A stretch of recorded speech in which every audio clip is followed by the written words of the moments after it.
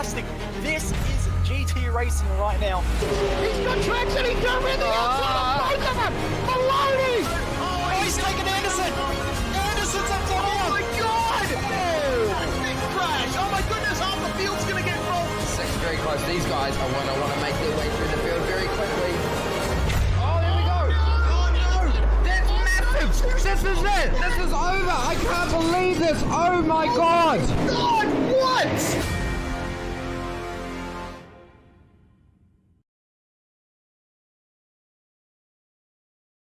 Are you new to sim racing, or maybe a veteran struggling to reach the next level? Have you ever wondered how the aliens reach impressive lap times that seem impossible to achieve? If so, you're not alone. Most drivers reach a certain level and get stuck. But getting faster on track is easier than you think. V8S coaches are some of the best sim racers in the world and offer one-on-one driver skills training at affordable rates to help new drivers learn the basics and help experienced drivers break through to the next level. Are you ready to get faster and get off the iRacing roller coaster? If so, V8S one-on-one personal training is for you. If you've invested in your equipment, it might be time to invest in yourself. Just go to virtualracingschool.com and sign up for a 30, 60 or 90-minute session with one of our world-class coaches, and you'll learn exactly what to do for faster lap times and more podiums.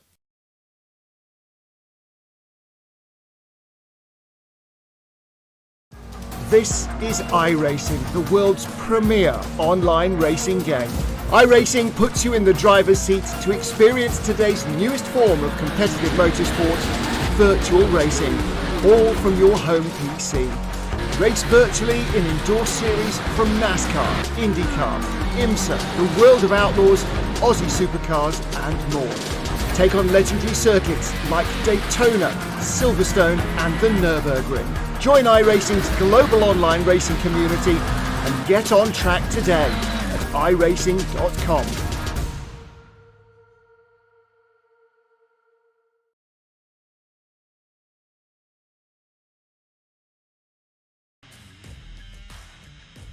This is your chance to get behind the wheel.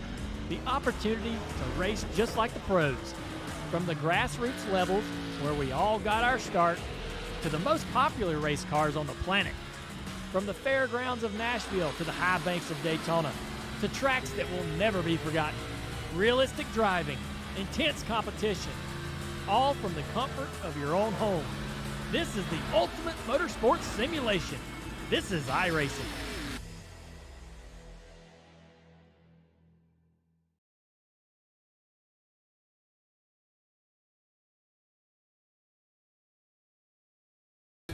This is the world's premier online racing simulation. iRacing puts you in the driver's seat from your home computer with the most realistic online motorsports experience you'll find anywhere. Race virtually in the world's biggest events with officially licensed series, cars, and tracks. From the high banks of Daytona to the blistering speeds of Indianapolis, the dirt of Eldora to the world's most legendary road courses. It's all here, and with more than 180,000 people just like you already driving, you'll always have someone to race. Ready to get behind the wheel? Sign up at iRacing.com to get started.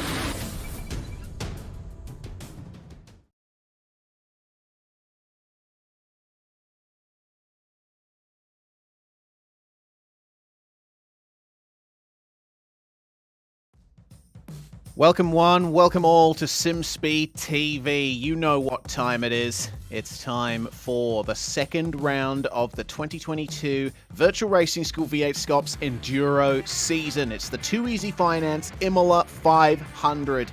I've been looking forward to this one for quite some time. Imola always turns up a fantastic 500k endurance race. We're going racing for 102 laps tonight, with drivers sharing their 650 horsepower, 1.5 ton Australian V8 touring cars. To bring it to you all live here on SimSpeed TV is myself, Reese Gardner, with Dan Yeaman alongside me in the commentary box and Jake Kennedy on production. Well, Dan, remember Phillip Island? What a fantastic round that was. We get to do it all again for another 500Ks here in virtual Italy. That we do indeed. And thank you for the introduction there, Reese, and thank you to everyone joining us here today for the stream, whether it be live with us here on a Sunday afternoon, or wherever you are in the world and what time that may be for you, or if you're joining us after the fact with the archive across the SimSpeed social media platforms. And indeed, as we take our attention back to the circuit here at Imola, having a quick look there at the recreation of the memorial and tribute to the late great Ayrton Senna here on the side of the stretch down towards Tamburello. But here is that track as it currently stands. Obviously seen plenty of changes over the years, the introduction of chicane complexes at Tamburello and Villeneuve in particular, but you said it also, I believe it was on Friday night, or even actually it may have been Jay last night for the Tourist Support broadcast. One of the ways you know a track, and certainly down in the history books. So many of these corners known by their by names rather than numbers, and well, when you rattle them off in order: Tamburello, Villeneuve, Tosa, Piratella, Acqua Minerale, Variante Alta, and the Ravazza complexes. It certainly tells a great tale of history across the generations and the years, and many different disciplines of motorsport to boot as well, Reece. Indeed, this track began in the early 1950s as public roads, but over time it was converted into a permanent racetrack, and it still has a little bit of that public road feel in some places. Of course, a lot of changes made over the years, particularly the inclusion of those chicanes at Tamburello and Villeneuve after the events of 1994. Variante Alta has been around since the early 1970s, and there's plenty of overtaking opportunities possible around this circuit. You can get a nice slipstream down the start-finish stretch through those double right-hand kinks on the way to turn 1 and outbraking your rival down into Tamburello. You can go side by side through Villeneuve if you're brave enough, fling on up the inside of the Tosa hairpin, or at Piratella as well. Acqua Minerale also a passing spot if you're brave enough, as well as Variante Alta, but the last possible overtaking opportunity on the lap is down into the Ravazza corners, negotiating that sweeping right-hander down to a tight double left.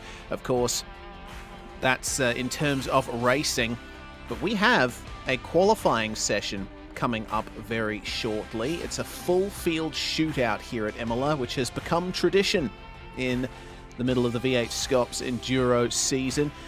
This is how they're going to be going in terms of the format. When the green flag drops to go racing for 102 laps, there is a minimum driver requirement. Drivers are sharing cars here. It's 2 drivers per car, and at least one of the drivers has to do a minimum of 34 laps. So you can't just put one driver in for a couple of laps and have one driver do the rest of the race. No siree. You have to properly balance out how you negotiate this 102-lap race.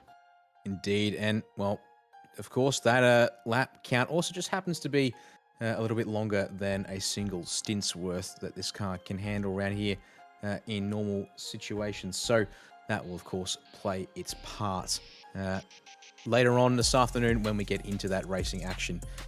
Indeed. Let's take a chance to talk through the drivers' standings after round 10, the Phillip Island 500 last time out. And, well, it was a bit of a rougher round for the Brady Myers, the championship leader in the 22 machine, but still picked up a couple of points there in that car and still holds on to the driver's lead, championship lead here.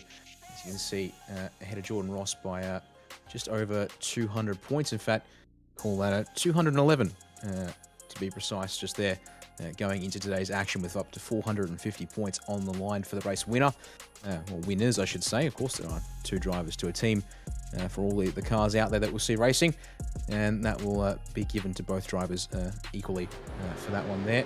So there, Andrew Dyson sitting in 3rd place in the standings at this stage, and so 3 different teams in the top 3, but then Synergy Sim Racing, they control everything all the way back down to P7, and P456 is Synergy, and then we've got Pursuit and Trans-Tasman making up the last couple of spots in the top 10 for the drivers. Standings currently, well, just inside the final 10 minutes of practice now, Reece, as drivers try and dial in final preparations for the qualifying session. Come, as you said, 1-lap shootout for the entire field, meaning that everyone will get their moment of fame and time on screen today. There's a couple of drivers and teams to talk about this afternoon. And, Including this guy, Shane Van Gisbergen. Good to have Shane with us this afternoon once again. Has been a regular when it comes to the endurance races at Scops when his schedule permits. So appreciate both him and Richie Stanaway too finding the time to join us this afternoon. Richie's been a bit of a busy man today already, Reese. Coming off the back of the Porsche Tag Heuer Esports Super Cup qualifying race this morning, which was also held here at Imola. And Richie, second place in split 2 this morning.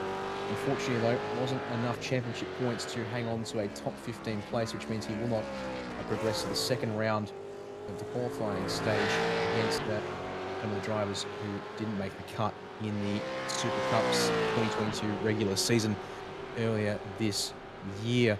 But hopefully got some hours at least around the track. Just has to convert it now from the Porsche GT3 Cup car over to these touring cars here as we check out one of our other teams. You can see a second place on the road at the moment for Wayne Burke and Tom Freer.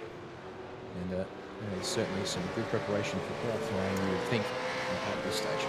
Yeah, well, they were very competitive at Phillip Island, weren't they? They were running up the front until an unfortunate problem for them along the way put them back down the order.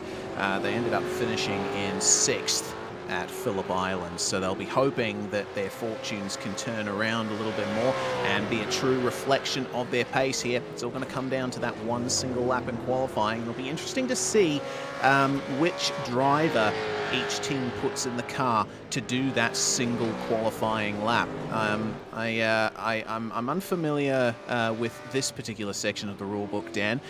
The qualifying driver, do they have to start the car? They do not, no. Okay, so you can put your primary driver in if your pairing is such that you've got one stronger driver and one co-driver for the event, and then put your co-driver in to get their laps cleared off the start of the race if that is the preferred strategy at this point in time. Okay, well, there's going to be a lot of jigging around, I think, with some teams. Rayan Leonage here for the Phoenix Racing team, driving with Dylan Pereira, and those guys have been incredibly quick here in the last 2 rounds. Rayan is the youngest driver in the field. We have a good spread of driver ages here in V8SCOPS. We've got drivers competing from, their teens, such as Rayan Leonage, all the way up to drivers in their 40s, sometimes in their 50s. So that's the real beauty of sim racing. There is no limit on age, and certainly no limit on whether or not you can have a run yourself. When it comes to series like V8SCOPS, it's all down to pace and whether or not you can get yourself on the grid through driving alone. Nathan Brown subbing in for Harrison Dengate in the WKNP Sim Sports number 63. He's going to be driving with Blake Warboys, and these guys both driving in at the same room, as you can see. That's Nathan Brown on the left down at the bottom of the screen, and Blake Warboys watching on in his triple screen rig on the right hand side. Definitely helps with driver communication and stuff like that when you're racing in the same physical space, Dan. It is. It's actually a bit of a rarity, all things considered, in this day and age, to actually see co-drivers actually gearing up from the same room. It does technically put them in a potentially a challenging spot in terms of being vulnerable to a shock internet outage or power issues. It almost, in some words, I guess you could say, does make them a little bit vulnerable to all things of that nature. Given that if one goes down, the other will certainly go with. But still good to see that we've got a little bit of variation in things like that. And another pairing of young drivers there for that one there. And yes, a couple of drivers joining the Zoom call for this one. And in fact, there is Rehan. Indeed, a very young man. It is a time to get out of the walking frame, I think. My goodness. Wow. What a fresh face indeed. And I mean, it's amazing that Rayan has you know, it's just an incredible testament to the power of sim racing that drivers as young as Rayan are able to compete at such a high level like this and be competitive. Don't forget, he's in 5th in the session at the moment. That is incredible. It is indeed, and we've also seen the past couple of solo driver rounds he's been putting in decent results as well. The other drivers we'll have on Zoom for the action this afternoon, Sebastian Flock in the 84 Evolution Racing Team entry after lap 1 disaster for him and his partner Scott Gamble in that car at Phillip Island race. They'll be looking for a better chance at it this afternoon and hopefully not run into the same troubles that they did, which saw a very, very early retirement in their cases. But, well, chance for a new leaf to start over here today. Take what they can get for that one. Also got Ben Christensen on the Zoom feed this afternoon in the number 9 ANZ Motorsports entry, and definitely repping the Jinx shifter there off to the left of his steering wheel today. Indeed, got a Jinx shifter's cap as well. Nice to see. We usually see Ben Christensen in race control for series like V8SCOPS supports that we ran on Friday and Saturday. But of course, he jumps in for a steer himself when it comes to Enduro season in the main game. And they've always run a Ford Falcon beforehand, Mustang now, and we'll be keeping an eye out for them, because they definitely give themselves a good, I suppose, a very nice position in any race that they go to. They're down on the field at the moment, but you can always count on them to try and see things out to the end, regardless of where they are at. Meanwhile, Taipan Esports here, these drivers have definitely made a good case for themselves in V8SCOPS this year. We've got Gregory Favell in the number 14 Holden Commodore, coming down to begin one final attempt at a lap here in practice, get some final preparations in before this full field shootout. And they're going to be going out in reverse pre-qualifying order when we get around to that session. And every driver has a single lap. And they'll only go out one at a time. That means that we'll be able to take a look at every single car that's going to be competing in this race tonight. It's certainly a bit of a unique, unique format for qualifying when it comes to giving every single car a chance to go for the one-lap shootout, get the chance to focus on them for a couple of minutes. And speaking of focusing in on one of the more special entries for the endurance calendar, Americans Down Under, Philip Kraus and Adam Blocker. As you can see there on the left rear quarter panel, regulars to the iRacing IndyCar scene, joining us here today to steer a Holden Commodore around the twists and turns of Imola. And whoa, standing by to make the grid. Meanwhile, Andrew Dyson having a bit of a moment there in the DPR 41 machine. And we saw a similar paint scheme back at Phillip Island, a new updated look for that car this week. And that is the other look we saw just there for the 632 sister DPR entry. That was at Phillip Island, the 41 as well. The Exodus Racing colours replacing the Simrigs white and red and black for this one. Indeed. Brenton Hobson, meanwhile, driving with Michael Schreier for the Enduro season. They've always been paired up at Synergy Sim Racing, both driving the number 88 there as the checker flag flies in the practice session. They've just taken 5th from the pairing of Rayan Leonage and his teammate in the number 79. Either way, clock hits 0, and we are now into the qualifying session. It's time to consider where these drivers are going to end up on the grid. The fastest time in the session belonged to the Lobs Falcon Esports 5:39, the pairing of Shane Van Gisbergen and Richie Stanaway. They're going to be looking incredibly competitive here in the Imola 500. And we'll be waiting now to see which drivers will make their way out first. Remember, it is reverse pre-qualifying order. The sole car I can see in the pits at the moment is the Synergy Sim Racing WP Concreting Racing number 868 with Stephen Kokoschka at the wheel, waiting for the call from race control to make his way out onto the circuit. All right. This is a very challenging track, Dan, to try and hook up a qualifying lap around.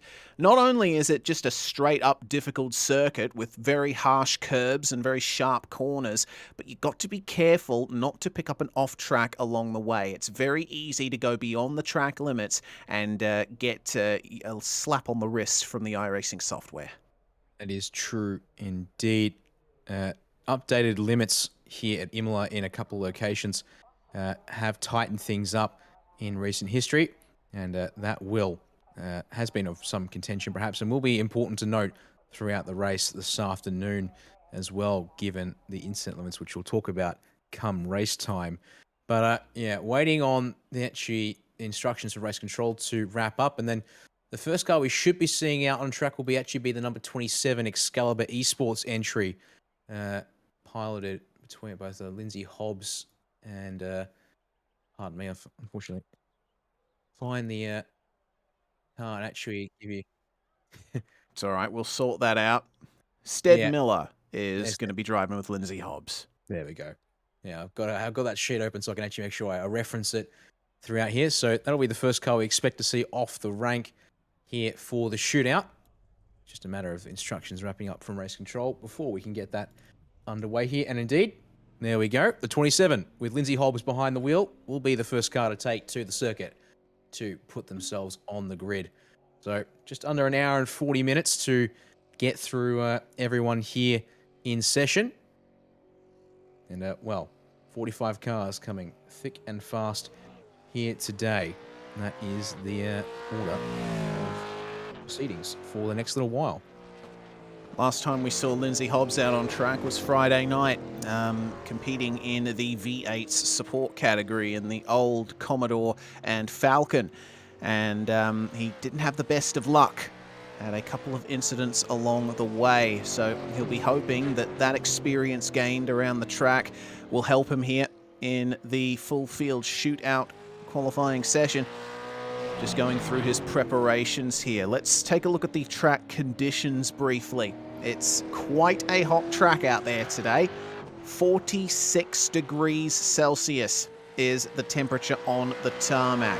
It's only 24 degrees Celsius air temperature, but the sun is out and it is beating down on the track. So drivers are going to have a few problems getting the front end turned in as a result of that, and they'll be suffering a bit of understeer, I would think, on the way into these corners. Got to be careful not to spin up the rears too much either. And you'll notice that a lot of drivers, they'll be taking the outlap nice and slowly here, Dan, because they don't want to put too much heat into the tyres too early. Yeah, tyre pressures, tyre temperatures, all things that need to be carefully considered here by the drivers in the qualifying run, and how you prepare the car, of course, going to be very important indeed. And, well, 2 turns to go for Lindsay Hobbs as part of the setup for this one here. So, time for him to get our first qualifying run underway here at Imola. 5 sectors to walk you through around this track. So, let's see how we go here with our first attempt at a flying lap for the session. On board with 27, down the front stretch we go into the first complex. Going to be turn 1, technically a little kink there on the way in, but then Tamburello, turns 2, 3, and 4, just getting a little bit loose in the rear end there, but up and over the curbs through turn 2, looking a little wide through turn 3 though, which compromises the exit slightly, and then a little wobble through turn 4, definitely pushing the car here on the way through the first complex. The sector marker coming up, 21.3 for Hobbs here in the first sector, as he then proceeds into sector number 2 with Tosa hairpin, then up the hill to Piratella. Indeed. This is going to be one of the more difficult turns to get right. It's a very fast left-hander up at the top of this hill. And you can use quite a bit of the curbing beyond it. But Lindsay Hobbs keeping it nice and straight there on the exit. That was a very clean run out of the corner. Just drag the brakes on the way down to Acqua Minerale. Very difficult curved braking zone through the kink there. And no complaints from the rear coming up the hill either. Looks like Hobbs is taking it a bit easier now on the throttle. But here is where a lot of time can be made up. Got to make sure to get the line right there through Variante Alta. Use as much of the curb as you can without going off track limits. Got to be extremely careful. And then on the brakes halfway through that right-hand kink. And we're seeing these sector times coming in. This is the standard that's going to be set for the rest of the session. Is it going to be a clean exit here from the Ravazza corners? It is. And across the start-finish line, Lindsay Hobbs will come. Our first time of the session. It's going to be a 1 minute 45.1. So that is provisional P1 for now. But we'll see what the drivers to come will be able to do to improve on that. Yeah, it's certainly a benchmark of sorts, but given what we saw in the practice times, expect the numbers to tumble down pretty quick after that, as Hobbs will pull across to wrap that one up there. And then we get ready for the second car that's been sent out for pre-qualifying. It's going to be the 551 95 Sim Sports entry, and Simon Zomo is behind the wheel for this shootout lap. Gianni Lutsu is co-driver for the Endurance Cup. I believe it was Lutsu that did the pre-qualifying time for this car. See now what can Zomo do with his chance to punch out. Yeah, comes around advances 1 and 2. A little conservative, I'd say, but not conservative isn't the worst thing in the world if it means looking after the car a little bit. Maybe see what the compromise is like in this first sector here with the run down to Tamburello. Once again, speed rising up past 275 kilometers per hour just as we hit the brakes for Tamburello here for the 551. Definitely a little bit more conservative through the curbs here, but that does open up the entry for turn 4 and maintains a better line, a little bit straighter as well from Mazomo here, and improves sector 1 in the 21.1 second marker. So picks up a nice 10th there to start this lap off as he will now negotiate this climb up through Tosa to Piratella here. A little loose on the exit though, Reese, and do you take it from here? Indeed. Yeah, that the rear end was complaining a little bit there for Mazomo through Tosa. He had a couple of issues through there on Friday night in the supports category. Let's see what he can do here through Piratella. Runs a little bit wider off the exit, just carries a bit more speed than Lindsay Hobbs did, I would suppose. And down to Acqua Minerale, just keeping it nice and clean. Oh, got to be careful not to overshoot that. If you run beyond the red and white curbing there, you will get a slowdown. Let's see how aggressive he is over the curbs at Variante Alta. Oh yeah, taking a little bit more of the first curb there and running all the way out across the exit curb. And this is looking quite quick here. He's still up on Lindsay Hobbs in that sector, but he lost a 10th or so to him in the second sector. Let's see what Mazomo can do with the Italian flag honoring his heritage emblazoned across that car. And wow, he was really fighting with the rear coming out of the Ravazza corners. Just tries to make the run to the line as short as possible. What's it going to be here for Simon Mazomo? 1 minute 44.83 for the 9.5 Sim Sports machine. And that is quite the margin to get over the Excalibur Esports squad. Mazomo obviously quite happy with that one. That is 3/10 quicker than Lindsay Hobbs. That is a nice little margin to set yourself up for that one there. We now turn our attention to the third car in line. Rob Carmichael behind the wheel of the 124 Pursuit Sim Racing entry here. That ski teammate that we'll see in that car as well today. Carmichael opting for the more conventional run down the front stretch to start his lap. We saw Mazomo opt to really hanging out to the left side to get his lap underway. Up to speed we go. Just a little bit quicker in a straight line by about 1 kph for Carmichael. Pushed it a little bit better through the final couple of turns to start this lap here. Looks nice through Tamburello a little narrow through turn 4, but maintaining good momentum through the first part of this sequence. His first sector time goes into the 21.0 bracket, so he improves again on Mizomo's opening sector. See here, we saw a squirm from Mizomo at Tosa on his run. This looks nice and controlled and very steady indeed on the exit here, Reese. Absolutely it does. That is fantastic there from Rob Carmichael. That car is looking incredibly stable. Pursuit Sim Racing always pulling out all the stops here.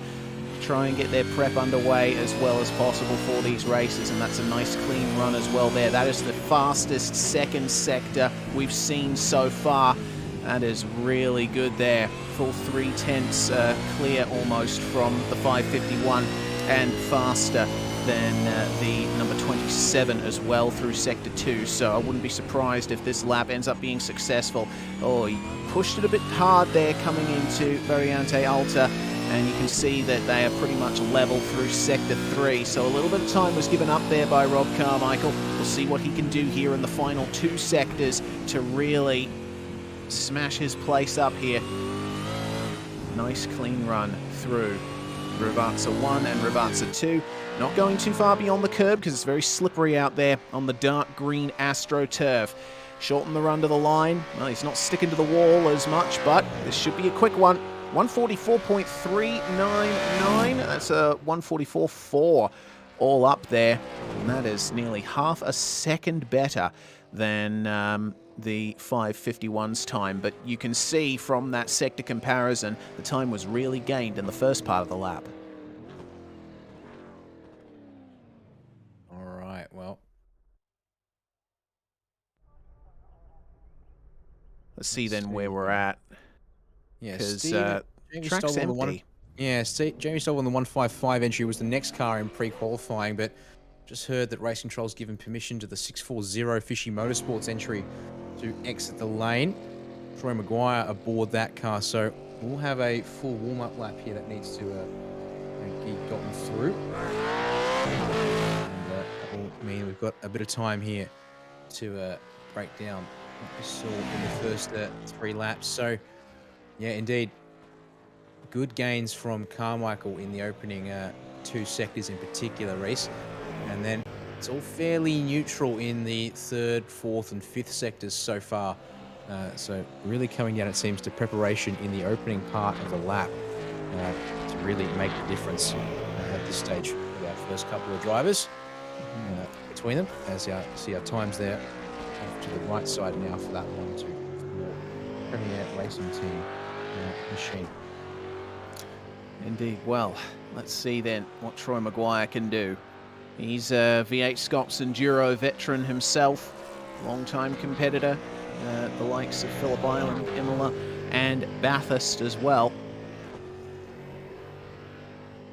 And he can definitely be quick on his day, can Troy, in the 640, so we'll see what he can do to improve on the times that have already been set. And you see that line that he took there on the exit of Acqua Minerale. I think that was just legal. The right side tyres were quite close to going beyond the red and white curb, but as long as they're still on the curb, Mcguire should be fine if he does that on his hot lap. But we've seen drivers be quite conservative with their lines, just to try and avoid the off tracks. Getting a time on the board is the most important thing, and if you have to give up a little bit of pace just to keep it safe and within the margins, then that's all you need to worry about. So looks like there's no lap time here for a breach of the no escape rule. That's for the Excalibur Esports car, I think, the 27, because we did see Lindsay Hobbs escape back to the pits after his lap was completed. You have to bring it into the pits. So that 45-1 will be invalidated, and it looks like it'll be a rear grid start. Either way, lap has started for Troy Mcguire, and it's looked pretty clean so far through the first few corners.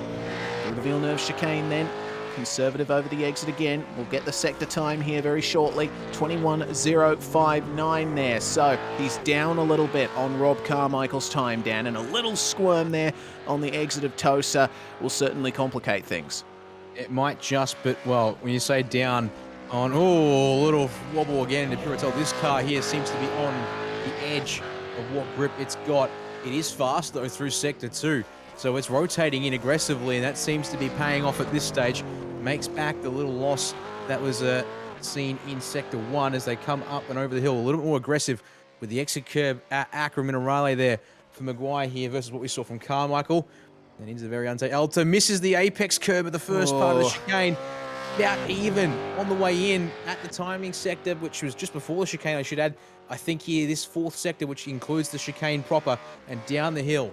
Yeah, 15.19 indeed has lost a tenth to Carmichael as a result. Pulls it up nicely for Rivazza 1 at least, but this car is definitely a little bit of a handful. It might not be a great sign for the race to come, unless they've got something a little bit different planned for their race configuration. As Mcguire brings it down the front stretch. This will be close, but I don't think it'll be there as a result. And in fact, it doesn't count. Off track incurred somewhere on the lap means that while it flashes there as a 44.4, Mcguire, the 640 Fishy Motorsports car, will not start from where they would like to be. They too will go to the back of the field. I just want a quick correction on your note there, Reese. It was the 155 Pursuit Sim Racing car. Jimmy Stovall was behind the wheel, apparently towing on their warm-up lap. Hence why we saw the full warm-up of the Fishy Motorsports 640. So we are 5 cars down with only 3 on the board. Next up, Ben Morris behind the wheel of the number 43 95 SimSport machine. As there's the updated information there. As you see here, Morris starting his run through Tamburello now. That's a pretty good run there through Tamburello, and I do want to apologise for that slight miscommunication. The lap time of the number 27 remains valid. My apologies. So yeah, we won't be seeing the car, the 155 car, out there today. So Morris through the Villeneuve chicane, not taking too much beyond the curb there. I've noticed, yeah, there's all the drivers so far, they haven't been using as much of the exit of the Villeneuve chicane as I expected, because you can use all of the concrete on the exit of that corner without getting an off track. And we do see that the racing line there was going well beyond the curb, but a lot of them have been keeping one side of their car on the racetrack, probably just trying to get a straighter exit. That was a very good line through there. I'm wondering if it's going to count there for Ben Morris. He was definitely cutting as much of that curb as he possibly could. We'll see if this time holds up. He is looking quick in Sector 2, but he lost out in the first sector. Wasn't the best of runs, despite my comments earlier going through Tamburello. He had to have a couple of goes at turn 2. Let's see then what he can do in the last couple of turns of the lap.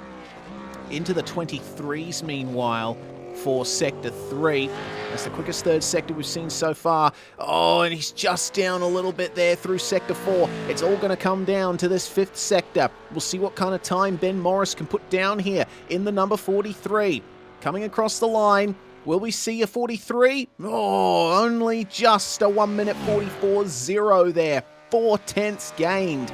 That is a fantastic time there from Ben Morris. Yeah, he picked up all of his time in the middle of the circuit. Picked up a lot of time through Tosa, or the run all the way from Tosa to Acra Minerale. That is where that 43 shone there today. Next car on a flying lap, the 087 Mission Performance Shop High Octane Racing machine. Matty Jones behind the wheel for this shootout attempt here as he heads down the front stretch now, watching his speed build. Also about the same speed, which is no surprises there, although he's locked it up. Oh, no. And into the gravel. Unfortunately, that's that abandons that attempt right there, and then straight off of sector number 1. And, well, 4 cars got a time on the board. We now have 7 total having attempted a run. So the hit rate isn't looking too great. That's another car. As a result, we'll have to cycle to the back of the order. God, that's such a shame there for Matty Jones, you know, and coming out of the second turn, no less. That is the first proper corner on the lap. So it was over right away for the High Octane Racing crew. Well, I suppose they'll at least be starting ahead of one car, with the 155 Pursuit Sim Racing car being put to the back of the grid for that violation of the no escape rule.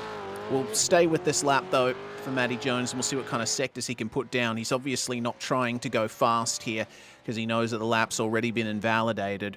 But all the same, a little bit of extra track time on the way back. We'll see what he can do in the race here. That's a big shame for the 087. You know, I'm always interested to see what Matty Jones can do in a car. He's always shown great pace, but we won't be seeing much of him here in the shootout session. It's all going to be about race prep now for these guys. We'll have some time to digest that and reset. Brady Baldwin will be the driver alongside Matty there in the 087 machine. But indeed, their time here in qualifying is done. And we'll turn our attention to the After Dark Sim Racing entry, number 44 of Alex Cork, currently behind the wheel, and Scott Barton, his teammate for this event once more, as Cork brings the car down to Ravazza 1. Just doing final bit of preparation there with a bit of a braking back and forth there before he got into the first corner there. Nice and tidy off the final turn. So now see what this car can do here. 38th for today's race. The front stretch looking pretty nice again. Speed building to 275 kph. Just gets 276 for a moment here. Opts to run it through in third gear. The Serbia through the first part. Looks nice through the second. And the third part to Tamburello there. Good usage on the exit so far there. Down into the first sector. Flashes up just beforehand. It's a 20.9 for Alex Cork. That is a very quick sector 1 in comparison to what we've seen so far, Reece. Yeah, very good first sector. First driver into the 22nd bracket in Sector 1. We'll see if he can carry that pace through Sector 2. Looking for a low 21 potentially here if Court's pace is anything to go by. Oh dear, a couple of hundredths off in Sector 1. Still, he should be ahead of Ben Morris here on the rest of the lap if he can just keep it clean and hook up these exits. It was a nice clean exit from Acqua Minerale. Let's see what he can do through Variante Alta then, over the crest and hard on the brakes. Use as much of the curb as you dare. Try your best not to go beyond the white lines. Alex Court has worked himself out nicely through there, but he's still down in Sector 3. It's all going to come down to these final 2 sectors. Oh, he's almost level through Sector 4. 15.05 versus a 15.07. This is going to be very close here for Provisional P1. He uses all of the AstroTurf on the exit to try and widen the entry onto the front stretch. All right, towards the line then for Alex Court. It's going to be our first 43 of the session. 43.8. All of that time, it looked like, was gained in the final sector. Yep, sectors 1 and no, actually. 5. Yeah, yep. sectors 1. Yeah, Sector 1 pretty much was what sealed it, right? Yeah, indeed, pretty much. Sector 5 was pretty solid too, though, as well. No taking away from that sector there as well. And yeah, not too far off through sectors 2, 3, and 4. At most, a tenth of a second. In 2 and 4 in particular, it was a mere hundredths of a second. But, well, we can talk about Alex later because next car coming around, Michael Angus in one of the Fishy Most. More interesting, number 205. Matt Whitaker sharing the ride with him later on. Time for next about Mustangs to start a flying lap here at Imola. Brings across the line, getting 250 kilometers per hour at that point, and then up to top speed here. Indeed, another 276. A little narrow on the way in, it seemed there, Reece, but line through Tamburello checks out. Little wobble on the exit, though, will hurt him ever so slightly. First sector comes up with 21.0. So actually, not too bad. That's the third best time through the first sector we've seen so far. On track to be towards the front of who we've seen so far in this one. And Michael Angus is being helped out here. You can see that it's a lot darker out there on circuit. A cloud has fallen over the circuit. and that will bring the track temperature down ever so slightly. There won't be as much UV light hitting the racetrack, which means he'll be able to get a little bit of extra grip. A tenth faster through Sector 2, it seems. So Angus is doing quite well here on this lap. Drag the brakes as much as you can. Get the rotation on through Acca Minerale. That was a very nice run out as well. See how Variante Alta treats him then. Hard on the brakes and vaulting over those curbs. The car looks nice and stable there. At least it did in the first part. There was a little bit of a wobble on the way out, but he's hooked it up nicely. 23.96 for Sector 3. He is still up on Alex Court's time in the number 44. And there is the sun once again, 15.043. This is definitely going to be faster if he can hook up the exit of the final corner. And he does. Beautiful clean lap there. Not pushing too hard for Michael Angus. He's doing exactly what he needed to do in the 205. But it's going to be a 43.9 to end things. That final sector did not work out well for him. Lost time in Sector 1 and Sector 5. And despite the gains in Sector 2, which on my end, the gap between the 44 and the 205 in that second sector was only 0.08 of a second, and well, over almost a tenth and over a tenth in Sector 1, almost a tenth in Sector 5. They result in sending him to provisional P2. Next of our Fishy Motorsport entries, the 307 of David Kirby and Michael Whiting, with Kirby behind the wheel for this shootout lap begins. I love this Fishy Motorsport livery, based on the old Chickadee Commodore from the early 1980s. Fantastic stuff here from these guys. Indeed. I was saying before the broadcast that once upon a time this was designated a retro round. For some of the guys who might remember being part of the V8SCOPS for quite some time. As you can see through the Villeneuve chicane, very aggressive. Kirby there to attack the anti-cuts through the second part in particular. Did grab the car and actually straighten it up a little bit, so as long as it hasn't pushed the limits too far there, that was could have some good potential there as climb up the hill. 21.1 for the first sector, 21.6 for the second. Unfortunately, that second sector has not gone all too well, and 0.2 down in Sector 1 as well. Going to have to be a monumental comeback here at the end of the lap to see some improvement here in the shootout position. Not going too well here for David Kirby. We'll see what he can do to nail the second half of the lap. Sector 3 time should be coming up very shortly as he comes through Variante Alta. 0.2 down once again here in Sector 3, so he's just bleeding time over the course of this lap. Here's David. Let's hope that Rivazza treats him well. Clean on the brakes down there, no sign of a lock-up, turns in a bit early there. Try and run out over the curb as much as possible. 15.18 through Sector 4, and then just power down and up through the gears from here. So what's the time going to be from Kirby? We're expecting a 1:44, and it looks like it's going to be a 44.7 there. He's going to slot in between the 124 Pursuit Sim Racing entry and Simon Mazzomo in the 9.5 5:51. That's fifth so far, at least, for Fishy Motorsport. Yeah, not quite where they'd want to be, given that they did pre-qualify that car in 36th place, and that will see them drop down the order quite a few spots to start this one, at least. Next car lining up, first of our Synergy Sim Racing entries. 134 of Cameron Veacock and Matthew Brunt, with Veacock, as we see now, behind the wheel for the shootout. Another one of the drivers who will go to the far left and straightens the line here for this little flick through turn 1 to start his lap. Building speed once more, a little slower than the other cars we've seen so far, not just Mustangs, both Commodores and Mustangs alike. 2.74 the speed reached before Veacock jumped on the brakes for Tamburello. A little loose through there. 20.9 though is almost the fastest first sector, barely 300ths off of the time set by Court at the top of the charts so far, as Veacock makes his way up into Tosa now. Hooks up the curb. That is the most curb we've seen used on the inside of Tosa so far. Let's see if it benefits Veacock any through Sector 2. Coming up to Piratella now on the brakes, just blend into the corner. The time should be coming in very shortly. Close.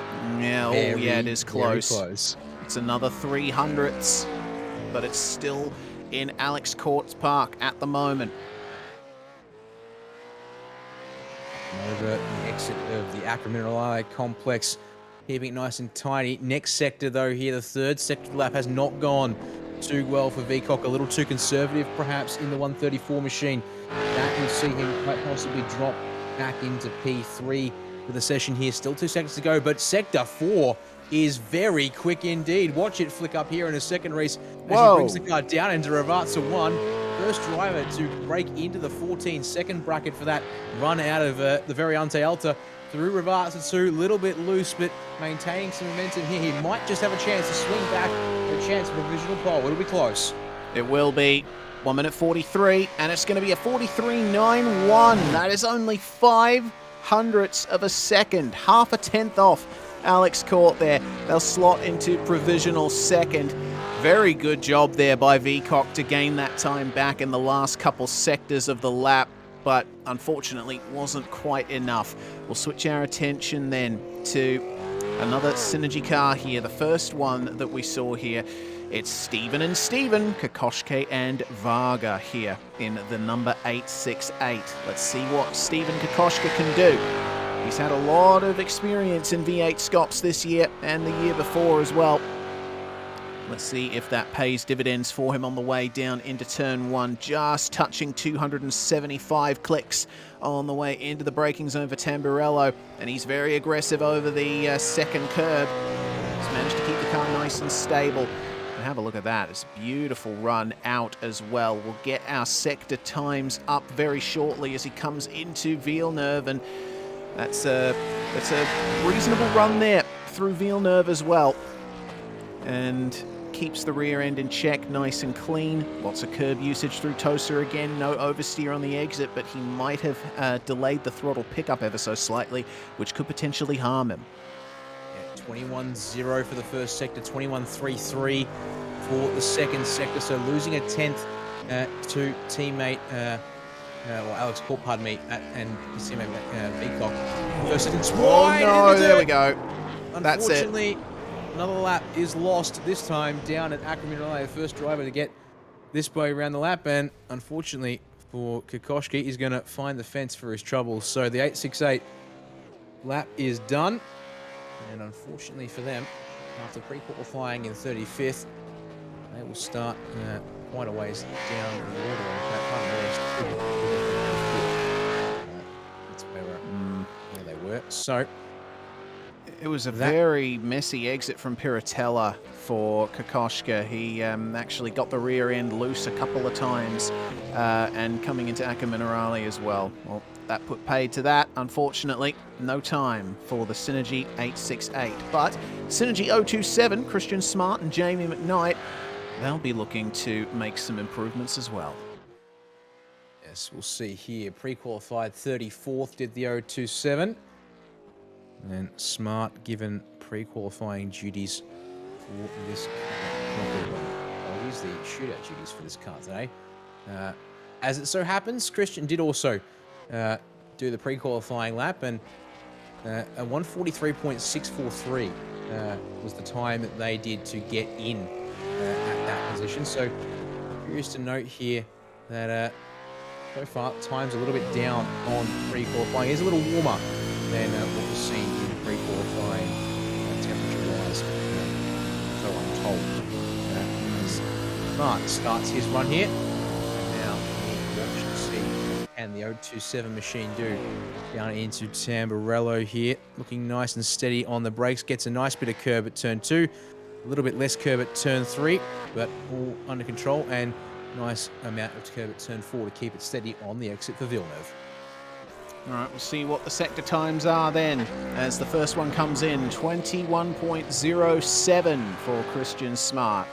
So a little bit off the fastest sector 1 there from Alex Court. Let's see how it is then through Tosa. Uses as much of the curb as he can on the exit, and we'll try and open up the turn in for the right across the hill, straighten the entry. 21.36, that's another very quick sector 2 there. So this could turn out to be a good lap for the 027 if they can keep it under control here. No complaints from the rear end coming into Acqua Minerale this time, and you've got to have a solid rear end coming into that corner.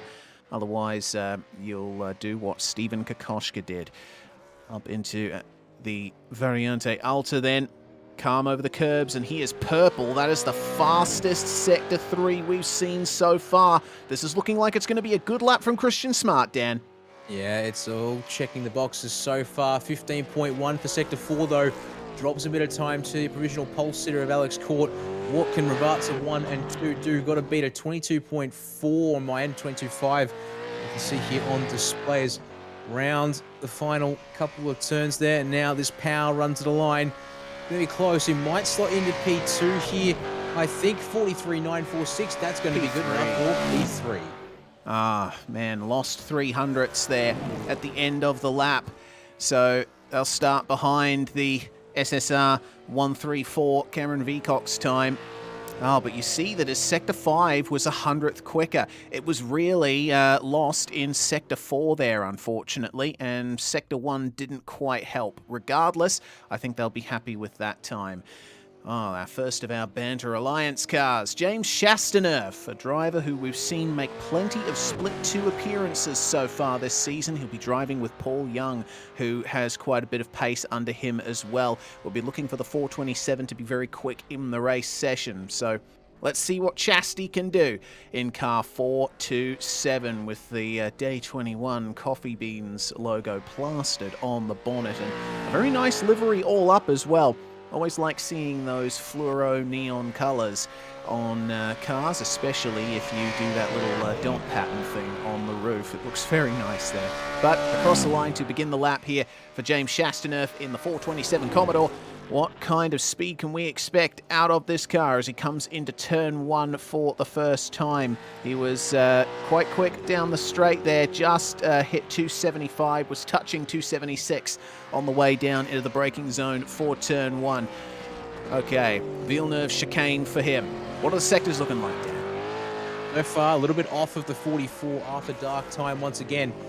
The drivers sitting at that 21.0 marker now of this opening group of drivers, at least so far. A little loose on the exit of Toaster, though. This might hurt a little bit up the hill. 21.5, make that, it hurts quite a bit compared to a 21.4 for your provisional pole sitter. So it's going to have to be 2/10 down now. Going to be some serious work for Chastner, who's already loose still on the way out of Piratella down to Acqua Minerale.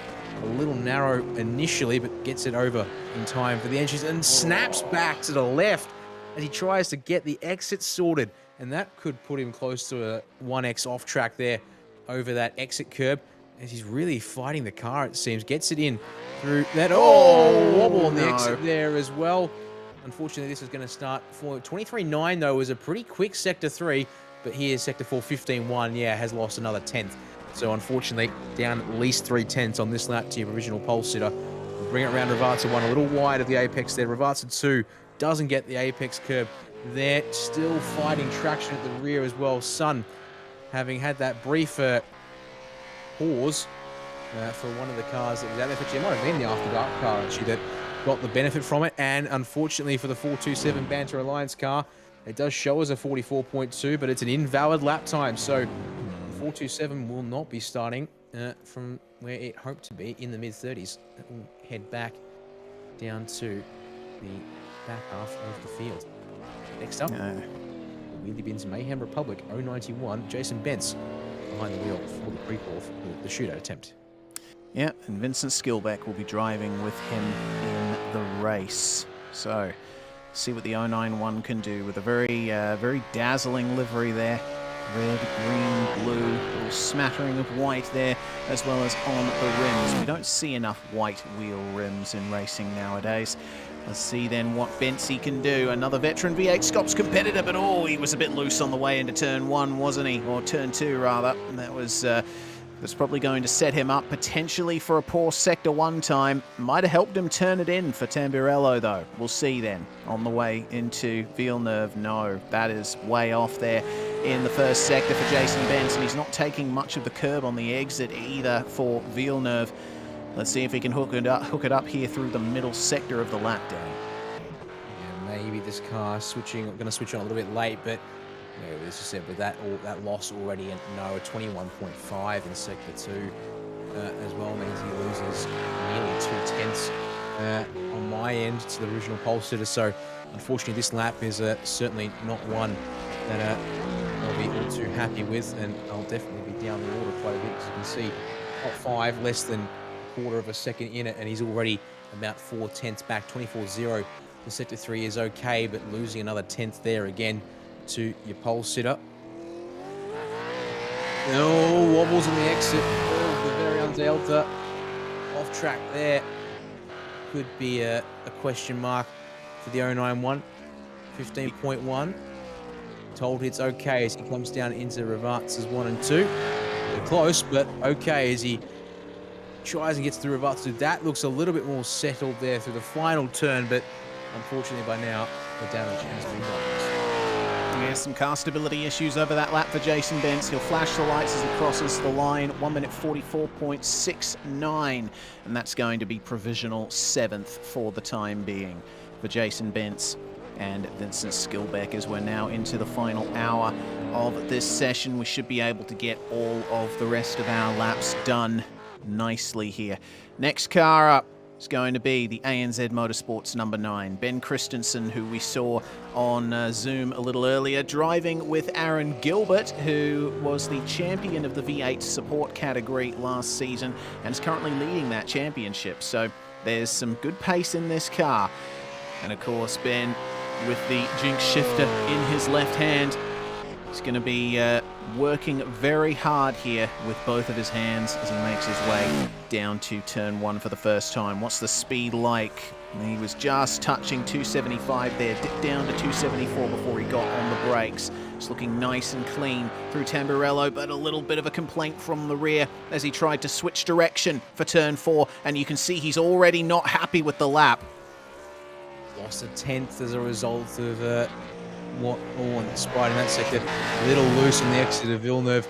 Doesn't have the front end, it seems, quite where he wants it, and at the same time, maybe overcompensating with the rear end as a result, and the lead and the right foot, trying to get something hooked up here on the exit of Tosa. Not too bad, but a 21.5, unfortunately, is almost 3/10 off of the best sector 2 we've seen. It's not quite the single best sector 2. Was in the hands of Michael Angus in the Fishy 205, your original pulsar, a little about 800s back as Christensen brings it into Akron-Ray and wide of the apex at the bottom of the complex. Oh, he is not having fun, is he? You can see it on his face. He's just experiencing the worst kind of emotions you can have as a driver when you know that you can be doing so much better, but the car's just not cooperating with you. Gear shift for the third once he got up the hill. From Akron-Ray. That was a shift of aggression. 14.9 for sector 4. He's about a 10th off as he brings it down into Ravatsa 1 here. And then Ravatsa 2. Curb usage and traction looks okay, but the damage is done in the first 3 sectors. We'll bring it to the line, but we're probably looking at somewhere around 3rd, maybe even 4th or 5th place for this one here as he brings a 44.289 to the table, and that's good enough only for provisional P6. Ah, man. That's now our first 15 cars complete here, including the attempts that unfortunately had to be aborted early on. So 1/3 of the field has been checked. So next up, the number 60 Premier Racing Team entry. Got his sentence, and he's joined by Steve Jansen for this one here, Reese. Co-driver for this one, but it's Jansen who will get the qualifying duties here today. Let's see how well he does then. Across the line, coming up to turn 2. What's the speed like? Good, 275. That's level with some of the best that we've seen, and it looks like a clean entry into Tamburello as well. Car not complaining at all over the curbs. That Premier Racing Team car is looking nice and stable. That should benefit them in the middle sector of the lap. Let's see how he goes over the heavy curb usage. He is slightly off in the first sector though. He uses a lot of the concrete on the exit of Villeneuve. Widen the entry to Tosa as much as you can. Late apex it, try and straighten it up. Let's see what the Sector 2 time is like as he makes his way up to Piratella.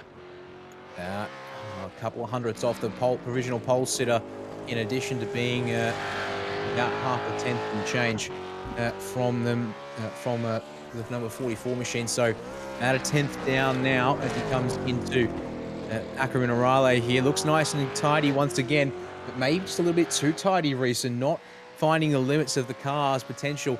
As he comes at the hill, a 24.0 is going to bleed another tenth of a second thereabouts. Is very conservative through the first part of the chicane. Takes a bit more of it on the second part, and then gets a nice straight exit here. It's going to have to come together right at the end of the lap with quite the turnaround, but a 15.16 for sector number 4. Again, another tenth of a second lost as he brings it into Ravazza 1. It's been neat and tidy, Reese, but I just think it's been a little bit too neat and tidy as the tenths tick by here with each sector we've seen so far. Yeah, he's just been bleeding little bits of time as Steve Jansen, but I suppose, if anything, that tells you that they're going to be nice and calm in the race. It's going to be a mid-44 for these guys, and that puts them into 8th place provisionally. So, not too far off the time set by Rob Carmichael and the Pursuit 124, only a couple of hundredths, but they are well clear of the Wheelie Bins Mayhem Republic 091 there, about, I'd say, close to 0.3 of a second off Jason Bentz. Here's the first of our Drop Bear Motorsport cars then, with Lachlan Capel at the wheel, driving with Craig Jones, and wow, that was a bit of an aggressive exit from Ravazza 2. We'll see if Lachlan Capel can carry some of that pace here down the front straight in the blue machine. Of course, Drop Bear Motorsport with a partnership with Beyond Blue to carry through the rest of this season. Nice clean run into Tamburello then. But the story will be told of that first sector time. You want to try and get the best run possible out of the final corner to carry that momentum down the start-finish straight. And into the Villeneuve chicane he comes. Oh dear. Snap there on the exit indeed. First sector, again, another 10th loss to the 44 machine, but recovers after that little snap there. We'll see if that's cost a huge amount of time here. We'd think maybe a 10th perhaps, but depends about the rest of the sector. 21.4 for the second sector does mean he has lost almost a 10th there in that second part. He brings the car around. It was Craig Jones who did put the car through in pre-qualifying, so maybe a case of seeing what he can do here in a flying lap. Not all that familiar with the supercar, I can tell you, when it comes to a single lap pace and racing experience. Certainly the co-driver for this pairing somewhat, but a 24.0 in Sector 3. Again, another, actually, yeah, about a 10th loss there. Once again, it's a 24.08 versus 23.9. I can get to see it. Different numbers, but there. Anyways, coming down to Sector 4 now, 15.0.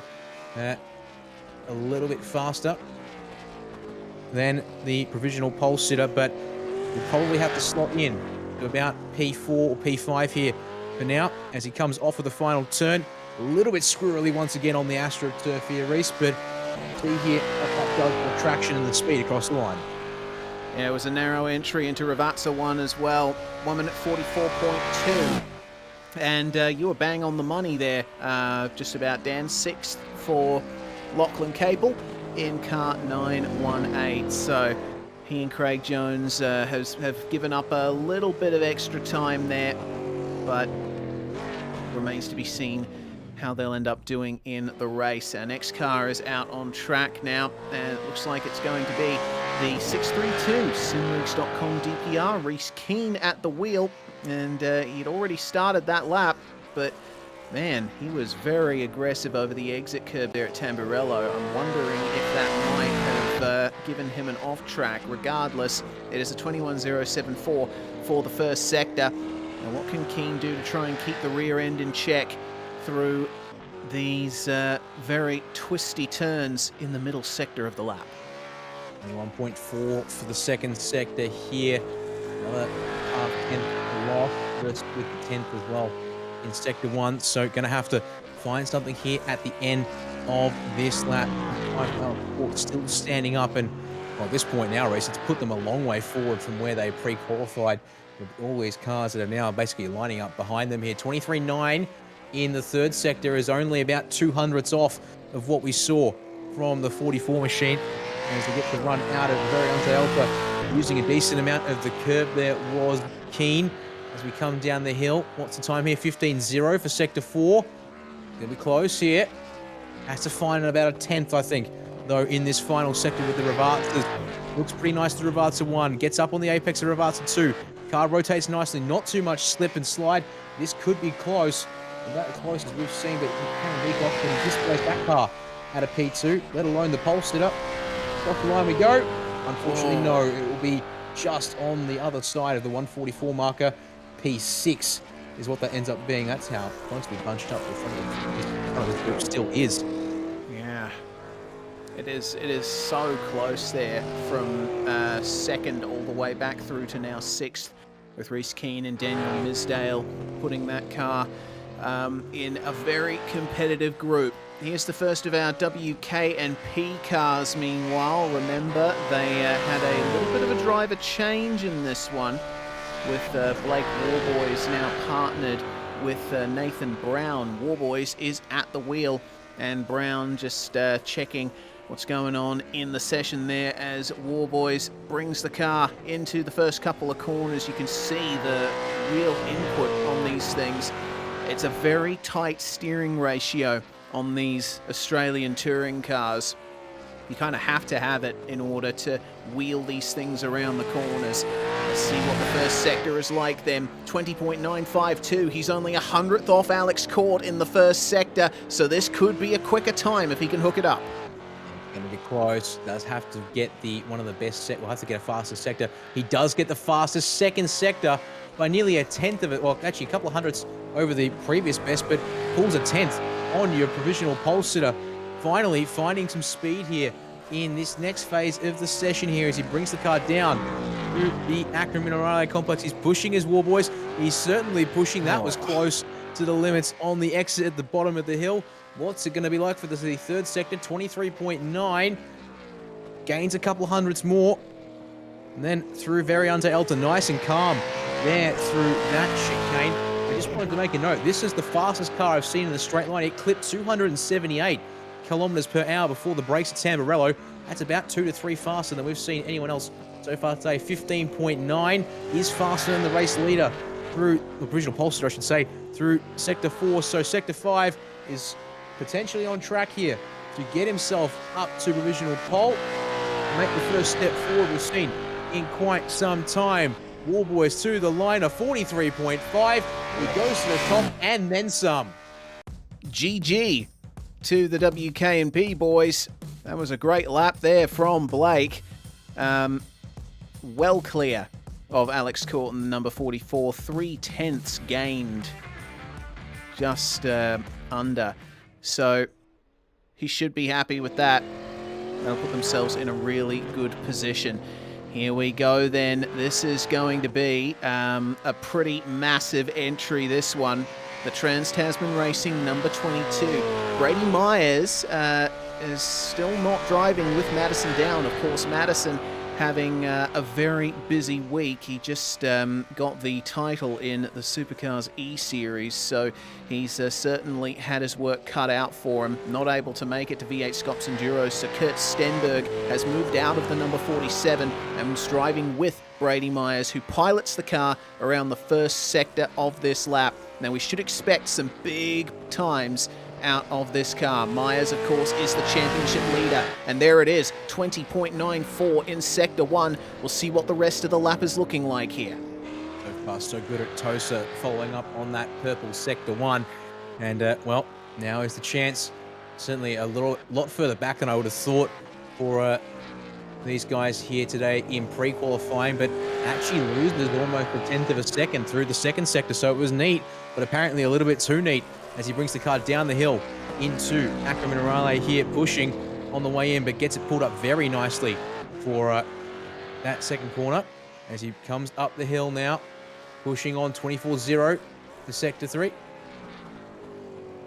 Up and over the curb, that's aggressive to the first part for the Variante Alta chicane, but it looks to be okay, I think, for now as he comes down the hill. He's pushing 15.0. Almost another 10th loss, though, to the original pole sitter of Warboys. this might just be a provisional P2 for the 22 here, because the opening sector was good, but it seems to have faded slightly over the course of the lap.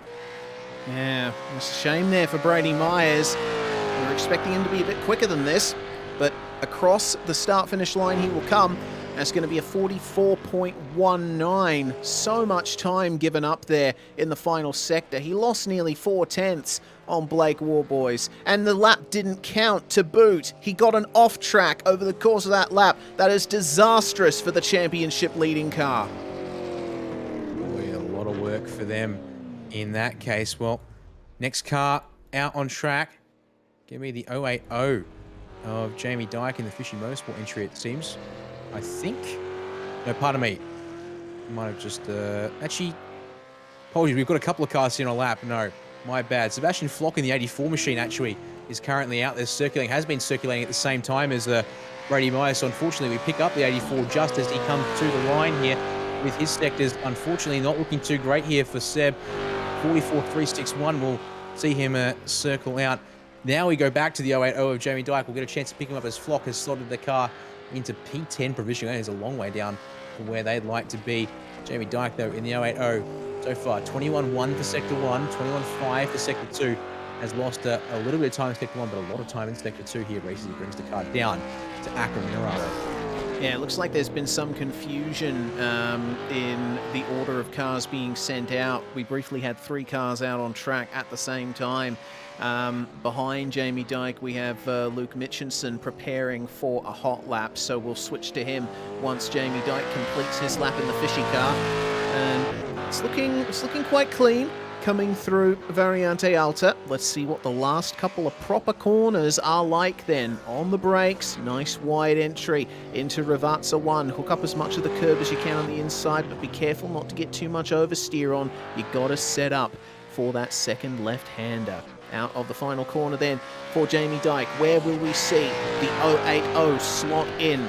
43.5 is the fastest time so far. It's going to be a 44.5 for Jamie Dyke. That slots him into provisional P13. And we'll very quickly switch then to the, this looks like the Taipan car just up ahead. Wow, there's quite a few cars out on track at the moment, but Luke Mitchinson is just rounding up to begin his run here in car 04. Part of the analytical race on Oz crew as these guys continue to prepare for their outlaps. Mitchinson begins, driving with Benjamin Smith, and into turn 1 they come. Well, turn 1, if you're talking about proper corners that you have to put some effort into negotiating. Looked like a clean run through Tamburello there for the 04 machine. Short straight down to Villeneuve on the brakes, and it's purple in Sector 1, 20.878. Analytical race on Oz crew is looking quick here today. Indeed, through Tosa we go. And exits out cleanly as well. And up the hill we go now. Sector 2, this will be important. 21.285. It's close, but it's not quite purple on my end. But apparently purple for the Kennedy, so a bit of a variation in what we're seeing in sector timings here, which isn't going to help things, but certainly still quick. This is on for provisional pole. If Mitchinson can keep this up through the 3rd, 4th, and 5th sectors. Rises up and over the hill here at Akram Minerale towards Variante Alta. 23.8 is so very close to the very fastest sector we've seen, but it's an improvement on the provisional pole sitter. This car, I believe, is going to up near the top. Just needs to complete this final 2 corners and the braking zone here to wrap things up.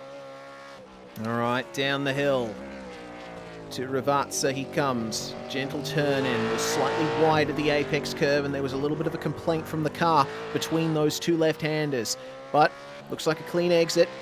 Used a lot of the AstroTurf on the way out for Luke Mitchinson. So this is looking like a pretty quick lap. How close is it going to be to Blake Warboys' time? 1 minute 43.52.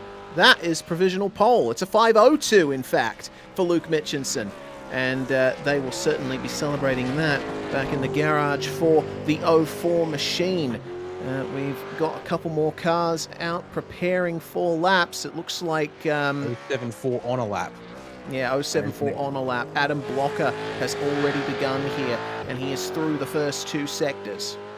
He is indeed. Unfortunately for Adam Blocker, not looking too quick so far. 21.2 and 21.6 to his name, and a little loose down through Ackerman and Riley here, and then very loose at the top, trying to get the car out of the complex. As a result, burns several tenths, trying to straighten the car up. In fact, that's blown nearly a second to some of our fastest drivers through that particular part of the track. Unfortunately, the 074, this is going to hurt when it comes to times on the board. Brings it on down to the Ravatsas, 15.3, also feeling the hurt as a consequence as well here. Tries to get the car through Ravatsas 1 and 2. This car looking a little bit squeamish here in the hands of Adam Blocker. Gets it straightened up and on his way down the front stretch, but unfortunately this time he's going to probably see him land somewhere in and around the 144.6, 44.7. No, 45.4. Goodness. A long way down from what I was expecting, and unfortunately for Adam Blocker, the last of the times set currently there. All right, next up on the block, I believe, is number 13, Analytical Race. No apologies, 096 of Send It Sim Sports is currently on a lap and heading up to Piratella. Yes, okay, so we're seeing drivers start their hot laps as others are finishing. So hopefully we'll be able to get some semblance of order back into this session. Christopher Ireland making his way out of Ackerman and Raleigh, and that looked very close to getting an off track. This lap could be in doubt. He is looking quick. He is indeed, but this lap could be in doubt if he's unfortunately gone it beyond the racing surface. We're hearing that he's good though, and that's a 23.8 in Sector 3. What's the Sector 4 time going to be meanwhile? 14.9 is the best that we've seen so far. It's another 14.9, but there's mere hundredths in it. Let's see what Christopher Ireland can do then as he comes out of the final corner. Nice clean exit and straight on to the start-finish line. Use as much of the track on the inside as you possibly can. 1 minute 43.4. That is a brilliant time there from Send It Sim Sports. Christopher Ireland to provisional pole. He and Hayden Harrison will be ecstatic with that one.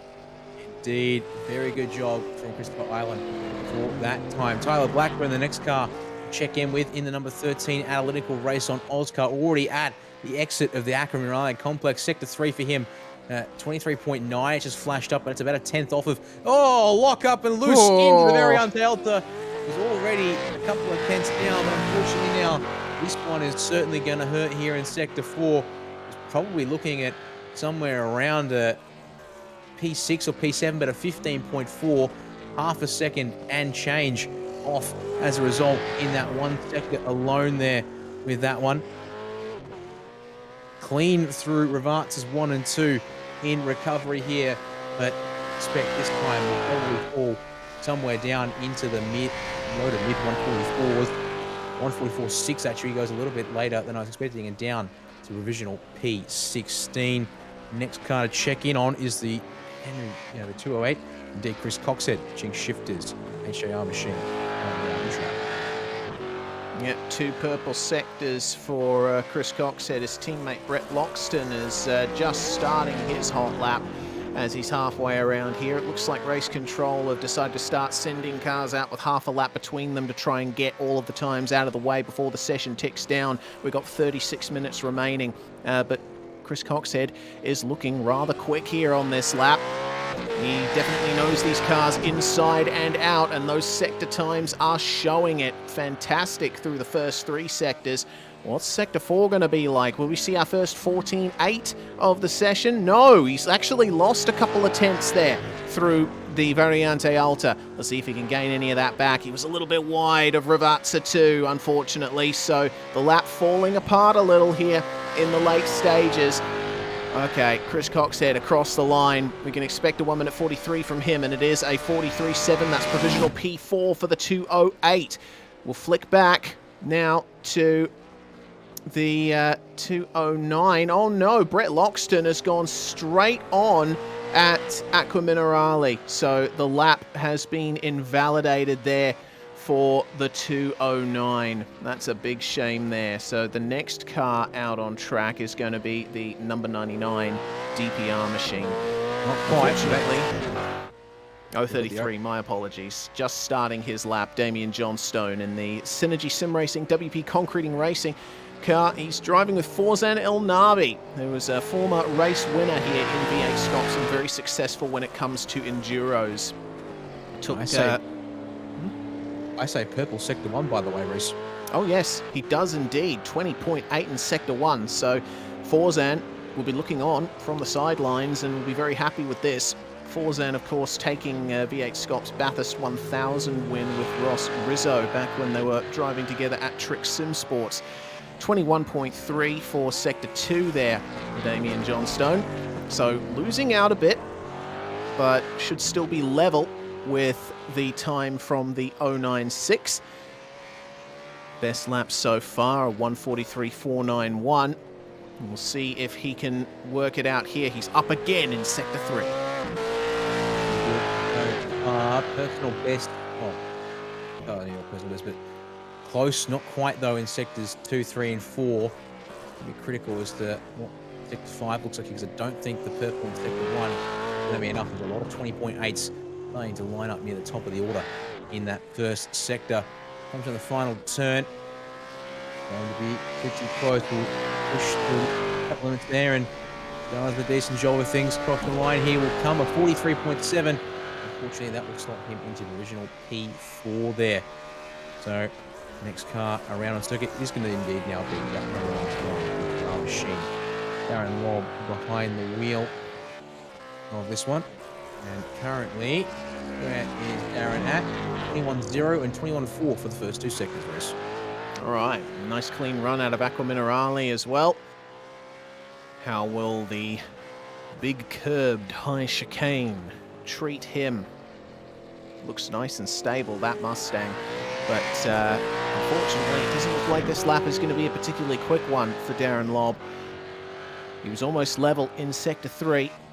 But the times in those first 2 sectors are starting to look like this lap is going to be some ways off the pace set by the 096 machine.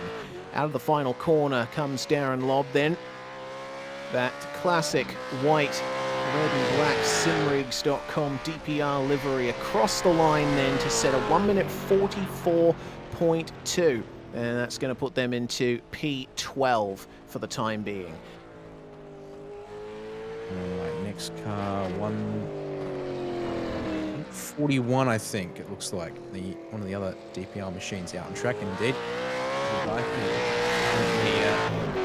In the midst of his lap here. Actually got the fastest 3rd sector up the hill from Puritella to Aqua Minerale. Looking pretty okay through sectors 1 and 2 as well. This could be a chance here for Dyson to go to the top. See what the final sector brings here for him as they come around the final turn. The line we come with Dyson. Going to flash across the line of 43.2. Fastest in the 4th sector, the final sector as well, and puts nearly 3/10 between him and the rest of the field. That is quite the statement there for that lap. Yeah, you can always count on Andrew Dyson to pull one out when it matters. He's always been a factor in the top 10, top 5 in the championship in the last couple of years. Next driver on a lap, it seems, might be Adam Briggs, who's halfway around as Robert Gibbs begins his lap in the DBM Beyond Blue machine. We'll see what he can do a little bit later, but we'll see what the sectors are like here for Adam Briggs coming down into Aqua Minerale. A nice clean run.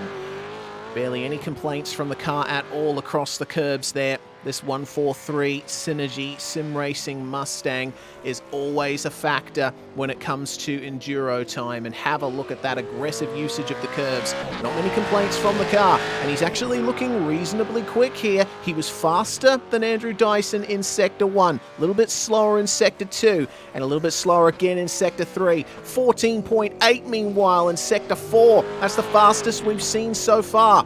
Let's see then, through the final corner, whether or not Adam Briggs can put the 143 machine on provisional pole. It looked like a nice clean exit from Ravazza 2.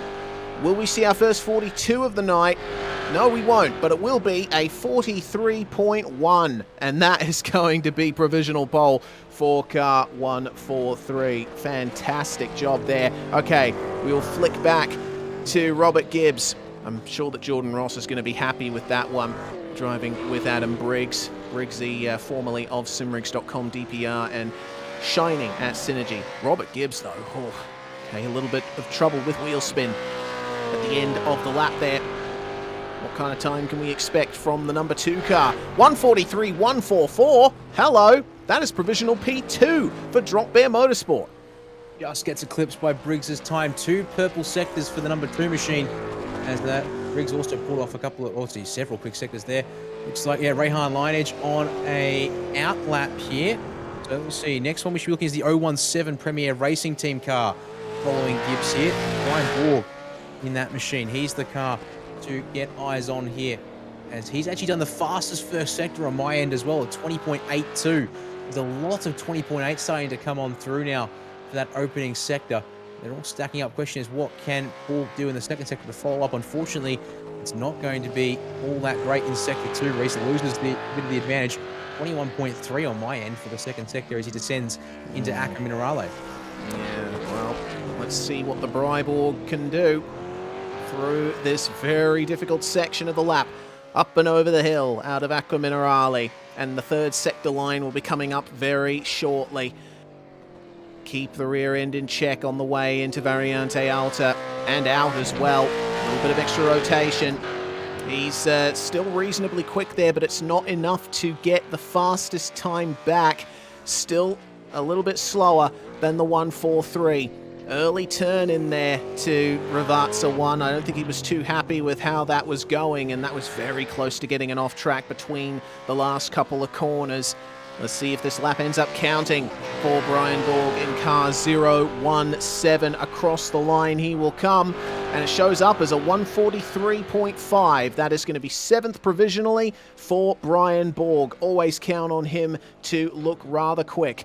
Rayan Leonage, youngest driver in the field at just 12 years old. Let's see what he can do coming around this lap. We can always count on him to be quick when he's in there. We don't know what his sector times were, but this is looking incredibly fast. It's going to be a 43.3 for Rayan Leonage, provisional 4th place. 2 purples at the end of the lap there, so didn't quite cook it up at the start of the lap for him, unfortunately, but does pretty good to convert that at the end. Luke Rosella is just behind him in the number 25 Synergy car, and I believe, though, setting up for a flying lap here. Yep. So, right, we now slowed down the process. We're now back to having 1 car on a lap here with Luke Rosella, it seems. So we do get a chance now to focus on the 25 machine as he comes through the first corners here at Tamburello. Loose, though, on the exit. He's got to get a car back before he gets to the end of the curbing. That was close, a 20.9 as a result. Loses a 10th to the fastest times in Sector 1 as a result of that one there. And this one looking a little bit more squirmy here at the start of the lap race. Yeah, there's a lot of complaints coming out of that car at the moment, and you see a little wobble on the exit of Tosa as well. Well, still, first sector in the 20s. Let's see what it's like in Sector 2 then as he comes up to the Pirtella corner. Absolutely love this turn, and it looks like he is pretty close there to the best time set by the 143. We could expect some good things here out of Luke Rosella if he can hook up these last few sectors. It was a good run out of the Acqua Minerale complex as well. Hard on the brakes. On board here, it's so difficult to line up for Variante Alta, but look at that. That is an incredibly quick 3rd sector there. Fastest we've seen so far, I believe. And down into the last couple corners he will come. This is looking very good for Luke Rosella in the number 25. He loses out just a little bit in Sector 4, but if he can hook up this exit, and he does, this should turn out to be a time in the low to mid 143s. Let's see what it's like then for SSR WPC Racing. 143.296. That puts him into 4th. That bumps Rayan Leonage and the Phoenix machine back into provisional 5th. So Rosella and Latta, I think, will come out of this rather satisfied. Let's check back in then with the 9-5 squad. Dylan Rudd bringing this car around to, it looks like, begin a qualifying lap. And we should, after that very difficult middle section of this shootout with many cars setting times in succession, be back into some semblance of order. Full lap then from Dylan Rudd into the first couple of corners then. That is aggressive over the curb in turn 3, but he's just managed to gather it up. He has indeed. That was aggressive. Unfortunately for him, it's cost, well, not quite cost, but not being the quickest. That half a tenth down here as Rudd tries to get this car sorted into Sector 2 here with the run through the Villeneuve chicane and Tosa to begin.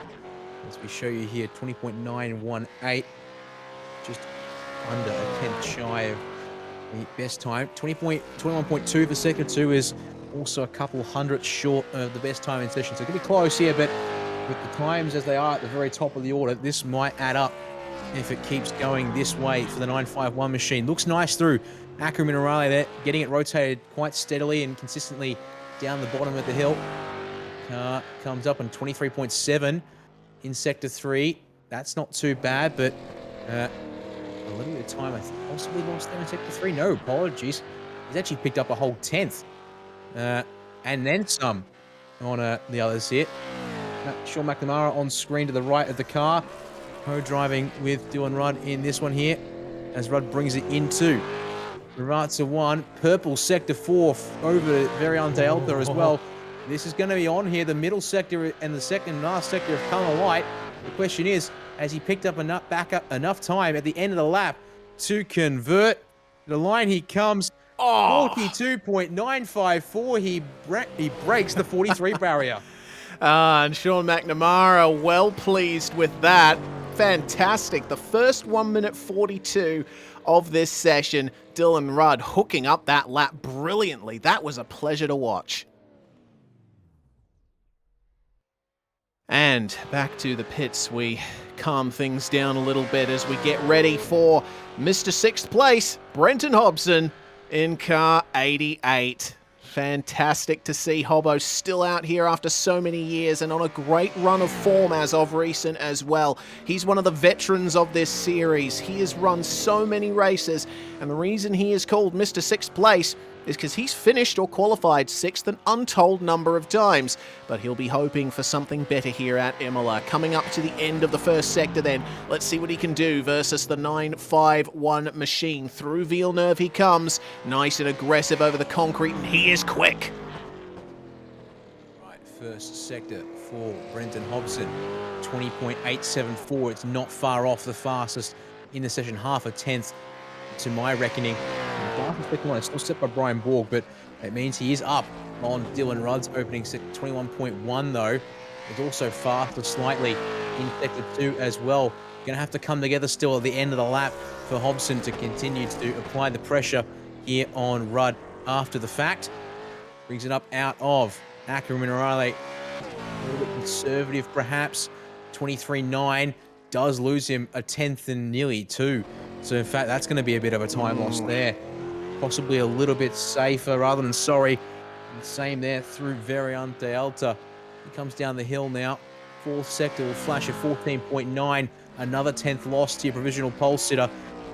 So good lap from Brenton Hobson, just not quite a great lap, which means that the 9.5 car will be able to elevate itself a couple of spots. This might just be on for a 43.1. 43.0 could sneak in there as well. See what the end of the lap looks like here for Hobson. Cross the line.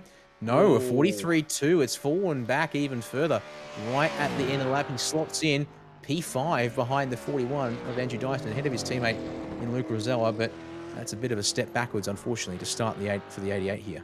Yeah, that's a shame there. Unfortunate for them, but we'll see what their counterparts in the number 89 can do. Wayne Burke and Tom Freer. They were right up the top at the Phillip Island 500. We'll see what they can do. I tell you what, the 9.5 car, the 951 car, my apologies, has they're starting to think, okay, we've got a chance here at having qualified incredibly well. We'll see what they can do. It is purple for Wayne Burke in Sector 1, 20.78, and a little bit of a complaint from Maria coming out of Villeneuve, but That's not too bad.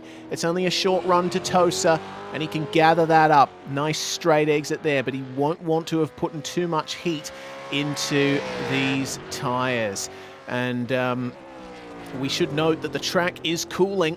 It's currently the coolest it's been all session. It's down to 44 degrees Celsius, so that's why we're seeing some of these really quick times being put in, and pretty much level with the 951 in Sector 2. It's all going to come down to these final 3 sectors, Dan. Well, and the thing is that the final 3 sectors is where the 951 car really switched on. 23.7 for Wayne Burke, loses another half-tenth to the 951 machine, and a wobble, well, sliding on the exit of very Untitled as we progress down the hill here. Sector number 4 lights up as a 14.82. That's only about 100th down. It's going to be down to the wire. It's all about whether the time gain in Sector 1 is enough to offset the small losses here in the remaining sectors of the lap. Brings it round Rivat for 2 and onto the front stretch here for Wayne Burke. Chance to set himself up right for the start of this one. Is 42.945. It's close, but it's 100th. And it's 100th that will put It's 100th off. Oh, it's actually the He's other way second. around. Apologies. Oh, goodness. Okay, so yeah, the actual time does take a little bit to show up for us. So it looked quick to start with, but he's actually 100th off the time set by Dylan Rudd. The 951 is looking good here. There are not many cars left to run here. The next one up, though, is going to be Shane Van Gisbergen in the 539 for Lobs Falcon Esports here. Let's see what he can do. There aren't that many cars left to run now in all of this. We're down to the final 4 drivers in the session here with Shane as the first of the cabs off the rank. And that was aggressive over the anti-cuts here, maximizing the track limits, you would think. Looks nice, though, on the exit of Tamburello. 20.86 though for Sector 1. Is faster than Dylan Rudd, but still a little bit down on Wayne Burke's first sector here. But let's see now, if you run out of the Villeneuve chicane, looking pretty nice through Tosa Hairpin, gets to the white line, nice and straight on exit 2. It's going to be very important here, these first couple of sectors, unless this car switches on. 21.0 though in Sector 2, blows everyone else out of the water by at least a 10th, Reese. Well, you can always count on SVG to be quick in a car like this. He is dominating the real-life Australian touring car season at the moment, so you'd expect him to be very quick here in a shootout session on the sim. Let's see what the times are like then coming into Sector 3. He has got that car lined up beautifully, and oh yeah, it is fast again in the 3rd sector. Barely any complaints from the car at all. Shane Van Gisbergen, veteran iRacing competitor, veteran real-life racing driver. If you know racing in Australia and New Zealand, you know who this guy is. And coming out of the final couple of corners, he will try and put his name in the V8SCOPS record books once again. That was a beautiful run there through Rivatsa. He was a bit slower in Sector 4, but he could hook it up here right at the end of the lap. 1 minute 42.8. There we go. That is provisional pole for the Lobs Falcon Esports 539. But I tell you what, still full credit to Dylan Rudd to get that close. I have to say, this is going to be a very competitive field. But Shane Van Gisbergen putting it provisional P1 for now. He is, but we've got 3 more drivers who would like to take a chance and knock him off that perch. And it looks like it's going to be Corey Shepherd to see the first one to challenge that new pole time in the 008 Premier Racing Team. Down into turn 1 he goes, looking pretty nice there on the way in, but that's a bit aggressive perhaps, but looks okay still. Little wobble on the exit, really pushing this car to its limits through the first chicane here. First sector flash, and that's bad. To be honest, that's quite bad. It's really 21.0 puts him at least a couple of tenths down on everyone else, who's now starting to pump out 20.8s and at 20.7 from Wayne Burke. So lose 3 tenths like that there, Reese. Setting up the start to the lap, you're going to have to do a lot of work here at the back half. Yeah, well, Corey Shepherd has gained a bit of a reputation as one of the best drivers in V8SCOPS over 1 lap, but it's not quite looking as good for him this time around. He is quick in Sector 2, though. Remember, those are the sector times from the 951 that we're looking at, as opposed to the 539 on provisional pole. So There we go. Those are the times there from the 5:39. Let's see what Shepherd can do. 21.1. He's still a little bit off that provisional pole. 23.71 though in Sector 3. That's more like it. Let's see what Corey Shepherd can do in the Premier Racing Team 008 in the last two sectors. 14.9 the time to beat from the 539 car into Ravazza 1, and he's almost level. He's 400ths off though. It's going to be a lot of work here in the space of just a couple of corners to try and work this one out for Corey Shepherd. Where will he put it? Run to the line then. It's going to be a 1:43.2 for Corey Shepherd, only 9th so far. So the shootout not working out well for Corey Shepherd and Thomas Freeman. Regardless, it'll all come down to that 102 lap race. Now we are coming to the real meaty end of this grid. James Scott and Jared Filsell in the Synergy Boost Mobile Racing Commodore. They won Phillip Island, and this is going to be a potential very quick time from these guys. Interesting to note that they haven't put Filsell in the car for the qualifying lap, but James Scott, his pace is nothing to sneeze at. Indeed, no, this is sort of one of those lineups here. The cream of the crop pairings for this field this year. And, well, it actually was meant to be Brody Kostecki, at least was originally signed up for this one, but James pulling double duty in this car. Nice and slow to set up the outlap here as he brings it round Ravazza 2, and, well, got plenty of time to do it. It's him and the 201 sim racing car that we have left to get through, and, well, plenty of time to do it as a result. Flies across the line here to get this lap underway. Let's see what the speed looks like. We've seen, again, mostly 275 kph, and that's exactly what we see out of the 94 here into Tamburello. Nice and up over the anti-cuts. The first part of the chicane gets a little bit of the second anti-cut complex, and then a little loose, though, on the exit of the third. That was very close to pushing the limits here. Let's see what Sector 1 says for us. 20.89. So he loses a couple of hundredths to Shane Van Gisbergen, but, well, only 3 so far in this lap. Into Tosa then.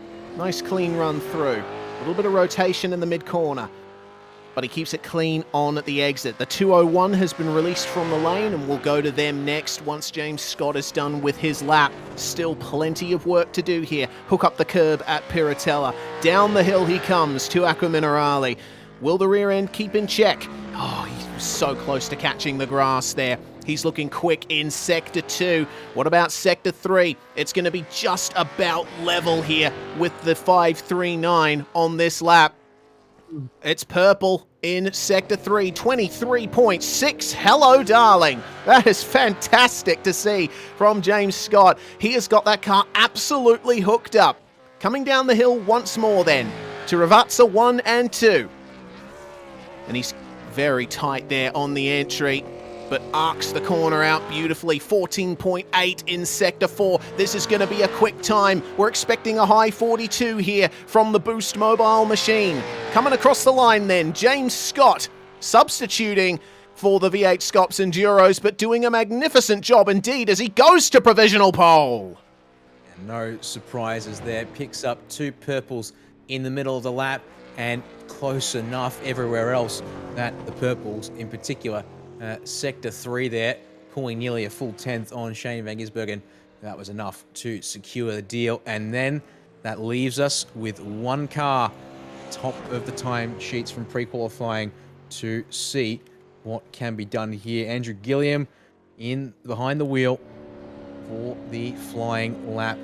Mark to pair up with him here. And, well, we saw Mike T do quite a good job being given the start of race duties in that 201 machine, and held his own quite nicely towards the front of the field for the most part.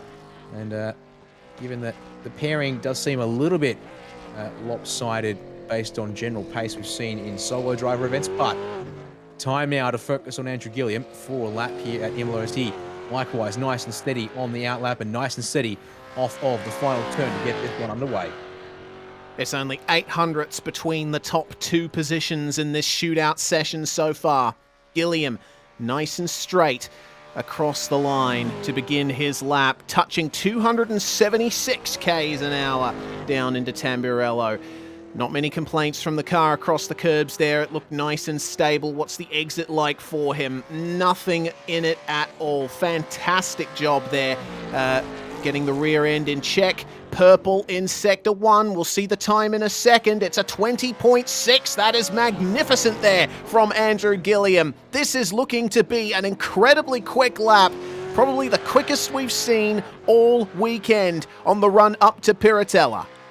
2 tenths and then some, and he pulls a couple hundreds more with another purple in Sector 2, 21.04, which is just enough to eke out a little bit more on James Scott. The 2 tenths though in that first sector, that might be do or die. It's going to be about what we see here though through these 3rd, 4th and 5th sectors here with Acro Minerale up first. That looks quite nice though. Beautiful. Reese climbs the hill now for the very Untitled to run. 23.68, a little bit down on Scott's time in the sector, but again, neat, tidy, can afford to give away a couple hundreds with that 2/10 bank he's got in that first sector. Coming out of Variante Alta there, that looks like it was a good use of the curves, and another purple, 14.7, extends the margin once more. It is now basically Andrew Gilliam's fingertips away from the pole position. The final 2 turns look nice, Reese. Just make sure we get the confirmation here at the line. And the lap winds down here for Andrew Gilliam. It's going to be a 42.4. What a magnificent lap from Andrew Gilliam. Pursuit Sim Racing is on pole for the Imola 500. What an incredible session that was. We saw some brilliant displays of driving, but Andrew Gilliam once again showing that when endurance season comes around, he is the man to beat. Have to say though, it's very close there for 2nd, 3rd and 4th with actually even down to 5th rather. Boost Mobile Racing slotting into 2nd place. These are the results then with Shane Van Gisbergen putting the 539 into 3rd. Dylan Rudd, big shout out to him for putting the 9.5 SimSport car into 4th. They're going to be starting on the 2nd row here for the Imola 500. 5th place for the 89 machine, with Wayne Burke putting in a great time there. And the 1-4-3 of Jordan Ross and Adam Briggs is going to start in 6th. Drop Bear Motorsport Beyond Blue. Magnificent performance there from Robert Gibbs in the number 2, putting them into 7th place. And we got simrigs.com DPR in the top 10 as per usual. Andrew Dyson, a very strong 8th place there. Could have gone a bit better for the number 88, but certainly they'll be happy with 9th. And the top 10 rounded out by the number 25 Synergy entry. Indeed. Over the page we go to the next 10 cars on the list. It starts with the Premier Racing Team 008 there in a 11th position. The Phoenix 79 will start out of P12 there, and there you go. Top 12 cars inside of a second of the pole time as it stood. Then at Sim Sports, Hayden Harrison there putting, not Hayden, Christopher Island, apologies, putting the 096 machine into P13 on the grid with Analytical Race Models number 04 in 14th. WKMP Sim Sports 63 will start out of 15th for the race today. Brian Borg in the Premier Racing Team 017 slots that car into 16th place ahead of the 033 from Synergy Sim Racing there in 17th. Jig Shifters HAR 208 will start out of 18th. The After Dark Sim Racing car, after sitting on the pole position for quite some time in the early phase, will start 19th for the race. And the rounding out the top 20, the SSR 134 machine will take that grid spot. Christian Smart, also part of the Synergy squad, putting the 027 into 21st place. Fishy, number 205, starts 22nd, with Michael Angus putting in a good job in that one. First car into the 44s, meanwhile, was Ben Morris in the 95, number 43. Two simrigs.com DPR cars, 24th and 25th. That was Reese Keane and Darren Lobb with Drop Bear and Kosi, number 918. Lachlan Capel, a bit of a messy lap from him to put it into 26th place. Ben Christensen was not happy with his time in the number 9. We could see it on the Zoom feed live. Evolution Racing Team, Pursuit Sim Racing and Premier Racing Team round out our first 30 cars. 31st place tonight, or today, for the race in the grid goes to the Fishy Motorsport 080. analytical race on Oz as number 13. Entry will start out of 32nd. 33rd to the 091 of the Wheelie Bins Mayhem Republic machine. The 307 Fishy Motorsports car there in 34th. The 95 SimSport 551 out of P35. Excalibur Esports will start in P36. The Americans down under, the 37th car to set, and the final car to set a lap time in the session will be not the end of the grid, I should say, because then we've got the drivers who failed to set a time in qualifying, and they line up as follows. The HAR 209 has been given 38th place, the Trans-Tasman 22 in 39th, Pursuit Sim Racing 155, 40th place. One of the OSR safety cars has been put on the grid in 41st, so we'll skip over that slot there, and then it'll be the Banter Alliance 427 next on the grid. The Fishing Motorsports 640 next to them. The Synergy 868 in 44th place. The 95 SimSport 952 back in 45th. The PPS High Octane Racing in 46th, and the Taipan Esports Endurance 47th grid slot. As we're going to take a short break here, but listen in to the sights and sounds of your pole time. Andrew Gilliam lap here in the shootout. Yeah, bring up Andrew Gilliam. Andrew, bring up Jay's production feed, because we're taking a look at your pole lap right now. How did this feel in the first couple of sectors? When you saw that sector one time, you must have been wrapped. Yeah, I noticed watching the previous laps from all the fast guys. They seem to be struggling at to get it in at turn one, so I just thought I'd be a tiny bit conservative under brakes and really focus on the exit, and she just landed beautifully, and it was just on from there. Like, the car was just so stable. I just hit all my marks. I didn't overdrive it. It was just fantastic to drive. We're taking a look at you coming up to Piratella now, this very flowing section of the lap. It's so hard to keep the car hooked up coming into Aqua Minerale, a very difficult curve braking zone there. How did it feel? Yeah, I think I was a bit conservative through here. I probably could have gone in a bit deeper, but yeah, I was up so much on the lap. I got a bit nervous and didn't want to blow it. So the car was just hooked up, and it was handling all the bumps and everything so well. It was just soaking the track up. Yeah, you can definitely see it there through Variante Alta. The car was having no complaints whatsoever over those very big curves. And then the last couple of corners here, they're really what sets up the rest of your lap. They're the most important section. Yeah, it's actually surprisingly hard. Like, even this final corner here, you go to turn in sometimes and you just miss the apex. And I feel like you drive it just the slightest bit too hard in on the entry of that final corner, and it blows your entire lap. So I just really focused on making sure I got that left front on those curbs for the final two corners, and just finished off a really good quality lap. Yeah, definitely really good quality lap indeed. Thanks very much for joining us, Andrew. We'll let you get ready for the race there with your teammate Mike T. Best of luck, mate. Awesome. Thank you very much, guys. Andrew Gilliam, provisional pole sitter here at Imola in the Virtual Racing School V8SCOPS for 2022. One more reminder here of the 102 lap race coming up very shortly after this break. 34 laps minimum per driver, and Pursuit Sim Racing is on pole. Are you new to sim racing, or maybe a veteran struggling to reach the next level? Have you ever wondered how the aliens reach impressive lap times that seem impossible to achieve? If so, you're not alone. Most drivers reach a certain level and get stuck. But getting faster on track is easier than you think. V8S coaches are some of the best sim racers in the world and offer one-on-one driver skills training at affordable rates to help new drivers learn the basics and help experienced drivers break through to the next level. Are you ready to get faster and get off the iRacing roller coaster? If so, V8S one-on-one personal training is for you. If you've invested in your equipment, it might be time to invest in yourself.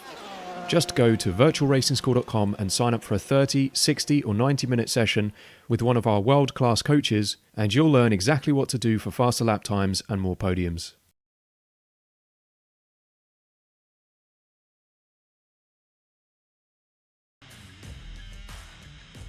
This is your chance to get behind the wheel. The opportunity to race just like the pros. From the grassroots levels, where we all got our start, to the most popular race cars on the planet. From the fairgrounds of Nashville to the high banks of Daytona, to tracks that will never be forgotten. Realistic driving, intense competition, all from the comfort of your own home. This is the ultimate motorsports simulation. This is iRacing.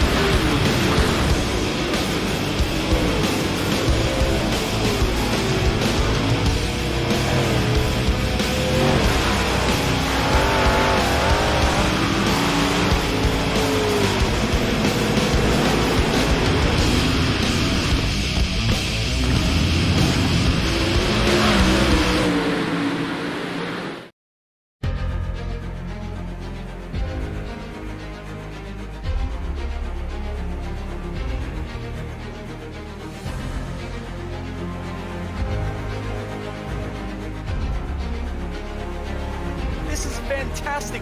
This is GT racing right now. He's got traction, he's going with the outside of both of them! Maloney! Oh, he's taking Anderson. Anderson's up top Oh now. my god! Oh, big crash! Oh my goodness, half the field's gonna get rolled. Second very close. These guys I want to make their way through the field very quickly. Oh, there we go. Oh, no. That's massive. This is it. This is over. I can't believe this. Oh, my God. God, what?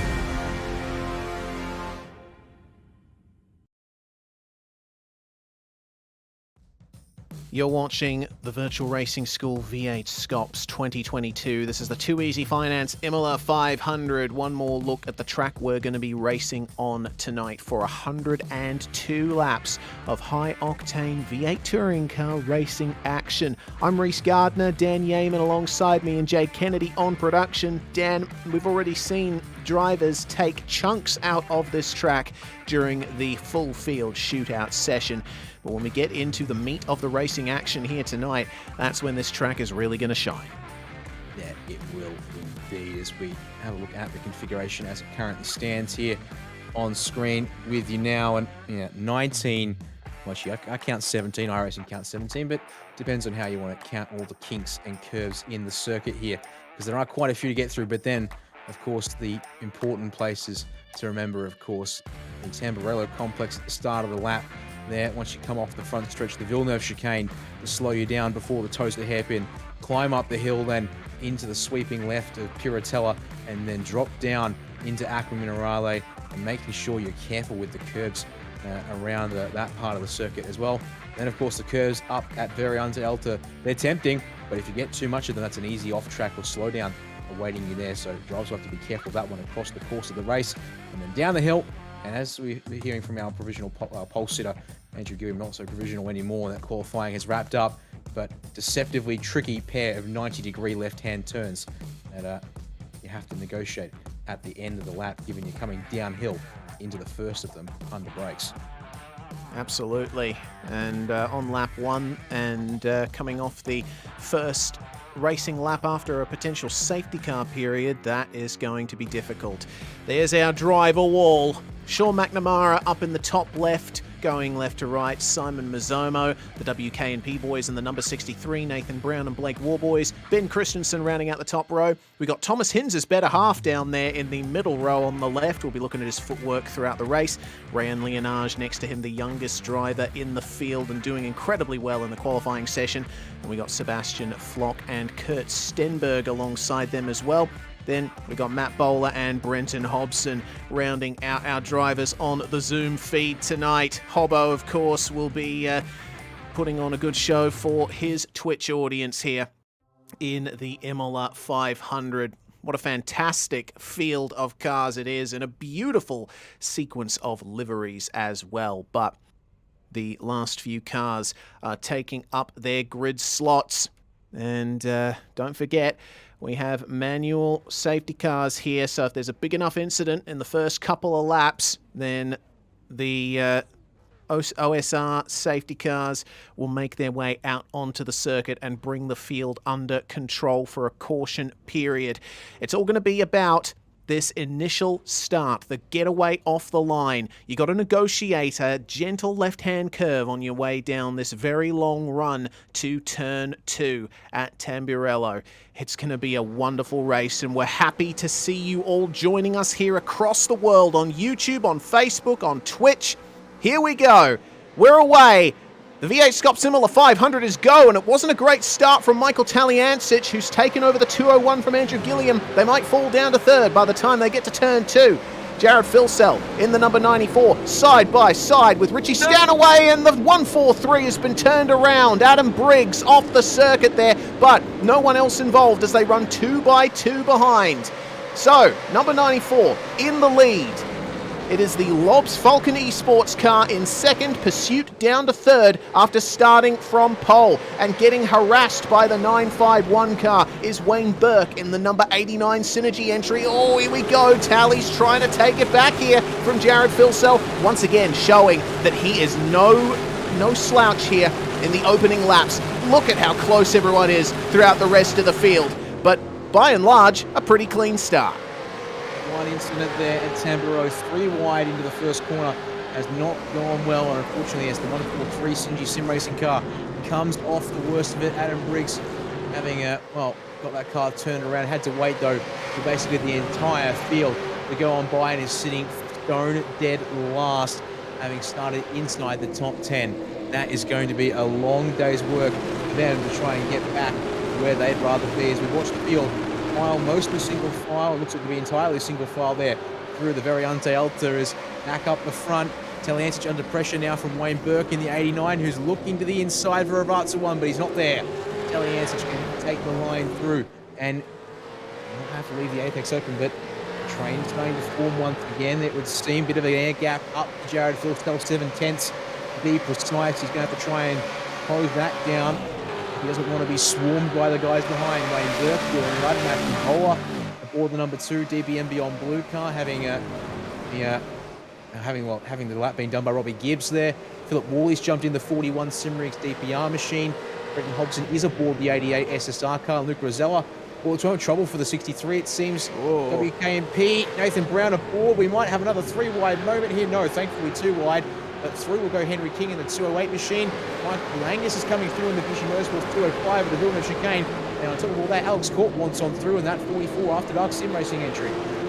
DPR number 632 as well, right on the back of these guys. And have a look at that, Reese Keane on the racing line, trying to go around the outside at Tosa, but he'll have to yield there and try and line up the exit. In fact, he does very nicely, but it is going to be defensive there from the Commodore running alongside. And around the outside at Piratella, not easy, but he's going to have a red-hot go at it.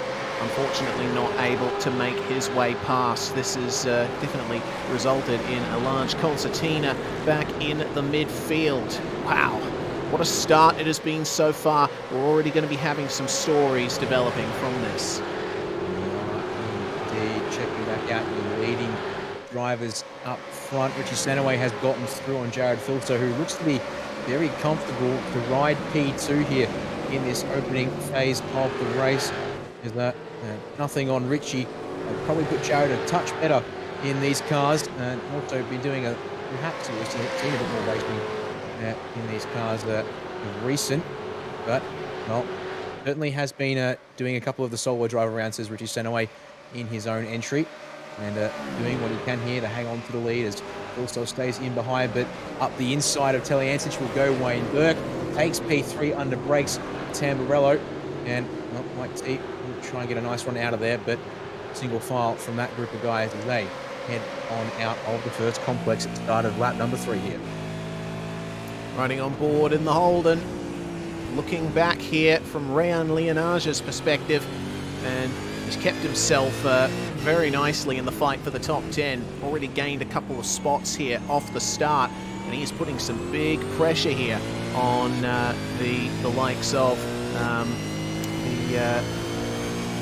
drivers of Luke Rosella and Brenton Hobson just up ahead as they come into Piratella then for the third time.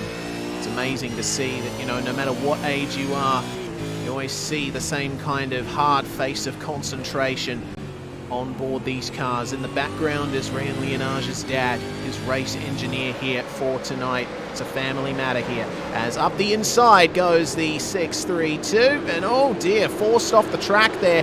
And that's going to result in some freebies for a couple of guys there. Alex Court getting forced off there in the after dark entry. He won't be too happy with that. And it's 2x2 on the way in. One of the Race on Oz cars going for it. 3 wide through the Variante Alta. And that's only going to end one way, isn't it? That's created a bit of chaos here at the back. It has indeed, and more 3 wide as everyone scrambles to get out of the way as a result. Oh boy. Look at this in behind. They're all just spread across the circuit. Somehow no one comes to blows from what I can see at either of the Rivarta turns. They figure it out and get going. Lead change, by the way. Phil Sells in front. Oh, man. What brilliant fighting going on all throughout this field, but I'd say that it's not so brilliant from the perspective of the number 12 because they've carried some damage. The lead change only just happened as these guys were going through Rivarta 1 and 2. I'm not too sure where on track it actually happened, but regardless, Boost Mobile Racing, number 94, is in the lead of this race, and we'll get a quick replay of it just to see how Jared Filsell got it done on Richie Stanaway. It was a nice easy move down the front straight, I presume, down into turn 2. That's turn 1, and Filsell already alongside and ahead as they got into the braking zone. Racing overly aggressively here at the front between these two, and fair enough indeed. Keep it nice and calm, and Michael Kings will start things off as meanwhile trouble up in Piratella for the 027 of Jamie McKnight's just had a bit of a lose, I think, unless there was a bit of a helping hand there. I'm just going to quick look at that one.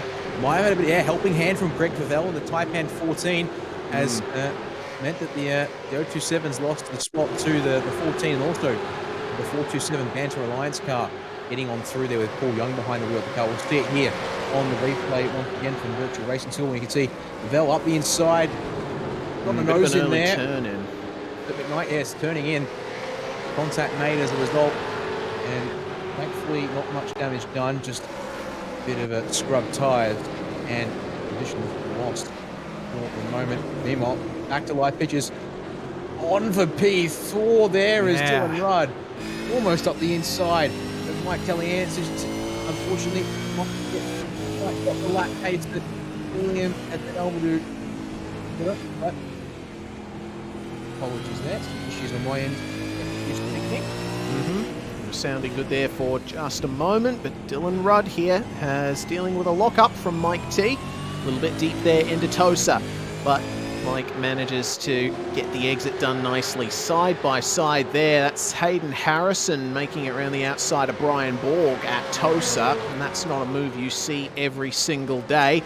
Borgie will have to yield there coming into Piratella, or will he? He's going to try and force the issue up the inside on the way out, but he's going to have to yield there coming down into Aqua Minerale. So much racing going on all through the field, and Dylan Rudd still trying to find his way past Mike Taliansich. His best chance here, Dan, is likely down at the start-finish straight. If he can just stay within a good margin of Mike T, and he'll be able to slipstream by him on the run into Tamburello. The top 7 positions are taken up by 7 different teams. It's quite an impressive feat, given some of the teams and the powerhouse teams we've got here and the numbers they bring to the table. So many teams, obviously, with multiple cars and many multiples to boot here, but it's looking good, and indeed it's definitely looking good. Speaking of, for Dylan Rudd, he's nice and close to the bumper of Taliansich this time. Can he get to the inside here for Tamburello? The door is left open by the 201, so side by side we go under brakes. See that Mike's going to try and hang on to the inside. That backs both of them up. Matt Bowler there joins the fray as a result, but he's on the wrong side of the road unless he can fire around the outside here for the Villeneuve chicane. No, he rolls onto the brakes a fraction early. It's just nowhere to go as these two keep at it here. the top 3 as a result of 6 miles up the road, it seems. These guys try and sort themselves up. The inside now for Rudd at Tosa. Contact with Taliancic. Bowler's going to sneak the nose up the inside, but Mike's got a good run on the outside too. He might just have the nose ahead here for Piratella, but we're 3 wide and almost 2 deep as well, as Bowler's going to back out on the inside of all of that actually. And then Dylan Rudd will actually get his nose ahead in all that one and take the spot finally, but look at the pack behind that wants in. Jesus, Mary and Joseph, that was nearly disastrous a few times there over the sequence of the first half of that lap. But Dylan Rudd finally breaking free of Mike Taliancic. He's got to face up against Bowler and Hobson as there's an attempted pass by Luke Rosella just behind. Philip Worley manages to keep him behind though. Meanwhile, we've got a race control decision on lap 1. 134 and 99. Considered a racing incident between the 2 of those. So we'll see whether race control decides to make any other decisions from the various things that happened on lap 1, but we've got some racing action to think about here because Philip Worley getting a good exit out of Ravazza. Luke Rosella, despite a little bit of a wobble from the car, has the slipstream, and you can see that there's going to probably be 2 passes happening here into Tamburello. Brenton Hobson is going to have to try for a move on Matthew Bowler just up ahead. As to the inside goes Luke Rosella, gets the position done. All right, that's 1 position gained each for the 2 Synergy cars, but for how long? Matthew Bowler almost trying to line up Brenton Hobson there on the exit of Tamburello. Slightly compromised line there from Hobbo, but manages to keep it ahead for the time being. All right, so I tell you what, let's draw our attention briefly as we check out this pass happening. Oh dear, okay. Looks like Bowler's not wanting to give this one up, is he? This is pretty fantastic racing going on here, but it's creating a big cluster of cars behind, and they're all trying to find their way through. Bowler is having to make way there for Philip Worley just about. That is allowing Luke Rosella to jet away from those guys, and Worley having to yield there to Luke Mitchinson in the Race on Oz 04 just behind them. That was a position change for 9th spot. But I want to draw our attention to the top 3 again because Wayne Burke has been on an absolute charge, and he's starting to line up Richie Stanaway for a potential move. He is indeed. I mean, yeah, the action's certainly on. Up and down the field, it seems so. Well, this is a 2-car fight, and there's quite literal trains further on back behind that certainly be worth a good look at. But this is going to be important because with Jared Filsell's got that little gap there of 1.4 seconds that Wayne Burke does not want to allow Filsell to keep for much longer, but not close enough to make a move to the inside. Burke will stay single file here into Tamburello at the start of lap number 8. Oh boy, okay. Wow, we are rapidly approaching a 10th of the way through this race, and it only feels like it's been 3 laps. This has been fantastic. Looks like a position change back there for 16th between Darren Lobb and Michael Angus. Not too sure how that went down, but the field has calmed down somewhat. Oh, just as I say that, have a look at that train of cars. Jesus Christ. This is amazing. Got a Trans-Tasman car right on the back of these guys as well. It looks like the number 22, potentially, of Kurt Stenberg and Brady Myers, trying to line one up here on the number 63, the WK&P car. And there we go, up the inside goes Brady Myers. And oh, there's contact, turned around, number 63. That was contact with Rob Carmichael, and going off the racing line there and getting out of the way of everyone was Nathan Brown. WK&P will be multitudes unhappy with how that went down.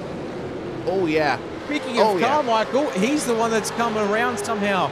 There, so bit of chaos, 2 corners in a row here in the back half of the field.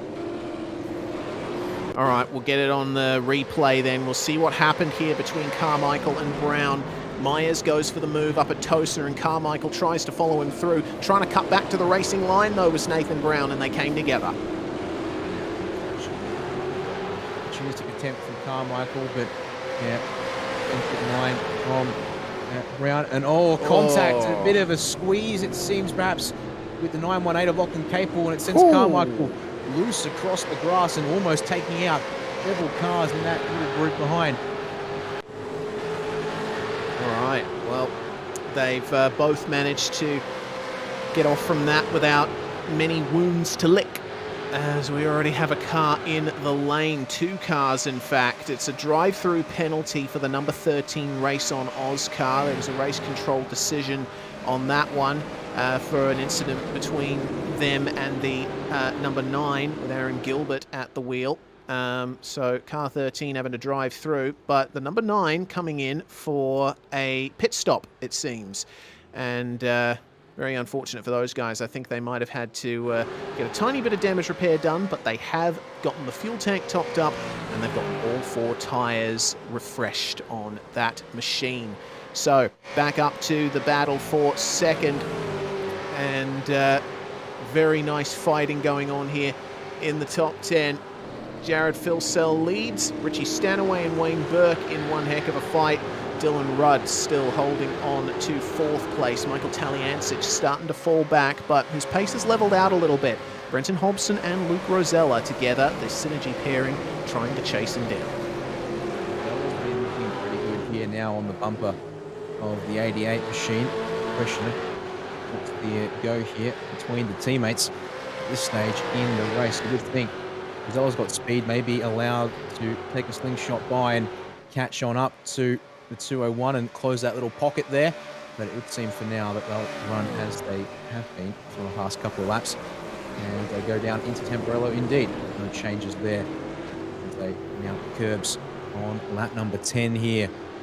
Try and chase down that 201 and then past that try and close back up the 951 machine, who indeed has not been able to break away all that much from Mike Taliancic as Dylan Rudd. He's got a better fast lap time, but now pace equalising into the mid-144s to most of these guys at the front of the field. And once that's happened here, Taliancic only a couple of hundredths off as trouble down at Tamburello for Alex Court in the 44 machine. Bouncing all over the anti-cuts. What on earth has happened to him there? Maybe like a bit of an issue trying to get it slowed up in the After Dark car, side by side between Briggs and Sorono. Yeah, there was a bit of side-by-side as what's caused that bit of contact. Rock and Capel in the 918 machine. With now under pressure from Michael Whiting in the 307 Fishy Motorsports car. We'll take a look at it all here on the replay. And it was from a fair bit back, but looked to get alongside in time under brakes here to Capel, but as a result of coming in hot, it's basically taking the line as if it was the one car there. And that sent the 44 up and over the anti-cuts. Redress probably on the card, you would think. Let's see what happens with that. Back to the front of the field, though, Reese, because it's still on for P2. Wayne Burke's close, and he's looking. Stanaway is not going to fight this one, it seems. Yeah, up the inside goes Wayne Burke, and he is ahead at the turn-in point. Richie Stanaway yields and gets it done. All right, then. Let's see what Wayne Burke can do here, because he and Tom Freer were incredibly quick at Phillip Island, and they were racing up with their counterparts in the Boost Mobile Racing machine. Filsell leads by 3.8 seconds, though, so it's quite a bit of time to make up, but a safety car could potentially bring them back together. Meanwhile, Evolution Racing Team versus Team Jinx Shifters. Looking a bit further back in the field, Sebastian Flock at the wheel of this machine, and these guys are battling for 18th place. They are indeed. They got the big spot to start. This one has Sebastian Flock. And there. As let's do one of the other Jinx Shifters, has the other 209s, just slowed down.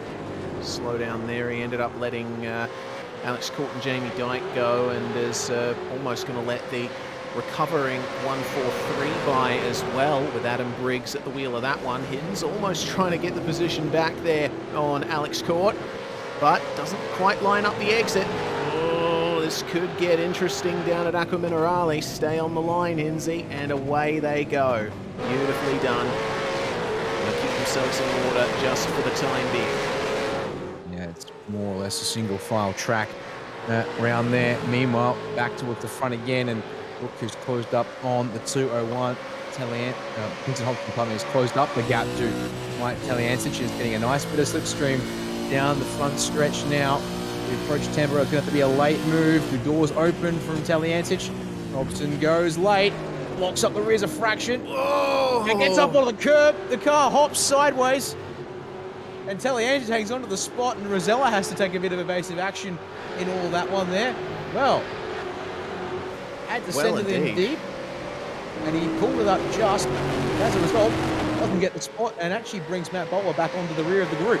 Oh, Hobbo, he tried it. Oh, no, he's going to go off. Oh, he manages to keep it on the black stuff, but that's 2 places lost there for Brenton Hobson, back to 8th. He thought he could go for the late dive at Tosa, but Tally was covering it. It'll now be up to Hobbo's teammate to try and get it done as Matthew Bowler here looks on in the DBM Beyond Blue entry. All this battling is going on for 5th, by the way. It's looking like a battle for the lead of the race in the final stages, but we're only a 10th of the way into this race. And these guys battling for positions in the middle of the top 10. How many of these cars will we see in these positions by the end? Who knows? Because, yeah, depending on who gets the elbows out, when and where, that could make quite a big difference to the way the race plays out. So now it's Rosella's turn to line up on Taliancic. And he looks quick here at the moment, does Luke in that number 25 machine. Already to the inside. He isn't going to wait for Tamburello. Up the inside at Ravazza 1. Job done. Little contact with Taliancic. It allows Bowler to the inside for Ravazza 2. He'll take the spot here as well and slide on in front. And that compromises Taliancic to the point that here comes the 88 of Hobson once again. All right, take 2 then. Will Hobbo be able to get by Tally? Let's see. Hobbo's already on the headlight flash, but Taliancic is going to go defensive here into the first braking zone. Will he be able to force one up the inside again? Oh, they're both deep indeed. And oh, there we go. Big clobber there. Taliancic goes off the circuit and loses 2 more places. Luke Mitchinson and Ryan Leonage by, and he might have picked up a slowdown as well. He's going to be side by side with Philip Worley, and Thomas Freeman almost finds a way through as well in the 008. That was a disastrous start of the lap there for the 201. Remember, that's the car that started on pole position. And it's one of the things about endurance races and co-driver pairings is you might have pairings that actually end up quite balanced. You might have pairings where things are a little bit imbalanced, but it's also the nature of the V8SCOPS field in general. You use one spot, you're very likely to be at risk of losing another 2 or 3 for good measure. And unfortunately, when they're packed up like that, and then you put yourself in a bit of an unadvantageous position like that for Taliancic, that hurt your day pretty quickly here. Checking back in with the WKMP SimSports entry of Nathan Brown behind the wheel. The car, unfortunately, has gone from starting at P15, you can see there, now down in 42nd place. The last car circulating that hasn't taken a pit stop, and despite the bit of damage it has picked up so far, although 2 drivers to have pitted early and 1 driver that had to take a drive-through penalty. But back to the guys here inside the top 10, or just outside in the case of the 201 and the 008 here. Thomas Freeman aboard that Premier Racing Team car as they all line up behind Philip Wardy in the simracing.com, or I suppose maybe we call it these days the Exodus Racing number 41 entry, and Taliancic I think wants to spot inside the top 10 back right about now. Right about now indeed, as they go through turn 1, they're side by side, and up the inside goes the 201. It wasn't fought too much there by Philip Worley coming through the Tamburello chicane. Oh man, what a tumultuous start to the race for the 201 car.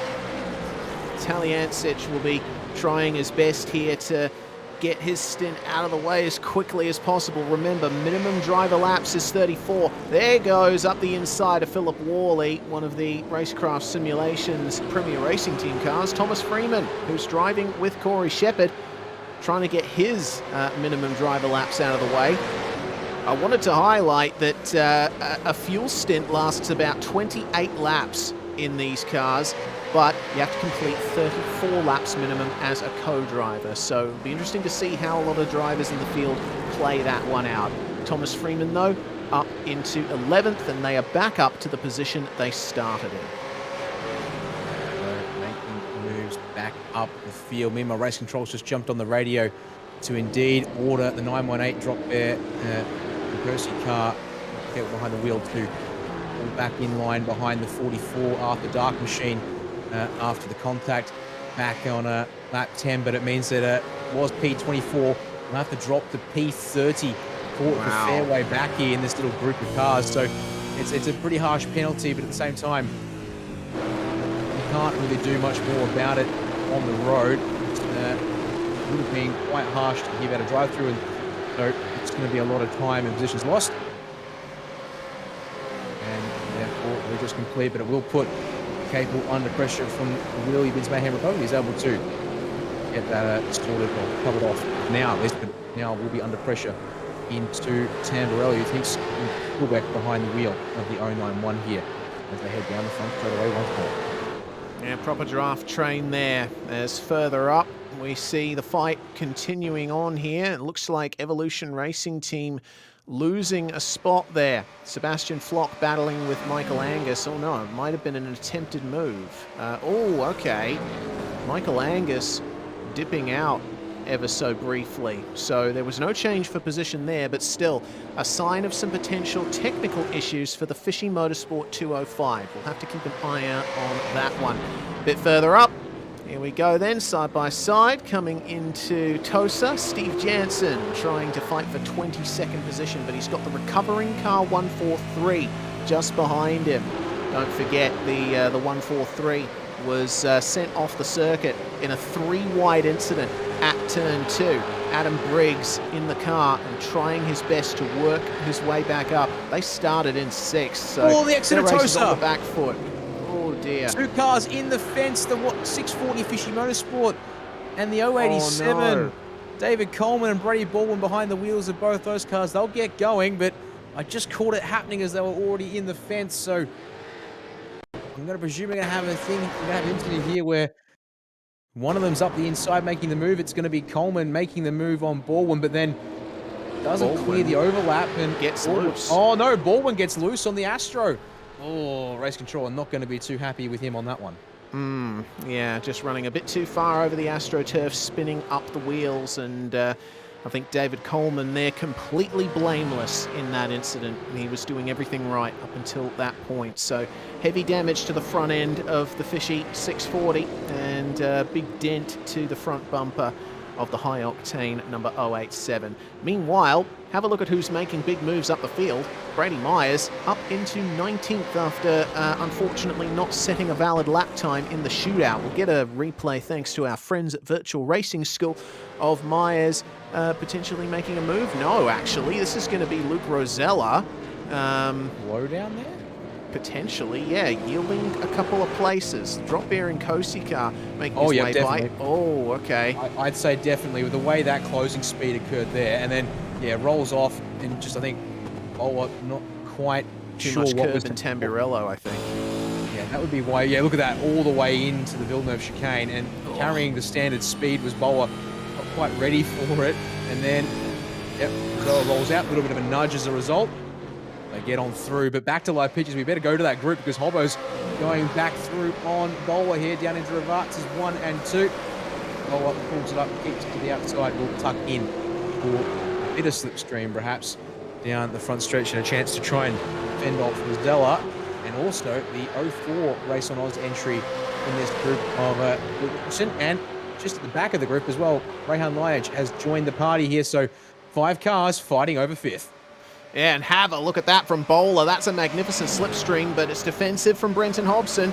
A little bit deeper there into the corner for Matthew Bowler. He does hook it up at the apex and make the move very nicely. So, DBM Beyond Blue car back up into 5th place now. After starting in 7th, they've been fighting tooth and nail over that, as it's another position made up there for Brady Myers in car 22. Plus 21 places. That is an incredible fight through the field for the number 22. They've just gotten their way past Michael Angus, and looks to me like Sebastian Flock managed to get past Michael Angus in the meantime as well. He is way ahead, as the 143 meanwhile also on a recovery here back past the 2 cars they were behind just beforehand. Still there, starting to tick down to 43rd. And then back up to 22nd. So, show as the big plus spots. Certainly good gains there as Vincent Skilbeck. Slow down it seems on the exit of Tamburello there. Unfortunately, into the poor side. And serve that one, drop in back into the next pack behind. And that little moment there as we check out some of these guys here in the back part of the field. We're looking at 307 Fishy Motorsports Class Pack 2, the Fishy Motorsports Class, the 080, the 307. They're currently running 26th and 27th. And then Teo Sereno in the Astute 155 entry, trying to pressure. Then Alex Court and Lachlan Capel are now back nose to tail once again here to round out the top 30 with a couple more drivers there. Adam Blocker, Rob Carmichael and Cameron Peacock rounding out that train of cars, starting with the 080 at the top of your screen. Serrano in the green machine is on a pretty good charge at the moment. Those drivers are up 12 places. They started back in 40th, so they've had a pretty profitable afternoon so far. And we'll be looking to make up another spot here on the exit of Rivazza 2. But it's a much better exit for the Fishy cars up ahead. They've gotten a nice gap. Meanwhile, that incident that we saw with Brady Baldwin spinning into car 640, Baldwin has picked up a pit lane penalty for that. We'll see him touring through the lane momentarily. Have a look at Serrano. He's going so deep under the brakes into Tamburello. We'll see what it's like here through the opening sector. That's a much better run through the second part of Tamburello, but he's not able to get alongside just yet. It's defensive from Michael Whiting. Oh, and he goes a little bit wide. That's compromised there into Villeneuve. Serrano's going to go outside into Tosa. Will he be able to hook it up? Taking the wide line through this corner. Don't use too much of the curb on the exit. And he doesn't. He'll keep that car reasonably in position, but almost a bit of side-by-side contact between them. I think he's going to have to yield here at Piratella. Yeah, definitely. But that's just holding up this pack of cars, and that is allowing Jamie Dyke to absolutely streak away from these guys. Meanwhile, further up, Philip Worley losing a position to Brian Borg in the Premier Racing Team 017. They're up to 12th now, up 4 places. Yeah, plenty of drivers making moves through the field. As you said, Brady Myers far and away the biggest mover so far in this one. But plenty of drivers picking up high single-digit figures and a couple in the double digits to go along with him here. As look at this slow from Serrano on the exit of Variante Alta. Causes Capel to go to the grass trying to find a way around, and Adam Blocker gets tripped up as a result as Carmichael will go through. And position exchange there between the 074 and the 124. 134 of Cameron Beacock looking for a way through, not able to find a way through just yet, but these runs down the front stretch certainly favouring those who can get into the pit and just get a car ahead to fall a little bit further back from the driver that they're chasing. Meanwhile, look at this 551 versus 427. Simon Mazzomo, I think, aboard the wheel. Yes, it is. We're behind the 551. It's Paul Young behind the wheel of the Banter Alliance car there. And look at the wheel work from Mazzomo here still. We saw a bit of it in the shootout. Didn't really risk having to work the wheel back and forth a bit on the corner exit with just how difficult these cars are to drive. And it looked a little bit nicer though through the rim of chicane. Yeah, just a little bit. But Mazzomo's under a lot of pressure there. Got 3 cars up behind him, and these guys all fighting for 35th place. That 551 car is in the same position they started in, but Paul Young is up 6. Greg Favell just behind is up 10. And they've got Jamie McKnight there in the Synergy 027, who had to, remember, give that position back to Greg Favell some time ago, thanks to an incident earlier and the ensuing race control decisions. So those cars all out of position and looking to make up more spots. Meanwhile, it's not over here. Up at the top of the field, Matthew Bowler, 5th place, looking like 6th now as Luke Rosella slipstreams by him on the way into Tamburello. But Bowler's trying to fight it as much as he can. Well, he's going to have to yield there in the first part of the chicane. Yeah, it's interesting there, because for a second I was thinking, yeah, he'd slide, roll on out and tuck in as you probably think, but no, actually opting to go about as deep into the complex as the Rosella did. Just saw there the 208 machine of Henry King come down the lane for the first pit stop in this race, and this race that I'd say is somewhat on sequence. A little early, well, actually quite a bit early, that 19 lap 20 in the race, about 8 laps short of what you can do on a tank. they did something similar at Phillip Island, didn't they? In the 208 car. Indeed. As meanwhile, trouble for the 14 Taipan car at Tamburello has come unstuck. Greg Favell, we'll have a quick look and see what's happened there, and it's contact with the Banter Alliance car under brakes into the first corner there. Oh dear. We'll have a watch of this one here on the replay, Reese. And, well, Race Control's going to have a fun time unpicking this one. All right, so at the outside goes the Taipan car. Banter Alliance trying to keep the position, but oh yeah, that's going to be an interesting one for sure. And that was some very good incident avoidance there from the car behind. Oh goodness, I don't know how on earth to call that one. It was a good attempt at a move, but often side by side into Tamburello doesn't happen, especially in these cars. I mean, yeah, from the quick angle, I had a look at it. It kind of seemed as though with the inside line, Young had to sort of wait for a later turning because of the anti-cuts, and Favell's tried to turn down as if Young's going to go across those anti-cuts. That's what may have contributed to that there. It's a question then of, well, is Paul Young defending the line, defending the spot and not going over the anti-cuts in the right, or if Favell is in the wrong, turning down and spinning himself. Yes, we'll see if there's any further action on that one as we have gone back to live pictures then. Well, for a moment, Matt Bowler was looking pretty comfy in P6 because I thought, to be honest, that Hobson was looking a little rough and ragged in that 88 machine for a couple of turns, but now the slipstream gets alongside, opens the door at Kosher. Bowler going to get nose ahead here, but surely with the inside, Hobson will force the issue here at Piratella under brakes. He will, and that causes a bit of a hip check contact between the two. Hobson nose ahead on the way down the hill, and he's clear by the approach to Ackerman and Morale as they result. And look at that, he's in 6th. That's something for all of you long-time V8SCOPS watchers there. Mr. 6th place, currently in that position. Let's see what he can do to hold on to it. All roads with P6. He'll be vulnerable here down the front stretch because Luke McGuire, his teammates, a good way up the road relative to these guys here, which means that stream of thing is very easy to very useful if you're the one that's close up behind somebody else. So might see Bowler make another move on this one here and show his appreciation for that one, as that was a big wobble, I think, there for Hobson. Or did he just intentionally pull that one across early? Not being told, did get a little loose with the Astro on the exit of Ravatsa 2 as they close him down, but Bowler's not going to get there in time unless he absolutely sends it under brakes. He's going to get close, but no move attempt this time here into Tamburello. There's been a pit stop as well for the 427 as we go to the replay of that. Let's see Hobson just get over the AstroTurf, and the car got a little unsettled as it got up over the curb.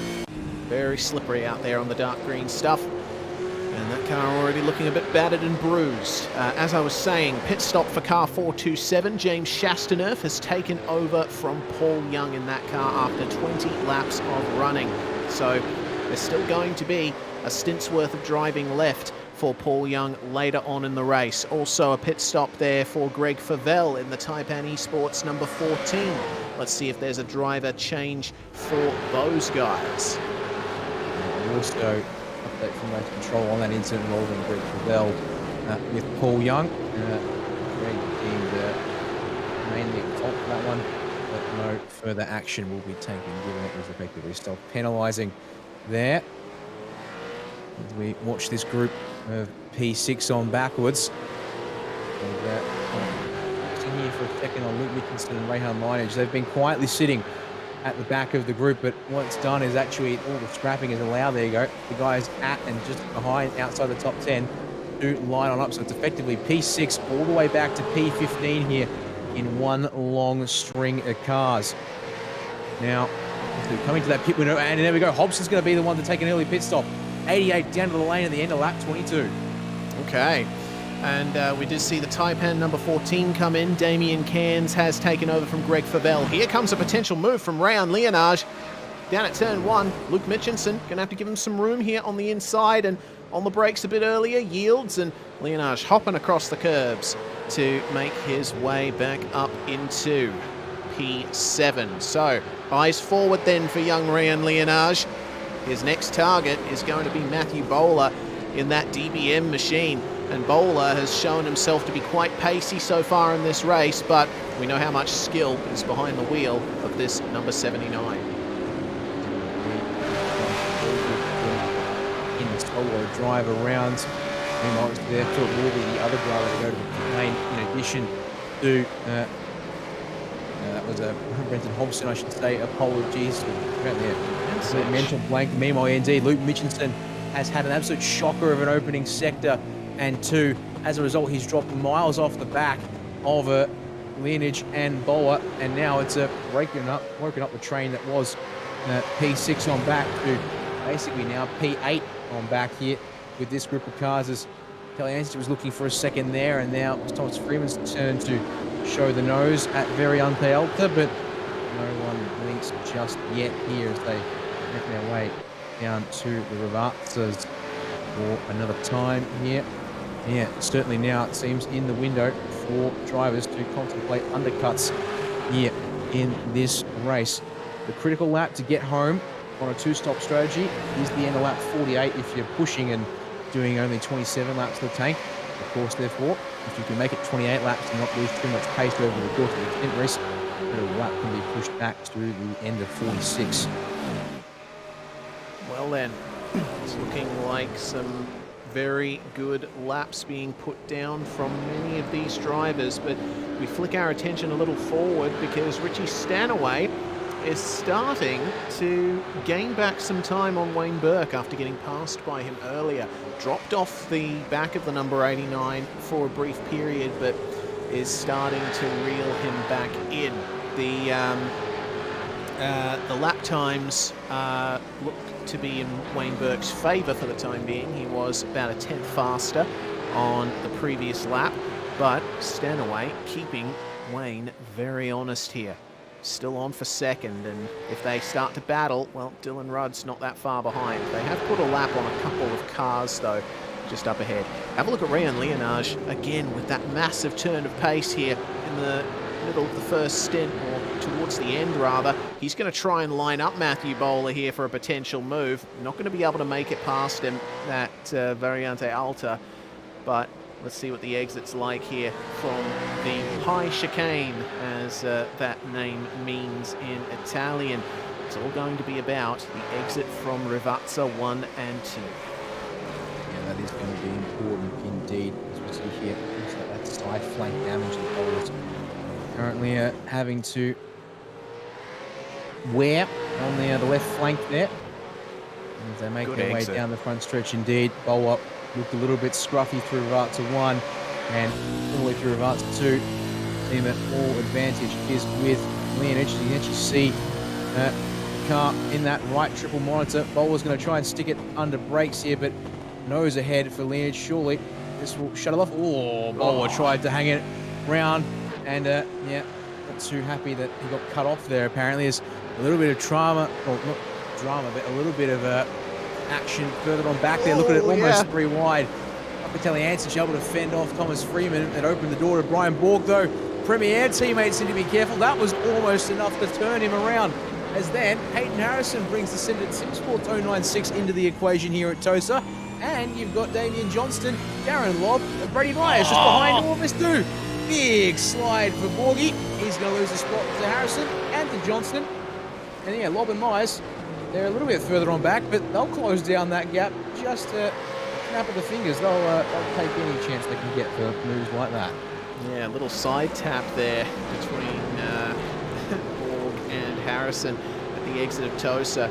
Really put Borgie on the back foot there, and he's trying his best to find his way back past Damien Johnston here, but he's going to have to wait a little longer. He's deep on the brakes coming into Variante Alta, but it's worked out for him. He keeps the car nice and stable. They've got quite a few cars in pursuit as well. Darren Lobb, and get this, Brady Myers in the Trans-Tasman 22 is at the rear of this train. You see him there in the background.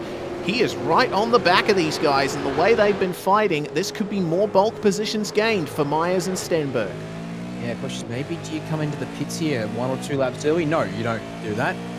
Get the foot down here. Well, only coming into the end of lap 25 for these guys. Yeah, they're 35 seconds off the race lead as things stand, as we're just checking in there with the 027 and the 551 and the 074. Mazomo's still on board that car. 551, I believe. Find him on the order to confirm. Yes, There's this been is Knight, Mazomo, and Adam Blocker. And the reason we're looking at it is there was a change of position. No, Adam Blocker's gone all kinds of wide, but there must be something here that causes... Oh, Mazomo just gets all kinds of loose. And a little bit of contact between Mazomo and the 027. Yeah, McKnight. Yeah, he thought he could take advantage there at Variante Alta, and it looks like he did. Well, either way, we've got more cars coming in. Thomas Hinz bringing the number 209 in there. Doesn't look like there's going to be a driver swap in that car just yet. There has been driver swaps throughout the field. Michael Schreier's taken over the 88 from Brenton Hobson, and 27 making a driver swap as well. Stead Miller in the car as Brian Borg trying to fend off places, and Vincent Skilbeck. Looks like that might be another slowdown there for the 091 car. Yeah, it was that, and then number 2 are through the gravel at Tamburello. On the exit of turn 2. So let's see what's happened here. It's a bit late under brakes, and oh dear, it's absolutely punted the 124 Pursuit Sim Racing entry, who then gets it recovered just in front of the Excalibur Esports car. And then that looks like, indeed, that's McKnight showing up in the 027 Synergy Sim Racing entry. And, well, that's all kinds of chaotic, to say the least here, as these guys made their way. And see here, another angle of it from over there with on board here. Yeah. So actually, there we go. That's, I mean, out of the pit lane. Yeah. The 27. Now, they are unfortunately Stead Miller and down in P45. And that was a difficult view. Man, Stead Miller having a very dramatic re-entry back onto the racetrack there, right into the thick of it. He was indeed. As we're at the end of lap 26, and it looks like it's going to be Michael Taliancic to get one of his pit stops out of the way a lap early. Then we can see if the undercut can be of benefit here for him today. Meanwhile, your leaders here on lap 27, Jared Filsell. Haven't had a chance to talk about him much in this opening stint race because, well, he's just been casually gapping the rest of the field by a couple of tenths a second per lap, almost basically consistently like a record. So we'll see here if Filsell's been able to stretch the field or if he's happy to bring it down into 27 laps and get a driver change underway here. Comes around and Varts at 2. Any indication of coming to the lane? Yes, he will indeed. So yeah, there's a good indication here. 27 laps is your fuel tank range if you're not really looking to save all that much. Meanwhile, the drivers here coming around the last couple of turns. Wayne Burke and Richie Stenaway in particular, taking the Coco. They will stay out and go the 28th at this stage. As a driver change in the Fishy Motorsport 307, David Kirby taking over that machine. And here we go, pit lane's really going to come alive now as Rob Carmichael and Simon Mazomo have completed their stops. We have drivers coming in from Boost Mobile Racing. James Scott taking over from Jared Filsell. Dylan Rudd and Luke Rosella we saw just enter the pit lane. Luke Mitchinson in as well. And we've got one of the Premier Racing Team Mustangs there, Brian Borg in the 017, bringing that one in. So, awful lot going on in pit lane at the moment. And Rosella, we'll see if there's a driver swap in that car. It looks like Rosella's going to be staying in the car there. No, actually, we're hearing Kenneth Latta has taken over that machine. So, let's see how things work out between them. Brady Myers has continued to stay out of the pits here, and he's going to try and get some track position here, just extending the stint as much as he can.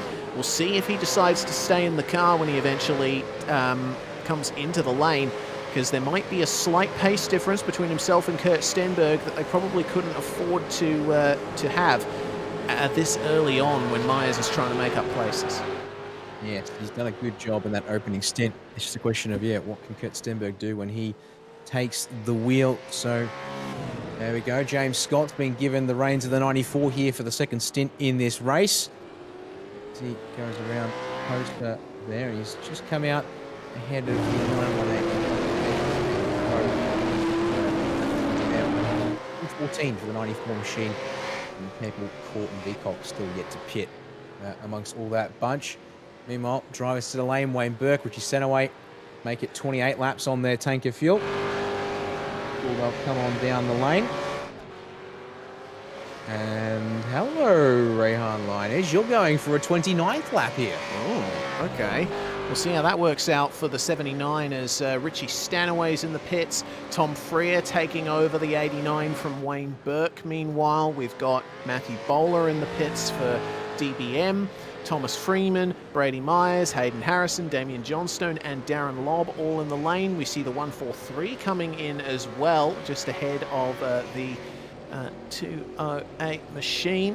Oh, goodness gracious. So many pit stops happening here at the start of this 29th lap of the race. But interesting to see that Ryan Leonage is going for an extra lap here in this first stint. So James Scott will put the 94 back into the effective race lead, and wow, that is quite a margin there. A little bit of an undercut potentially on the fresh tyres for that car, and you see them all come out. There's the 89 now with Tom Freer at the wheel, and that is nearly 12 seconds behind. So that's worked out magnificently there for car 89. They've also made up a position there, continued to stay ahead rather, of Richie Stanaway in the 539. But Adam Blocker here in the Americans Down Under car also going for an extra lap. Yeah, as you see here, the drivers who are taking the undercuts, such as Michael Schreier, who's taken the reins of the 88, Cindy Sim Racing, Ben Smith, who's jumped aboard the 04 Racing Oz car, Henry King with that very alternate strategy in the 208 G Shifters car. They've actually leapfrogged a lot of the cars that we just saw coming into the pits. I think, yeah, one of the biggest losers right now, their number 2 machine, Matt Bowles, coming out behind Rich Kuznetsov and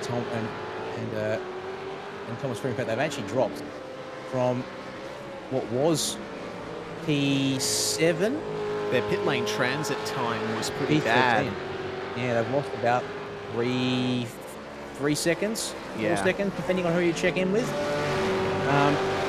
Stationary time a little bit long as well. Meanwhile, having made it 29 laps, Rehan Linage jumps out and hands his car to Dylan Pereira.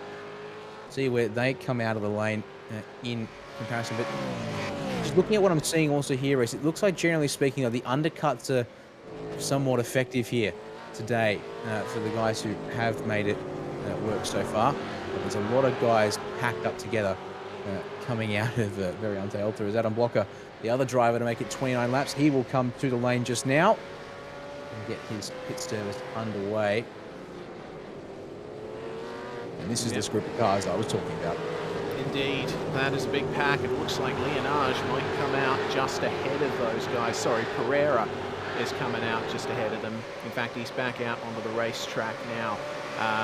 Michael Taliancic will be coming up on him very shortly, and could be a position change here between Henry King and Benjamin Smith there. Pereira has to yield to Taliancic back into 8th place, and up the inside there goes Benjamin Smith, making the move. It's a big pack from 9th all the way down to 15th, and guess what? The Trans-Tasman number 22 is still at the back of that train. They've fallen back a little bit with that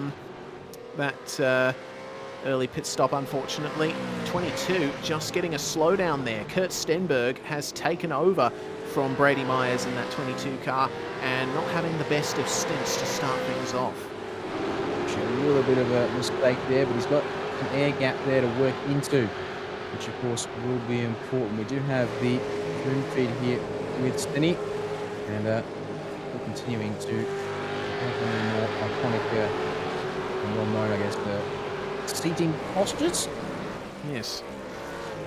Oh, meanwhile, trouble down at the very Untitled. Henry King's lost the control of the 208 machine. He drops down out of the top 10, and in fact back to 17th with that slip and slide. I think that was entirely self. Yeah, and again, in fact, a rare moment, and he's just gone too deep and lost it in the grass on his own at the bottom of the complex. All right, well, we'll see how that worked out for him as we see from the outside, just dipped a wheel into the grass, going a little bit too far beyond the curb. It's a big shame there for Henry, but he's wasting no time trying to make up places again here. Checking back in with our second and third running cars, Tom Freer and Richie Stanaway. Well, Freer just getting into the car having taken over from Wayne Burke, Stanaway remaining in. And that's given him a bit of advantage, a bit of familiarity with this car in racing conditions. It's taken a little bit of time here for Tom Freer to get up to speed. It seems so, yes. I mean, all quick drivers for the most part on their own. So, all that, yeah, settling into what you saw position-wise. And well, it looks like it's going to be a race for P2 today, it would seem, because, yeah, James Scott continuing to check out in the lap, it seems. Pulling only another 10th or so on Tom Freer last time around, I might add, mind you. But, yeah, between the one lap undercut, a slightly shorter stop to the tune of nearly 2 seconds, actually stationary in the lane. It all seems to be really coming together quite nicely for the 94, who's up ahead from these guys here at the moment. But impressively, fastest man on the road for the entire race actually is Richie Stanaway at the moment, sitting there in that 3rd place. Yeah, and he set that fastest time just on the previous lap. So they're looking mighty quick there in the Lobs Falcon Esports car. And we'll see what kind of times are set on this lap. Fastest car on track that time was James Scott in the lead of the race, but Stanaway still piling the pressure here on Tom Freer and piling pressure on the curbs and the suspension as well, it seems. Checking back in with this fight for 7th spot. We look at the battle for 9th here as Rick Kuznetsov, who's taken over the 017 from Brian Borg, is having to find a way past here on Benjamin Smith. Benjamin a bit deeper into Tamburello and protects the position for now, but it's going to be a two-pronged attack from the Premier Racing Team cars. There's a move from Kurt Stenberg. He's just made his way past the 88. Michael Schreier, having taken over that car from Brenton Hobson, they have not had a particularly good stint there since Schreier took over the car, and he's had to give up another position there to Hayden Harrison in the Send It Sim Sports car.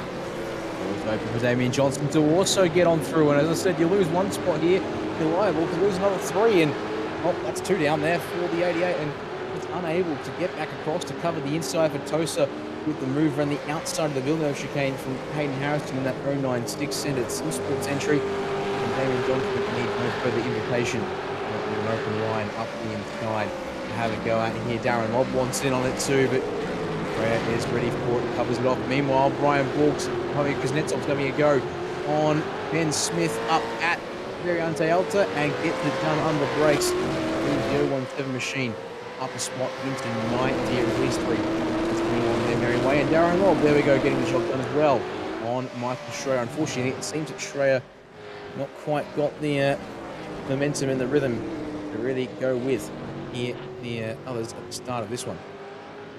Checking back in with the battle for 2nd meanwhile. Freer still under massive pressure from Stanaway here. They got a lovely gap back to Sean McNamara, who took over the 951 car at the previous stop, but 95 SimSport remaining in 4th spot. They're having an excellent afternoon there in that car, but seems that Richie Stanaway is he's looking pacey here. Freer has not quite been able to get the car under him like Stanaway has. Stanaway an instant faster on the last lap, dipping into the 43s as Tom Freer set a pretty much 44.0. And here's a possible first for all of you in V8SCOPS history, at least in Enduros. Every car that started the race is still running at a 3rd race distance. That is quite an achievement there. Within the series, elbows out is not too unfamiliar, but indeed keeping everything under control for now is this group of this field here today. So good stuff. Meanwhile, look at this side by side down into Ackerman and Riley. Hayden Harrison trying to hang on from Damien Johnstone. It gets close, but Johnson gets through and is able to cover off Harrison, who goes back for the racing line here. Darren Lobb would like a crack at this too, I would think. He's just got to find a little something extra to close down that margin that's there between them. But at the same time, well, watch out for Harrison. However, we've got Johnson down the front stretch. Speaking of front, at least, if we take that word out of the sentence and make a new one completely out of it by itself. Still here. Number 3, Richie Centaway. Nose to tail, nothing in between them at the moment on lap time. Although continuing to lose a couple of bits and pieces to James Scott. So far up ahead, he's up over the hill and out of eyesight. But plenty of other battles to keep our eyes on. Just one here between Daniel Misdale and Steve Jansen.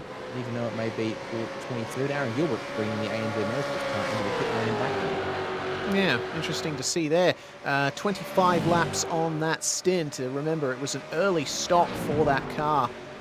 They're the first time they went into the pits. We also see that Stephen Varga and the number 68 SSR machine has brought that one into the pits from about 30th place. We will see here Thomas Hinz now trying to make his way a bit further ahead of Jansen as he's trying his best to hold off the advance of Daniel Misdale, and Ben Christensen has very helpfully corrected us. It's not the first time we've seen everyone in the field still running at a third race distance. 2 years ago it went to about lap 80 or so without a DNF, and Kobe Jones blew the engine to bring out the first safety car. That was a couple of years ago at this very venue. So still, I think it takes nothing away from the fact that we still have all cars running. Yeah, indeed. Game of can we hopefully see another case of that again today? And well, half a chance, good based on the way we're going so far at least. But critically now, we're at the point where many drivers who say to the parts of the race start and want to get out the co-driver switch to it from here. But he would be in for a bit of a long slog, and he would be off seeking 2 stops and then some to make it home. Beyond the down off, trying to apply some pressure to Hayden Harrison there as we jump up to Damien Johnstone, who's starting to walk away a little bit from those two, it would seem. But a quick replay, thanks to Virtual Racing School, going to tell a bit of a different tale apparently here at Tamburello. Then we might want to try and go and see what's happening on the live pitches, because Dylan Pereira is putting some pressure on Michael Taliantich, and that's why we have a replay. There's a lock up there for the 033, and well, just as the pressure was being applied at Tosa, it's dropped away here, and Snetzel would like to apply some pressure on his own onto the back of Pereira at Ackerman if not very Untitled. Yes, indeed. Long train of cars happening here, and these guys all fighting for the last positions in the top 10.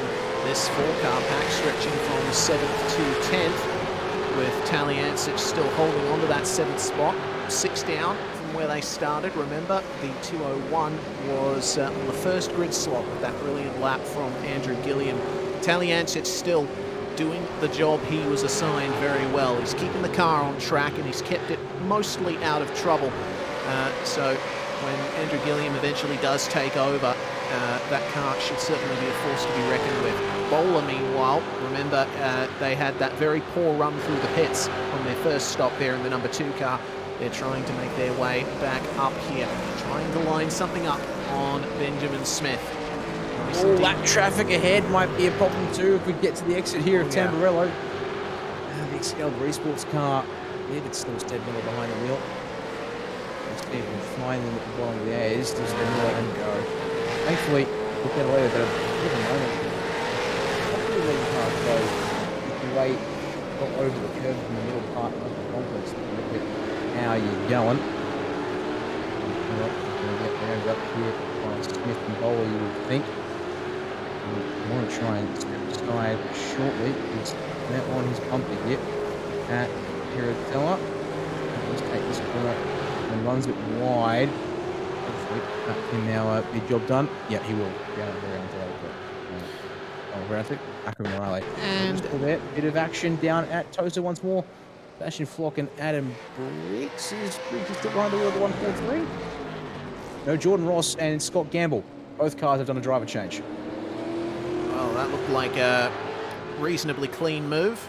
A little bit borderline on the exit, but cleanly done. And Gamble under a lot of pressure once again. checking back in a bit further up. Simrigs.com DPR versus Send It Sim Sports. Hayden Harrison trying to get 15th place here from Darren Lobb. And this is, oh dear, that's a little bit of a lock up there from Hayden Harrison. And he's going to fall off the back of Darren just a little bit. Could bring him under some pressure from the recovering number 88 of Schreier and Hobson. Quite a difficult run here as Henry King brings in the 208 machine. Now, what's the deal going to be here? Is there going to be a driver change in this car? A couple of very short stints here. 17 laps each, or near enough, for the 208, and it looks like that is going to be a driver change. Chris Coxhead is going to jump in. Henry King has completed the minimum driver laps, so I would suspect Chris Coxhead is going to remain in that car to the end of the race. Would be a reasonable assumption, but strategically speaking, they're going to be in a rough spot without safety cars to reset the field and change things up, because they're, by my numbers, 10 laps short of making it home on a simple two-stop strategy, and a bit hard to find two on the 10 lap field, even though this much left in the race here. Is seeing this fight with P4. Sean McNamara is behind the wheel now of the 951 machine. Phil Worley looking to close on up there. Fourth.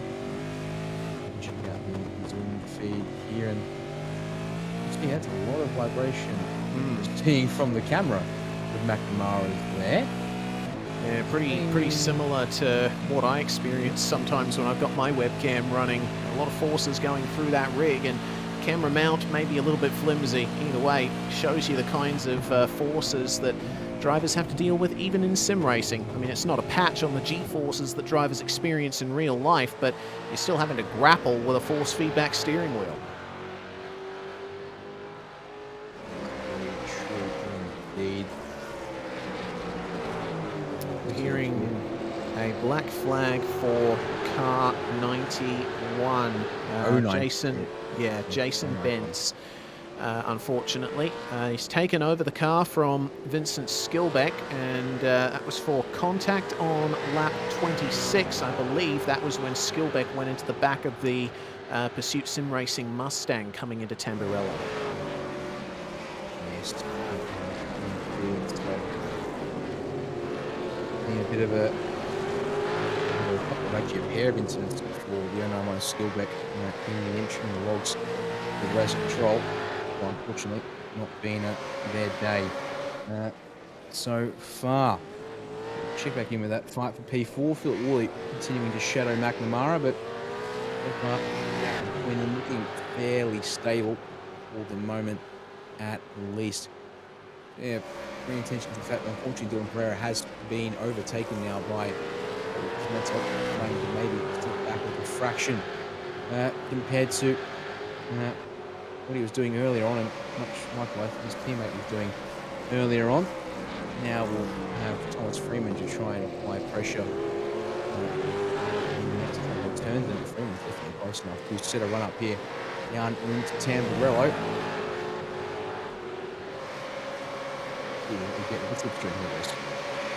Indeed. Premier Racing Team versus Phoenix for 9th place here. Thomas Freeman trying to get a bit further into the top 10. And up the inside of Tamburello he will go. How hard will Pereira fight this? A bit too hard it seems. Goes on a tour through the gravel trap, but back onto the track safely. He will pick up a slowdown from that, but fortunately, it doesn't seem too many other cars involved. It does seem that Matthew Bowler in the DBM Beyond Blue number 2 entry will have potential for another position here. And speaking of Bowler, I was looking at him just a little earlier coming up to Variante Alta. They got Matty Jones up behind them in the 087, the high octane car. That car's actually a lap down on these guys. And Jones was taking his time letting Bowler by, and I don't think Matthew was too happy with Matty for that. Either way, they are currently the last running car on what is considered the lead lap on my timing, because it seems that the leader has not come around to lap them yet. We have one car a lap down, confirmed. The Excalibur Esports entry was Stead Miller at the wheel of the number 27. But Matthew Bowler, he is by the high octane entry now and trying to line up something here, anything to try and make his way into the top 10. He'll be looking at 11th here.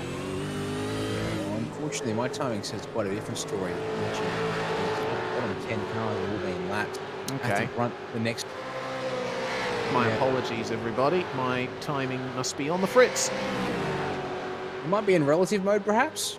Nope. Okay, no, he's just on the fritz. Well, that does happen from time to time as we check out here.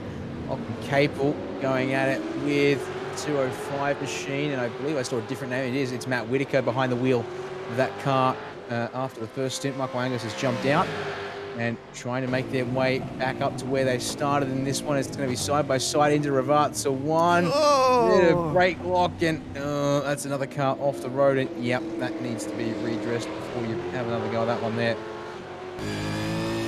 15. Cable making a move up the inside. Not able to get it pulled up to lead the cars with though. Right in behind. Will immediately go for the slipstream down the front stretch, and Johnstone pulls this one up this time here at Tamburello. To be fair in the Arc of War. He's going to get that one pulled up and across in front of Whitaker there. They seal that one off, although Not without a couple of blinks. give a couple of blinks just to give me a bit of a report here. Back inside the top 10 we go, because after being a little bit quiet, Kenneth Ladder's being caught up by Mike Taliantis, who's bringing Rick Kuznetsov with him. Lawrence Freeman and Ben Smith are about to pair off and fight there, and Dylan Pereira's still got Matt Bowler looking to keep him honest. So groups building here inside the top 10 to focus on once again here, Reese. Yep, three-way fight here for 6th, then getting further back to 10th spot, Benjamin Smith here. Made up a freebie on Dylan Pereira when he went deep into Tamburello. There goes Worley at the inside of McNamara. So after holding on to 4th place for a very long time, 9.5 SimSport finally loses a position, and there is going to be one position gained for Michael Taliancic back up into 6th place, passing Kenneth Ladder, and Rick Kuznetsov could get his nose in this battle as well. A two-way fight behind them as well with the Premier and Race on Oz entries too. There's still plenty of fights going on through this field, but it seems to me, as up the inside goes Kuznetsov, Latter put down another place. Oh dear, he's getting a really good run off the outside of Tosa though. He could protect this here from Kuznetsov if he gets it down, and Kuznetsov might have to yield here. No, he won't. He's going to go up the inside into Piratella and get the place of Kenneth Ladder. Good stuff there. Meanwhile, Matthew Bowler has made his way past Dylan Pereira at the Piratella corner as well. So the Phoenix number 79 back into their starting position of 12th. Busy lap there indeed. With a wobble there for the 033. Damien Johnstone still behind the wheel of that one there, but trying to heat the pressure on Kurt Stenberg, who's still helping bring that car forward. They're now up 26 places for the 22 machine. And well, that group of cars we've just been talking about is next up the road. So definitely plenty more opportunities to come their way. These two here can just focus on running nose to tail for the next couple of laps, you think. And we shall see. It's a good exit for the 033 of Johnstone.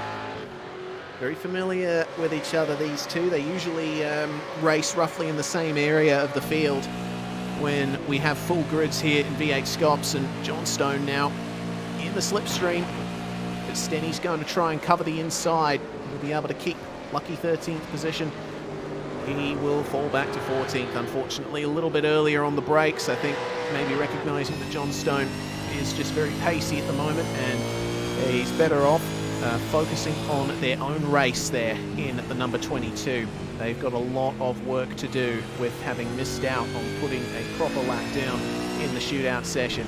But Stenny, of course, in conference with Brady Myers, I'd imagine, on how to go about the rest of this stint as we are on the 42nd lap of this 102 lap race. We're rapidly approaching halfway. Maybe a decision there just to allow Johnston through for a lap, follow him around, get the slipstream off of Johnson, given how strong it is here. As we check in with our race leader, who's been having a nice quiet race, but now has himself two drivers vying for position right in front of him here. Going to 7, a Christian Smart up the inside of Scott Martin for 31st. But the leader one time through, and that's actually going to expose Barton to Philip Kraus in the 074, who also go through on the inside for the Villeneuve chicane and gets the job done there as well. Just check in there for a second. There's a P2. Trouble between Ben Smith and Bowler down at Ravazza 1. What has gone on between these two here? Okay, maybe a botched overtake, maybe the rear end coming loose on either or both of those cars. We'll have to get a quick look at that one on the Virtual Racing School replay. Oh dear. Lots of netcode under brakes at Ravazza 1. So I'm hearing that Richie Stanaway has also made a mistake. He's fallen nearly 2 seconds behind Tom Freer in the 89 as these guys continue to try and sort themselves out here coming into Tamburello. Okay, now we're going to take a look at what happened down at Ravazza between Bowler and Smith. So Bowler gets a better run out of Variante Alta, but oh man, yeah, just some side-by-side netcode contact on the way down into the braking zone. That's a real shame for those guys. And here's the mistake for Stanaway. He was very aggressive over the curbs, and there was a slowdown as a result. So gives a little bit of extra breathing room to Tom Freer. Yeah, it does. So, top 3, base out a little bit once more. Checking in here real quickly with James Shastaner, who's jumped aboard the Banter Alliance 427. Wisdale Company here in 23rd place. Oh, more trouble to Ben Smith at Acca Minerale. He's gone off and lost a spot to Johnston and Stenberg, but also importantly, off time in the progress. Progress, I should say, meanwhile, looking here at Chastner. He's brought that 427 car. Recently handed Paul Young, is now up 19 spots from the start of the race. Again, the only car to do better so far today. Actually, the 209 G Shifters car of Thomas Hinz and 26 coming up 22. Now up 26 spots. They're back to 13th. Unfortunately, Unfortunately, Ben Smith on his own there at Acton Morales. Yeah, indeed. That's a big shame there. Well, either way, Freeman and Latta fighting over 8th place. And we've got a car up behind them, but it looks like that's a lapped car, so not going to factor into this battle much at all. Not the best of exits there for Latta from Tamburello. Yes, still there at the moment at Tamburello. And Nahol gets the spot back on the way down to Villeneuve. Just go down there, I think he's just running a little wide. And yes, Herrera, unforced error as well. Overshot, blocked the brakes, and that gravel. Cutting past the apex at turn 2 there as we check in with this group here. Ben Morris flies on past Misdale, who has then got to leave the door open for Tao Serono, but able to cut him off just in time there at turn 3. Serono gets the rear on the exit of turn 4. Not able to convert as a result of that slide through the last part of the complex. Oh boy, although it's starting to get out, path is certainly on.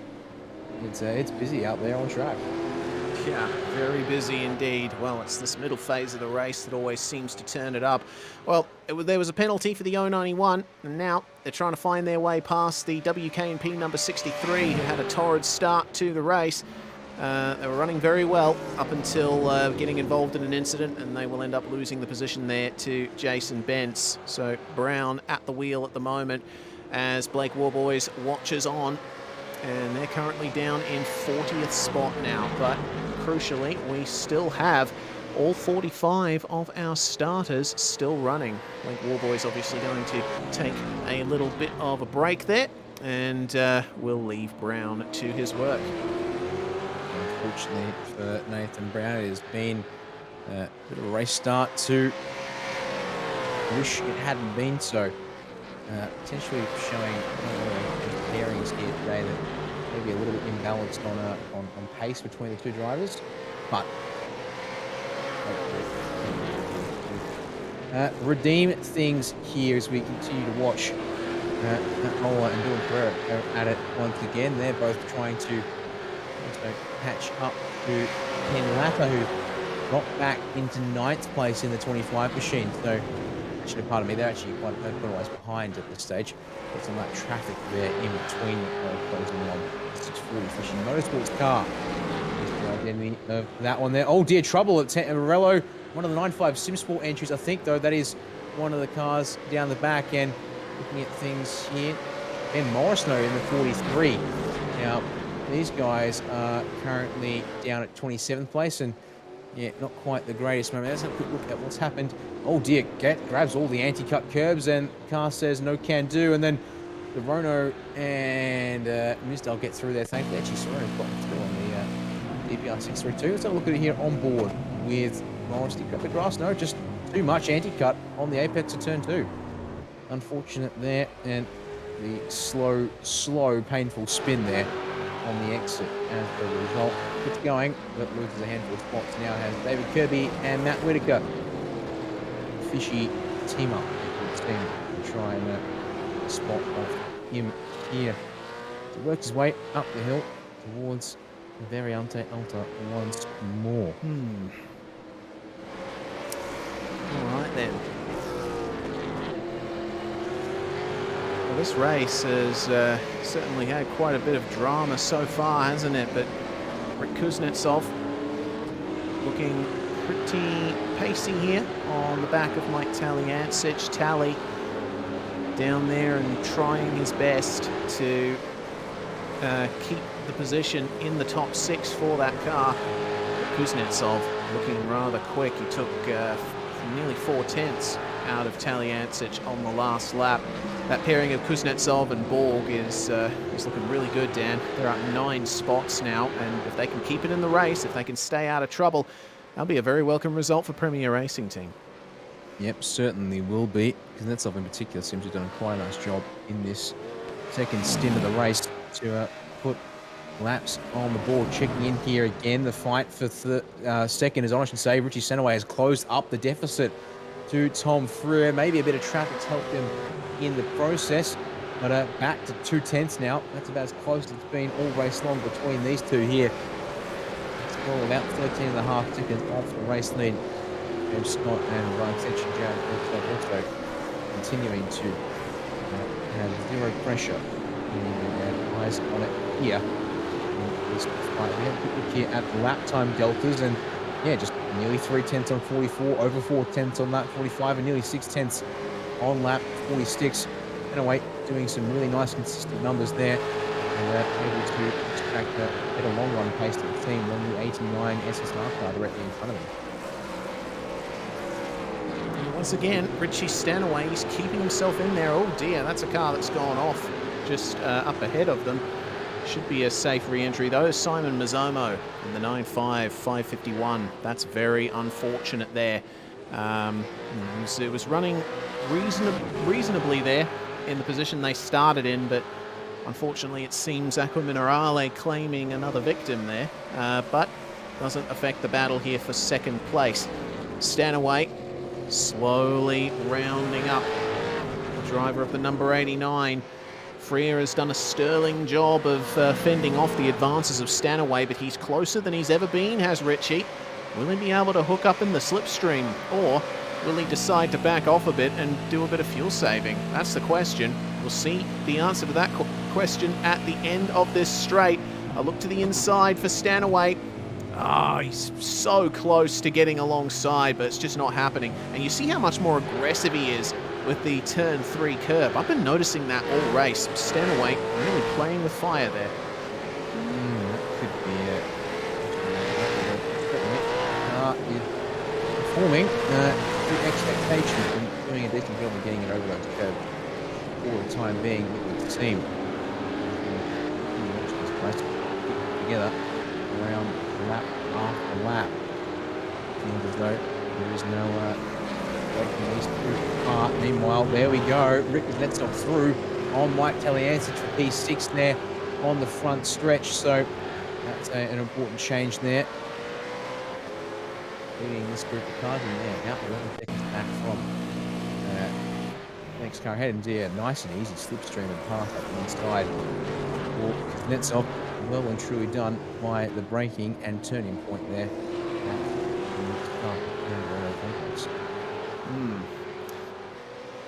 Well then, that's another position lost for the car that started on pole position as we continue to rapidly approach the halfway mark of this race.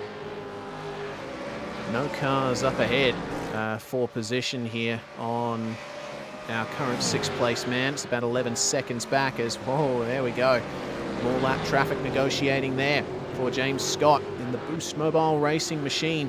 And what a lead he has over everyone else. 14.2 seconds. He can afford to lose out a little bit. These guys, 2nd and 3rd, making their way through lap traffic as well. But Stanaway still not able to find a way past Freer. They just made their way past Chris Coxhead in the number 208, who is down in 35th position currently. Yeah. One of the things with, like, you wonder what would a safety car do to this field in the time between, how would that change things? Not that we necessarily need one for things to be good. Meanwhile, early pit stop taker for the number 2. Matt Bowler's coming down the lane, as has Mike Talianstich, so make that 2 drivers opting to get a pit stop done, and because critically, this is the lap you can bring it home, and it's 2 27 lap stints to the end of the race. So Talianstich, I presume, yep, out his car goes, so he will hand over to Andrew Gilliam, and indeed, Matt Bowler, job well done for him. Robbie Gibbs will get behind the wheel of the number 2 machine. Meanwhile, Dylan Pereira has been parked, I believe, by both Damien Johnstone and now Kurt Stenberg in the course of a couple of turns here at the start of lap 49. Oh, here we go then. That Trans-Tasman car has been vaulting their way up through the field, haven't they? A magnificent job from Brady Myers and Kurt Stenberg to now break into the top 10 after that torrid shootout session. It stops then complete. The Banter Alliance car brings it in, and we see the DBM number 2 in there as well. And out of the pits will come Robert Gibbs, who takes over from Matthew Bowler. We've also seen that Andrew Gilliam takes over the 201 machine. So Michael Talianstich has gotten his required laps out of the way and then some. Tally out, and Gilliam in for the final half of the race. This is going to be interesting to see what kind of impression Gilliam can make on the top 5. Yeah, it's going to be a hard slog without some intervention from the safety car, though. That's the million-dollar question. So, as of right now, there's only 3 cars that have satisfied their minimum driver laps requirement. That's the 208 Jinx Shifter's entry, the 201 of Gilliam and Talianstich, and the number 2 of Bowler and Gibbs. So everyone else, they've still got a little bit of extra work to do to get both of their drivers with a reasonable amount of laps in the car. I mean, technically, you could say the number 2 hasn't actually cleared the minimum requirement for both. It's cleared for one. I mean, yeah, all hands on deck. Cleared for one. Yeah, that is true. And indeed, given that that's my team, I can tell you that it's a pretty straightforward plan. Robbie's a better faster driver in the car at this stage. He will certainly be playing to take that one home as unless things change drastically in emergency business. The only thing, unfortunately, for Robbie is he's coming out in some serious traffic at the moment. But let's keep an eye on here. Oh, there's that traffic I was talking. I was going to say, you've got a good battle there that you were watching. Second, let's see. We've got the Americans down under car. They've come out, outside edge of the top 30. So it's Philip Kraus under brakes, and then Christian Smart gets absolutely brake checked by Carmichael. No. Carmichael tapped around there by Robert Gibbs, and the Americans down under car has to take some avoiding action there. God, there has been a lot of drama for that Pursuit 124 so far in this race. Lots of taps from behind. We'll get it on the replay here. That was quite dramatic there in Tamburello, Dan, and it all started with 5 cars in the same bit of racetrack. Yeah, a whole lot of stems into turn 2. it starts with, Carmichael up the inside of Matt Whitaker in the 205, but she doesn't get it. She typed into him, bumped in the rear. And then, Pista was just on because Robert Gibbs deciding that apparently trying to fire up the inside of the turn 4 apex. There was a door which he actually forcefully opened. I would expect a redress call on that one. There. And actually important to note, that pit stop is put in the right now. Just to see how things go there. Both the cars that have come in pits to clear that requirement, second stop requirement, and driver lap count. Are now 1 lap down on the race leader. This is the end of the halfway mark, and we're still green. So 250 Ks of racing under our belts for this afternoon. Check, and all going here. There's another car off the pit lane, the 41 DPR machine. Andrew Dyson behind the wheel of that car now. Freer in from second. I think so.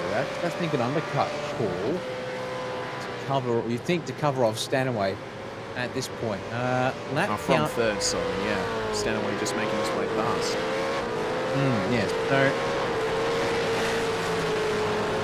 28 laps scored for Tom Freer, Wayne sorry, at the start of the race. Actually, yes, from second. My apologies. Looking at the timing wrong once again. Oh, Gardner gaff. They happen, I guess. Yeah. So, you may do it. So, yeah, Tom Freer's got another 11 laps to do before he can hand the car back to Wayne Burke. We'll see how that one goes. We'll go into the pits, including in ladder 25. Into simulation machine.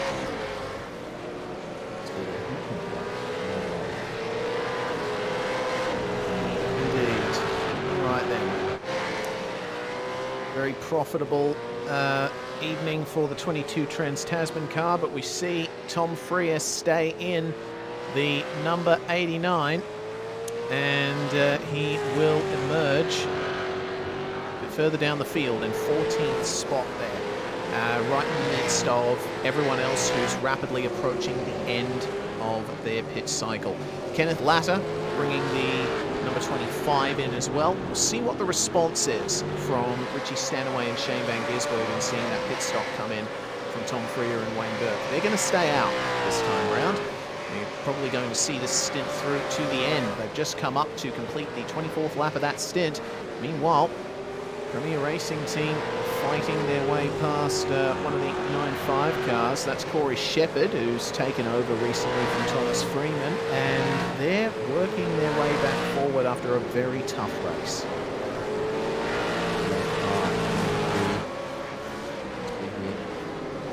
Lined up 1, 2, 3 in a row. For the time being. Yep, Sean McNamara brings the 9.5-1 entry to the lane. Now, McNamara, he didn't start this car, so yeah, he'll have to do another stint here to complete the lap count requirements before Dylan Rudd can finish off the race. Challenge of balance. We're in the point now. A good old challenge here. If you're in the window to make it home on 2 stops, but how do you do it in terms of setting up your primary driver if that's the way your team composition is to maximise their opportunities and time on track? All right, 50 laps to go. And we're wondering whether there's some connection issues potentially for the number 79, but we'll have to wait and see. Blake Delaney bringing the Fishy Motorsports car in. And it looks like that might be a driver change. Jamie Dyke making his way back into the car there. Now Kurt Stenberg is starting to line up Damien Johnstone for position. I'll tell you what, Stenny, he was a little bit shaky coming out of the pits and just getting used to the car, but he has really switched on here in the second half of this stint. Yeah, they have had drivers making pit stops around them, so that's certainly brought their way up, but there's problems there for the 79. They have dropped. Dylan Pereira has lost connection to the server. So after some stellar performances from himself and Ryan Leonage, Phoenix 79, for the time being, is not in the race. Yep, you can see here, Rayhan's gearing up to go again, and unfortunately for him, yeah, all the good work, as you said, both him and Dylan have done so far in this one, now gets stuck waiting for the pit lane, or the auto tow to occur. And, well, that is going to be a painful experience for him. Next car to the lane, 143 of Jordan Ross, also the 209 Thomas Hins, and the 84 of Scott Gamble. 25 laps, 28 laps, and 26 laps respectively, all on those stints that they had just completed there. Very close, meanwhile, between Lachlan Capel and Tao Sorono. This is a very heartbreaking view here because, man, these guys coming in and just Leonage watching as his car falls down through the field. They can't do anything because, as you mentioned, Dan, there is an auto tow function in iRacing when a driver loses connection. Leonage is going to have to wait a few minutes to get back going, but that was a pit from the lead there for the 94. And James Scott will bring it in. Richie Stanaway still staying out. That's going to be a pretty long stint there from this car. 48 laps to go.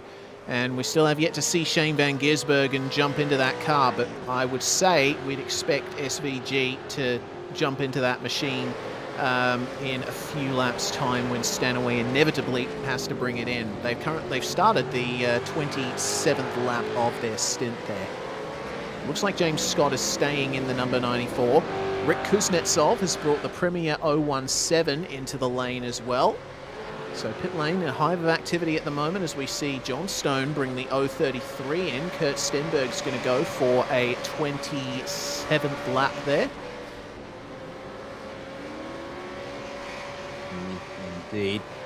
Meanwhile, some action from race control. But that needs to be thrown away and ignored. Robbie Gibbs, black flag for the contact and the half spin of Rob Carmichael. Drive-through penalty will need to be served by the number 2 machine. Unfortunate given that Carmichael didn't fully spin, but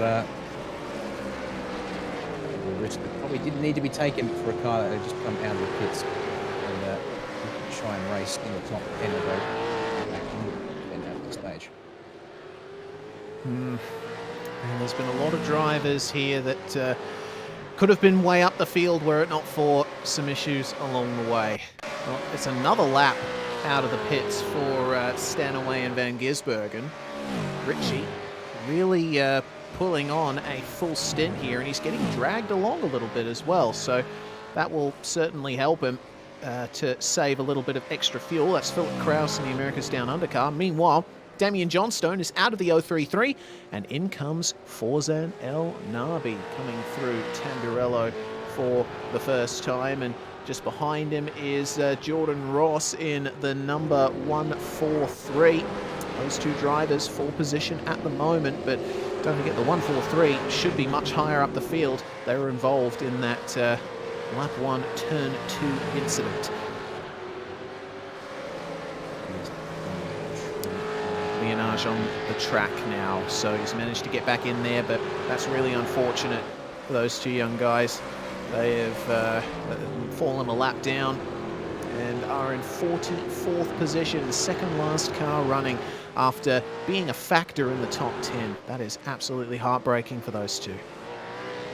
Yeah, unfortunately, there's some things that are out of your control, and, well, it's not so much hardware failures, though they do happen, of course.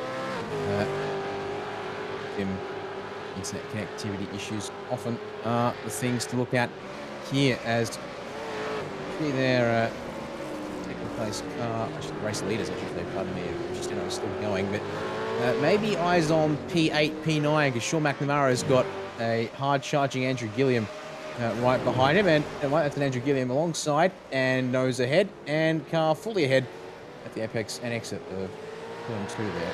Taylor gets a spot through up to P8 now for Gilliam, but I'm going to try and catch through an Andrew Geist, and Geist is only a couple worry, but then about 30 seconds point through, that's how much time unfortunately might be lost through those guys in the front of the field. In the race, meanwhile, indeed, Richard Stanaway has come to the pit lane. Shane Van Gisbergen jumps aboard with 46 laps remaining in this race, so a short couple of final stints for him. Will hand the race lead to Kurt Stenberg, but probably not for long because also Stenberg's on his 28th lap of the stint, and indeed he will also bring it to the lanes. So it will be James Scott to resume the race lead. Darren Lobb follows those also coming into the pits here. All right, more pit stops coming in, and the number 94 falls back into the race lead as SVG finally makes his way out of the lane. That was a reasonably long pit stop for those guys, but somewhere in the vicinity of most of the pit stops that we've been seeing. Regardless, Shane will come out in third place. There was quite a bit of loss there, because the pit stop time for the SSR number 89 was 38.2 seconds, and the stop for the 539, 44.5. Overall time loss of about 6 seconds there. So it's going to be up to Shane Van Gisbergen to really get on the pace quickly and put in some big fast times. Part of that, well, most of that comes down to the way the refueling and all that affects things there. I think though that's the time that we'll see Shane get back in the final pit stop of the race on Tom Freer. With 5 laps ahead of the stint length. 5 laps of fuel is a not insignificant amount here in this car. It's about 20 odd litres it will take for 100 mil, a bit of a buffer perhaps. Shot here of the run down to Tamborelli with that kink that counts with turn 1.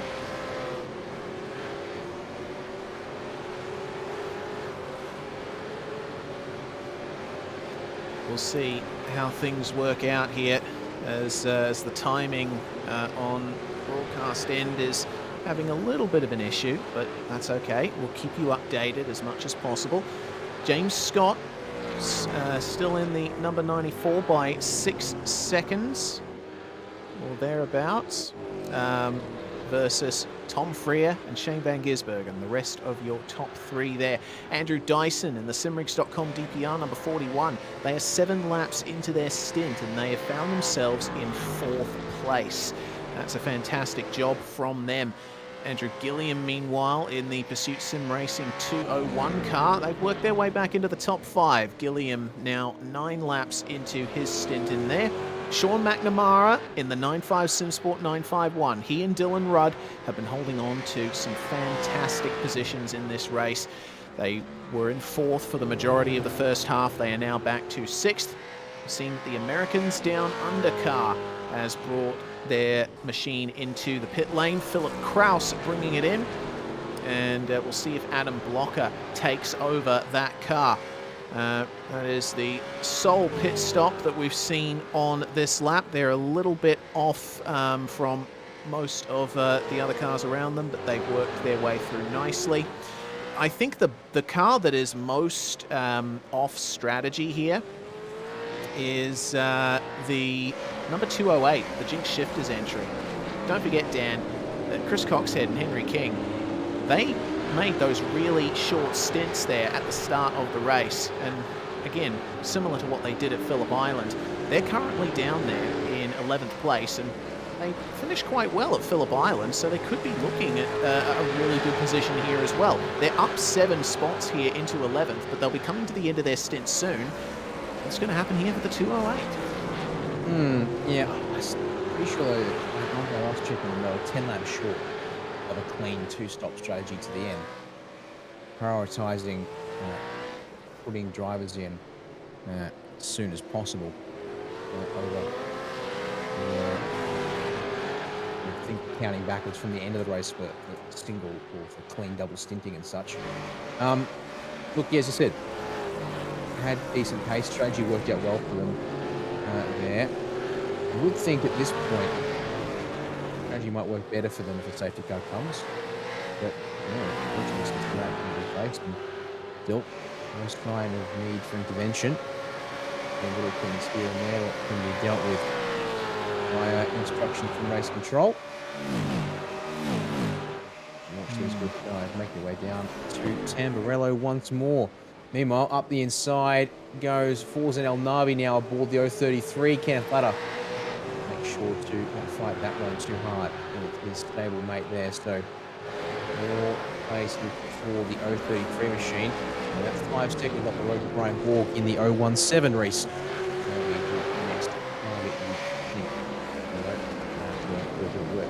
Pull that one off. Is up the inside of Chris Cox. There goes Jordan Ross. That toaster. A little late move there, but makes that stick quite nicely. So we're shuffling here in this group on lap 59 of 102.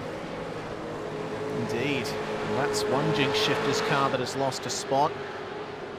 The other Jinx Shifter's car could be in a little danger as well, with Scott Gamble chasing Brett Loxton for 18th. But we look at it further forward to Dylan O'Shea, who's taken over from Darren Lobb. He's going to try and line up Robert Gibbs for 16th spot here. Head off the curb, going into Aqua Minerale. And a nice straight exit from both cars, but not too much between them on the way up to Variante Alta. They got Luke Mitchinson in the Race on Oz 04 car up ahead, and looking at lap times, it seems that Mitchinson is pretty much level with these two. They've been setting roughly the same times. There's only a tenth or so's difference between the three of them.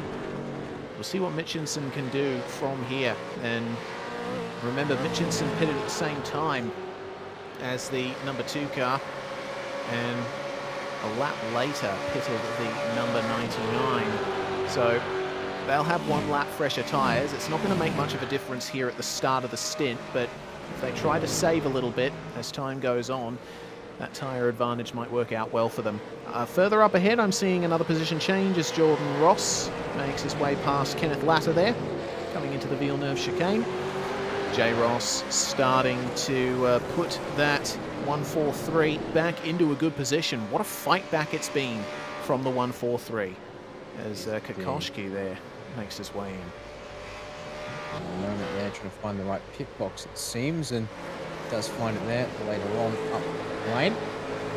But yeah, indeed, in the 143, going to be good off. Coming all the way down into what was 45th at one point, and dead last of all the drivers left on the track. Now, up N1 so I like that little cut of the track for, I believe that was the 7 of Brian Borgers. We're focusing here on Leonage.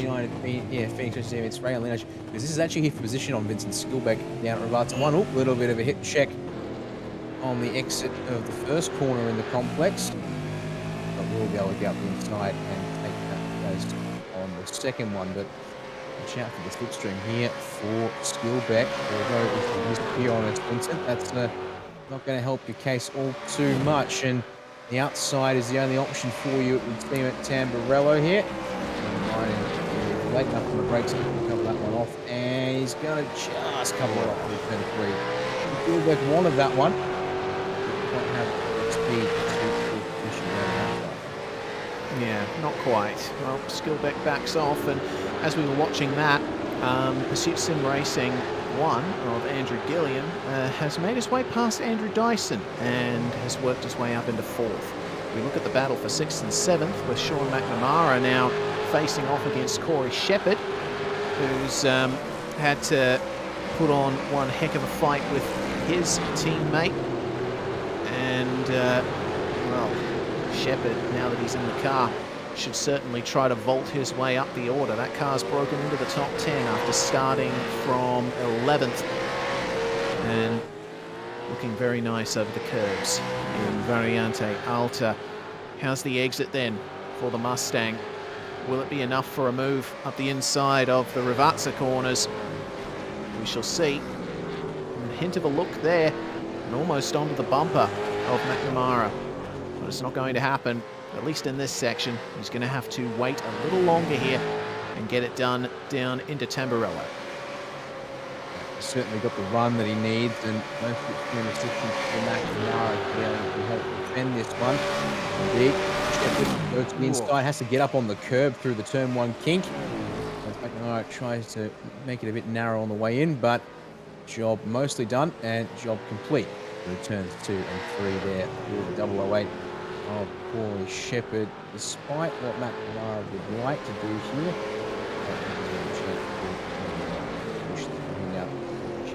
Clean air, expect him to make that breakaway and catch on up to the next car ahead for him, which is the, where are you, 41 of Andrew Dyson, the next one on the road for Porsche.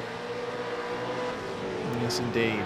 Well, it's going to be quite close for all of these drivers, and a lot of drivers fighting up through the field here. Stenberg in the number 22, a couple positions ahead of these guys. Trying to round out Christopher Ireland, but have a look at Robert Gibbs here, trying to find his way past Luke Mitchinson in the 04. Wasn't able to get it done at Tosa, but can get it done here at Piratella, but has to back out of it for the time being. That's the thing with this track, you know, if you're not fully alongside on the way into one corner, you're gonna have to wait until the next proper braking zone to try and make a move. And you see that Gibbs is still having to face off against pressure from behind as well, with Dylan O'Shea right on the rear of him. Yes, indeed. Having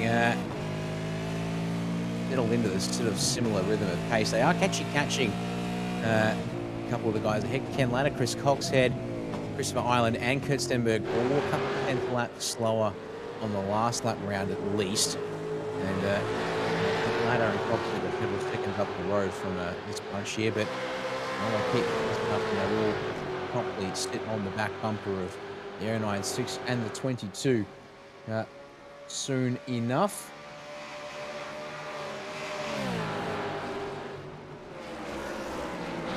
Great fight going on between these drivers.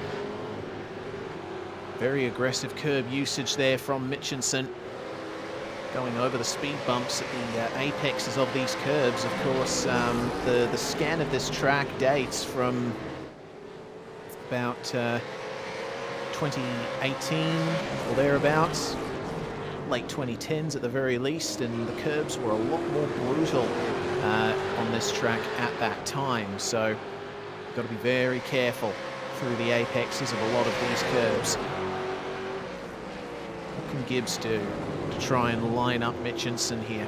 Well, he's still having to face off against Dylan O'Shea there, who's getting very close now, could potentially go for it. Nothing's going to happen into Aqua Minerale, but man, Gibbs is having a lot of trouble here, isn't he? There's only a lap's difference on tyre life between those cars, but it's definitely showing that O'Shea, now that he's in that rhythm, is working himself beautifully. And I think Gibbs might be having a bit of trouble with Mitchinson up ahead.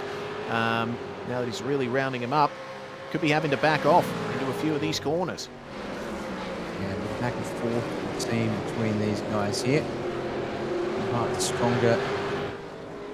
Now, depending on what part of the track you're looking at here, they're all pretty evenly nose to tail. Is not all that effective at this stage, it would seem. I mean, the runoff for Vatsu is so important, but here comes Gibbs. He's closing now, right at the end of the straightaway here. To the inside, he's going for it, up alongside late, and slides across in front of Mitchinson to take the spot there through turns 2 and 3. So it's a nice clean line-up done there. Pit stop number 3 for Chris Coxhead. So there is that first early stop there for the 208, and yeah, by my numbers, fortunately for them, about 10 laps short of what they need to be able to make this work here to the end. Yeah, just a few short. Well, Shane Van Gisbergen out on track and starting to come up on some lap traffic here, and that could help them out. came out of the pits 9.5 seconds behind Freer, and now the gap between them is only... oh dear. Oh dear. Yeah, looks like a blown engine there for that 640. machine. The car, the 640 car, who we've already seen suffer quite a few dramas here today.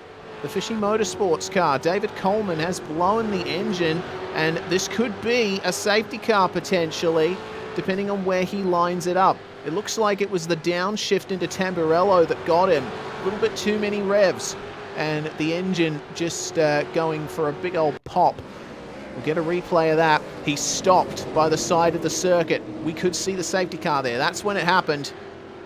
And he was just coasting along there. Had to get out of the way, and I think he's requested a tow from race control now. He's right by a marshal's post, so they could potentially get him off the track without having to call a safety car. But that will be left up to the discretion of race control. Our first potential retirement of this race, and we made it 65 laps in. We're not going to get a safety car. Indeed, having got it down towards the marshal post, we are going to stay green. Permission to tow was granted then. So we carry on as things have been. So I mean, I kind of want the safety car so we can see what happens with everyone bunched up, and everyone would have to save fuel as well for good measure to make it all work. Here, because you're trying to do a one top to the end, you're a couple laps short, and if you can ultra stave it, or do you just commit and go splash and dash, or not even pit under yellow and pit later when it's safe to do so on the green? So many strategic options there. As well, took a bit of turn of pace. Gibbs has found a little something here in this phase of the stint. Gotten right onto the bumper of Stenberg here. And probably looking to challenge for a spot here at the end of the front stretch. And he's made a nice little, small but meaningful buffer, given the recent history there, to behind there in the race with Oscar and O'Shea behind him as well.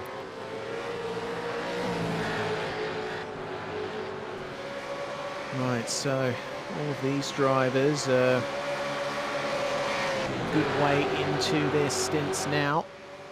9 laps completed for Christopher Ireland and Kurt Stenberg, as well as Dylan O'Shea. 10 laps completed for Robert Gibbs and Luke Mitchinson. O'Shea trying to round him up there, and Gibbs looks like past Stenberg. Yeah, Yep. He did. Made his way past Kurt Stenberg, now up into 13th spot. So it's back to 25 places up for Trans-Tasman number 22. Might be an opportunity there for Stenberg to latch on and follow along here, because the 096 Crystal Island is probably looking a little bit interesting here as Yep gets there nice and steadily under brakes does Gibbs at turn 2. Comes across to seal the deal through turn 3. So not too much of a fight there from Kenny. A long game. And yes, first car back in the pit lane. Now laps down, unfortunately, for the 640 Fisher Motorsports car. It should be as good as a retirement in that case, but it does mean that we don't have yellow. That we do. And Brian Borg and Forzan El Nabi together for 8th and 9th here. Since El Nabi has gotten into the car, he's been putting down some incredible times. He was 9/10 faster than Brian Borg on the last lap, and rapidly rounding him up for a potential run at 8th here. I gotta say, those times that El Nabi's been setting, they are pretty much in the ballpark for drivers running up the top of the field like James Scott and Andrew Gilliam. But fastest car on track is currently Shane Van Gisbergen, as there goes El Nabi up the inside and up into 8th. Still, both of those cars there, the Synergy and Premier entries, they're both up quite a ways here. 9 spots up for the 033, 7 spots up for the 017, but like I said, fastest car on track, Shane Van Gisbergen, 1:43.5 on the last lap, and that car holds the fastest lap overall, 1:43.1. We haven't seen anyone get close to that other than Forzan El Nabi with a 1:43.13. His fastest lap, only 9 thousandths slower than what Shane Van Gisbergen can do. Oh, there you go. Yeah, importance of driver experience, driver skill, and changing and improving conditions, it would seem, as well. It is continuing to cool off as it's now hit virtual and real life 5 o'clock in the afternoon, at least for those of us here on the east coast of Australia. Almost matching up to the minute with the virtual time at Imola at this stage. So still above 30 degrees track temperature, 34 Celsius, or 33 Celsius currently to be precise, but it keeps on coming down. Fresh tyres and about 10, well, actually no, less than 10 laps, now about 5 or 6 laps for some drivers who want to come in a little early. Pardon me, looking at where drivers are at. Wait, yeah, no, they're about 10 on laps or so. Not even. Do some pretty quick times when they come back out of the pits.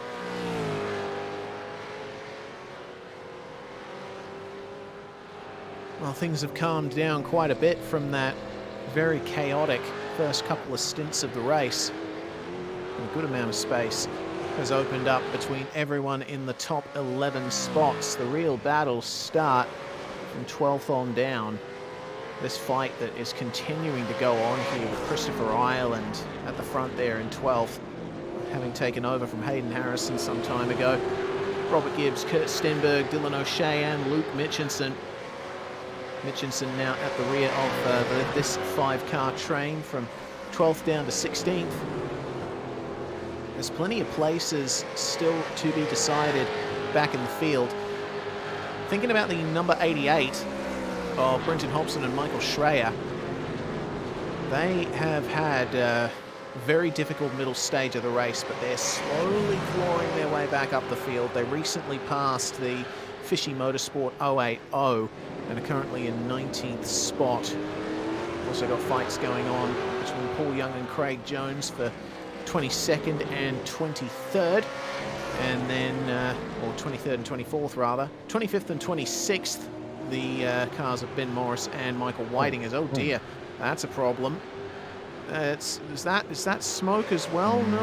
No, it's not. Just dust. 632 DPR machine, unfortunately, has come unstuck. And let's see here. Oh, Andrew Gilliam, have you been a wall here? No. Oh, God. Yeah. Okay. Just trying to keep pace up and... Oh, no. Bang. Okay. Absolutely spears the 632 of Daniel Mizzo. A lapped car, I might add, in all of that situation to boot. That wasn't position, but just... Yeah, it's not look too good on the 201. No, I would think at that point there. So we have to wait and see what comes next for that, if anything, because it depends. Back to up just to go, and looking here at Stenberg once more. Dylan O'Shea looking to try and put some pressure on him now. Stenny, double check. He's not far away from, I think, being able to pit and hand the car back to Brady. Got in on lap 29, so minimum laps are well and truly complete now. Just a matter of getting this car to the point where it can do one stop, almost stops home to the end for the 22 machine. That looks to be the play, it would seem. Well, there'll only be another 5 or 6 laps tops before they're in the window, and they've only done 13 laps currently, so it'll be a very short stint here for Kurt to wrap up, but that might be what they need. As O'Shea thought about the apex of Rivatsa 1, but he wasn't there to take the place, so he'll have to get the slipstream down the front stretch, and that surely will be not too hard of a task here, given how powerful the total each team is here at Imola. Well, O'Shea definitely looking like the quicker driver at the moment. You saw him trying to make his way past Stenny a couple of times there. He's going to have to stay behind through Tamburello. There could be a chance for a move at Tosa if he can hook it up. It does seem that O'Shea is stronger on deceleration for the time being.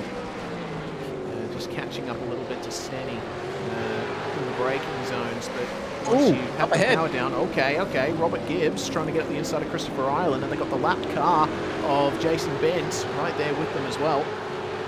They make their way past him cleanly, but that has compromised those guys slightly. They've also caught Ken Ladder, which I didn't notice was happening. But it's been happening quite rapidly, it seems, in the past couple of laps. So 25 machine ahead of the 096, the fourth position. But yes, all of a sudden, saw about 3 wide into Tosa and was like, hey, yay. And thankfully, that all kind of resolved itself. Just lap car needed to find a way to step aside without tripping anyone up. And so far, so good. So we get Stenberg and O'Shea through. We get this clear. Richardson partner at the back of his train. There he is in that 13. 2 groups, 6 separated by 1 lap.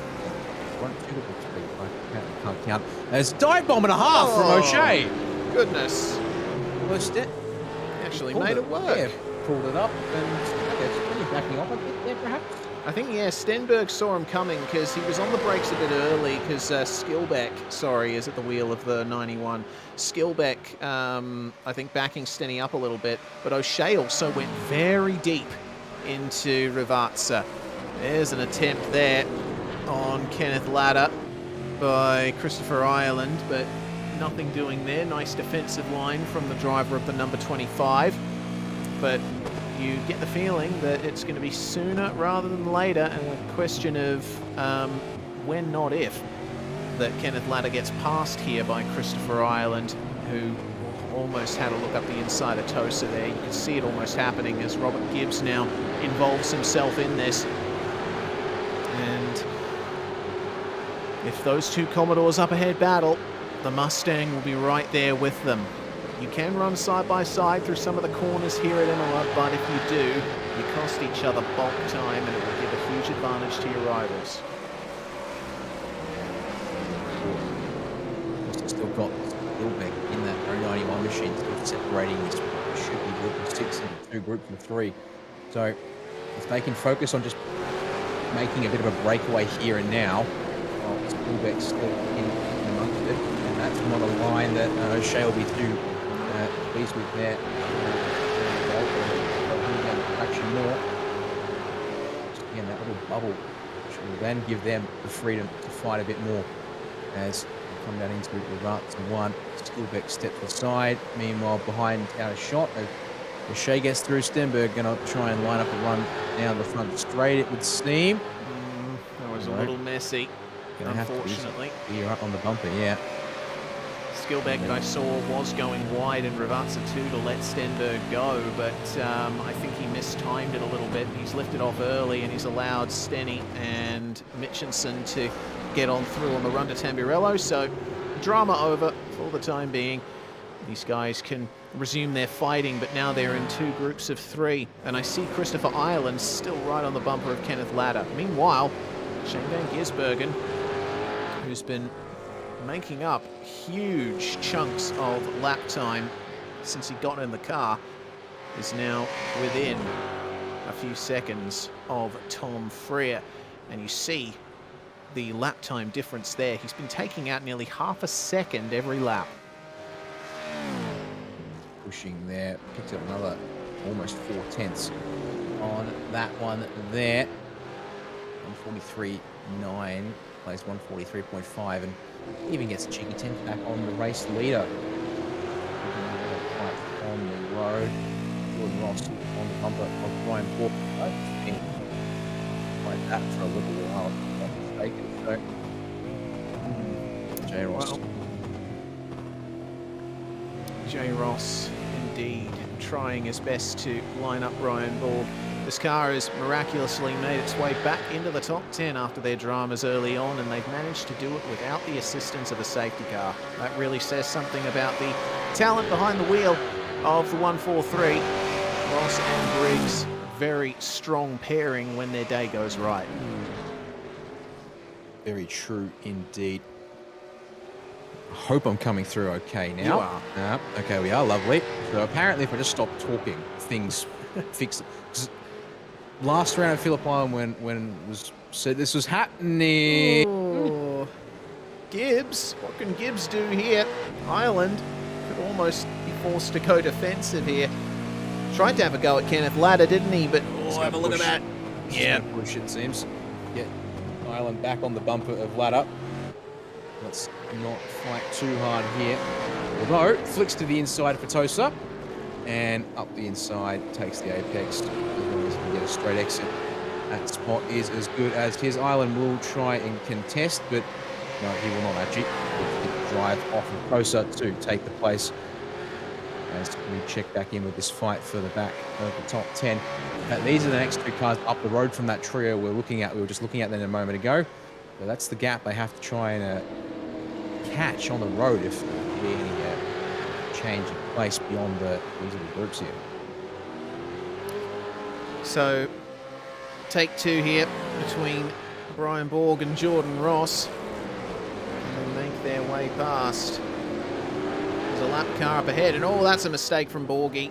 That opens up the door for Ross to scythe on through at Ravazza 2 and up into 9th place now for the SSR 143. They've got 5 seconds ahead to Forzan El Nabi, and then another 6 or 7 seconds on top of that to Sean McNamara in 7th. So I think it might stall out for them for the time being, but if they can keep this up, they will certainly be on their way to potentially getting a top 6 back from what has been a very interesting race for that 143 Mustang.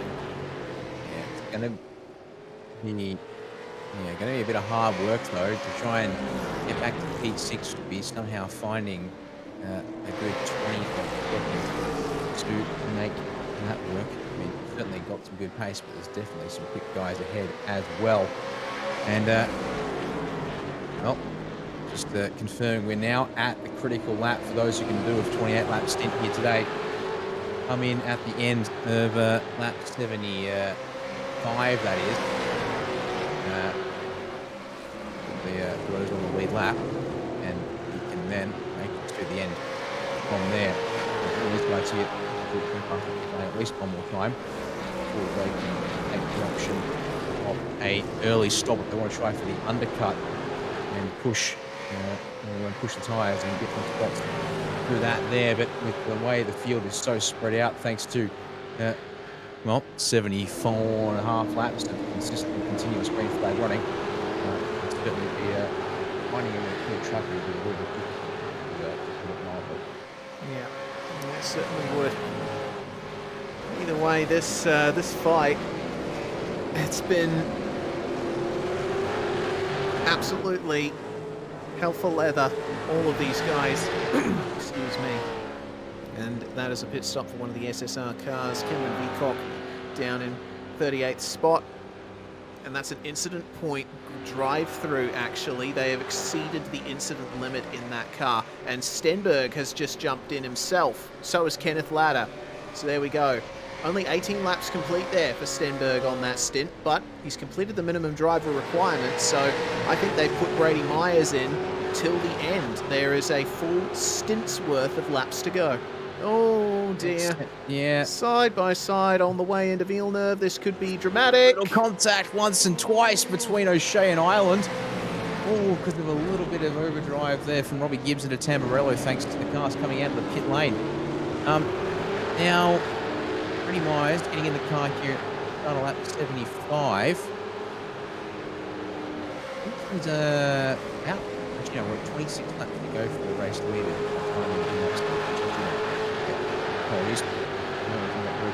No, 27 laps to go for Brady Myers. He is good to push stint from here now. No concerns for the 22. Only the problem is he is one of those now down a lap, and will be reliant on some safety car timing and such to make that work out. The Synergy 25 gets down the lane with a 37-second stop. That's a fairly lengthy comparison to what I saw there for the 22 machine. And indeed, that allows Brady Myers to leapfrog Luca Rosella in the pits. Broadcast to the lane, the 632, and Ismail in from P36. Jay Lutsu there already in the lane in the 551. Sean McNamara in as well. That's obviously important there from a front-running car. Gets Dylan Rudd back in the wheel. Robbie Gibbs has brought the number 2 machine to the lane for his final stop. So pit lane coming alive here with drivers opting to get an early final stop underway here and try and undercut some of the people they're racing here on track. Have a look at this, though. Battle for second is really reeling in now. Shane Van Gisbergen is within a second of Tom Freer.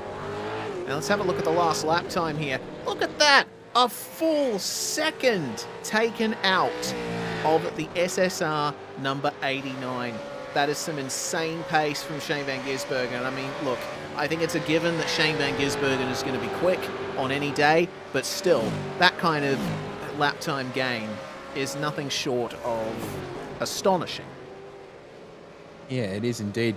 And I think it might be some kind of anomaly with either traffic or a mistake from Tom Freer, because you see there half a second gain, which is still obviously pretty substantial gains, of course, in this field, but it doesn't quite line up in terms of what their time was like. And here, all drivers to the lane, including Andrew Gilliam, the next to the front runners, to bring the machine down onto the pits. Notice that, Gibbs has come out of the pit lane with a 43-second pit stop, something horrendously long in that stop there compared to the other road. I mean, those guys are coming a little bit earlier than everyone else. Quite a bit more fuel. Coming out behind Tyler Blackburn. Final stops have started for Andrew Gilliam, for Adam Briggs as well. Looks like Dylan O'Shea's just brought the number 99 simracing.com DPR entry into the pit lane as well. Those guys now down to 11 and 13. A long stop for Gilliam, it seems, 42.4 seconds. Not too sure what the reasoning behind that is, but they certainly couldn't afford to have a pit stop that late. Oh, did SVG get a slowdown? He got on the brakes a little bit there out of Ravazza 2. He did get a slowdown, so that has stalled his advance towards Tom Freer to try and get second place. Yeah, that's not so great for those guys there indeed. 143 comes back out of the lane. Up in P15 for Adam Briggs. Dylan O'Shea's just come out of the pits. He's going to go drop into P19 momentarily. Luke Rosella coming up behind in the 25. So yeah. Drivers coming in. Andrew Dyson brings the 41 machine in. We suspect to cover Andrew Gilliam here. See what this lap looks like for Gilliam. Where are you, Andrew? 21.0, 21.0. Fastest sector 3 of anyone in the race. 23.7 for the 201 just now. Oh, okay. That's qualifying level pace there through sector 3. That's the kind of times we've seen in the shootout. Yeah, with a full tank of fuel, no less. That's pretty insane. I mean, we do have to highlight that as the race has gone on, the track has cooled down. It's down to 32 degrees Celsius as we're coming up to 5:30 p.m. in sim time. So that is obviously part of it. The track is 14 degrees cooler than it was in qualifying. End to the lap for Gilliam, but it looks like Dyson will just get out in time to be in position to fend him off. It's not much, but it'll do. And, yep, 24 laps of racing remaining as just 10 to 2 8 machine one of the SSR cars, just hang on. Right, so in comes Tom Freer. Yep, SVG is now in second place, but we're still expecting there's going to be one more stop there for our top 2 cars, and Wayne Burke has taken the 89 back over. Interesting to see. We only have the top 8 cars still on the lead lap. Meanwhile, Dan, shows you that when an Enduro goes almost safety car free for its entire duration, touch wood, that really allows the top guys to put a number on the rest of the field as Corey Shepherd brings the 008 into the pits as well. And spin for Rob Carmichael on the apex exit of Avanza 1. He's currently parked right on the racing line. Uh-oh. And everyone's having to currently split him. And finally gets going. That was I think there was a stall out there. But didn't catch what happened to Carmichael, and he was sitting there for quite some time. So, oh no, he's lost it on his own. Okay, for a second there, I was wondering. I saw the Phoenix 79 thinking, after bad luck for them, have they finally made a bit of a mistake here? So, looking late under brakes, but yeah, unless that's nope, that is certainly not that's not Neko at all. Nope, Carmichael has completely thrown that one in way too hot. And good avoidance there by Leonage. Pull it up just and get it around, and Carmichael sends that car to the pits and hands it to Zach Ski to finish the race. And meanwhile, whilst we were looking at that one there, Andrew Gilliam decided not to wait around any longer and fired it up the inside of Dyson at Tamburello. Job done. Place made. 301 back to P7 for now at least, but a long way to go to try and catch the next cars up the road. The next car that is that's somewhat in position to race is 32nd. So, yeah, one day in the office. Well, lead for James Scott and Jared Filsell, 17.2 seconds. And it's been nothing short of a dominant performance from car 94 throughout this race. Drop bear, 918, making their way out. And it's going to be reasonable there for them. We'll see what Andrew Dyson can do to try and stay with Andrew Gilliam here. As it looks like the Send It Sim Sports entry is now in the pits as well. Christopher Ireland bringing the 096 in out of 5th.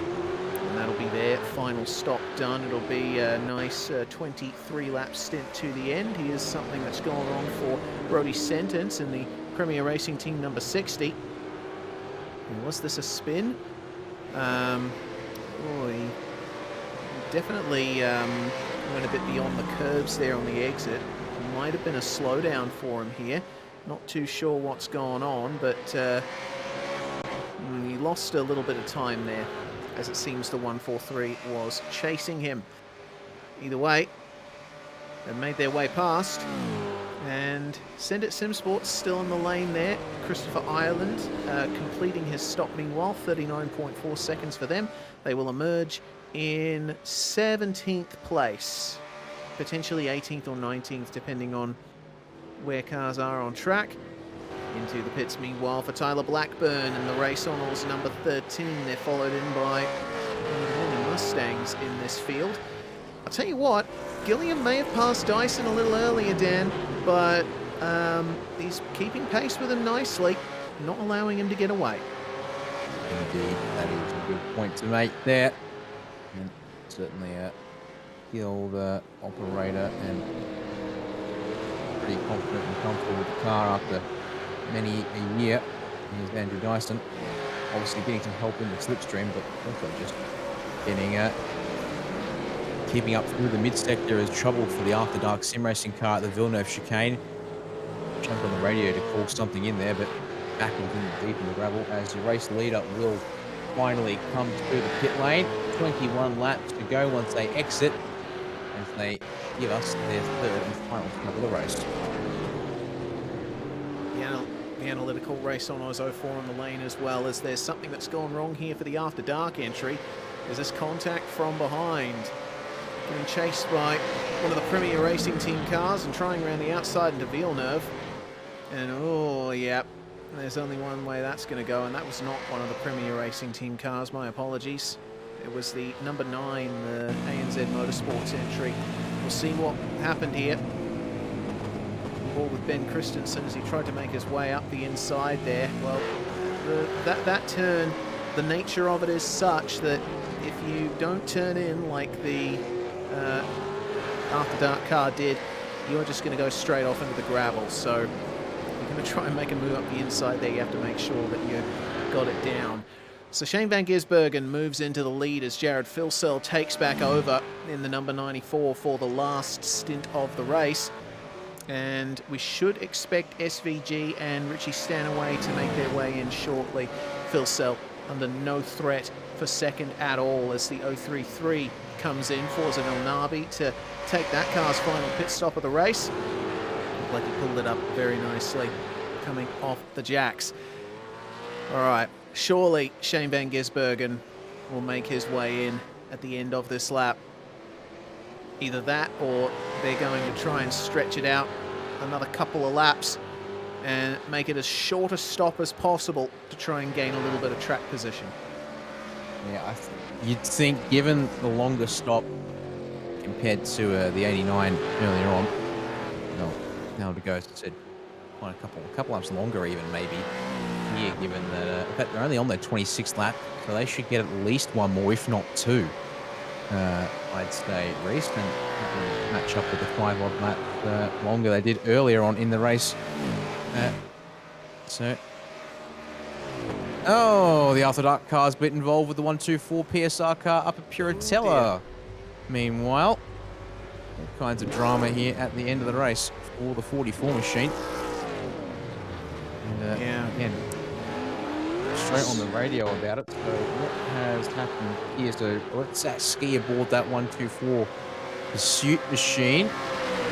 Climbing up the hill to Puritella.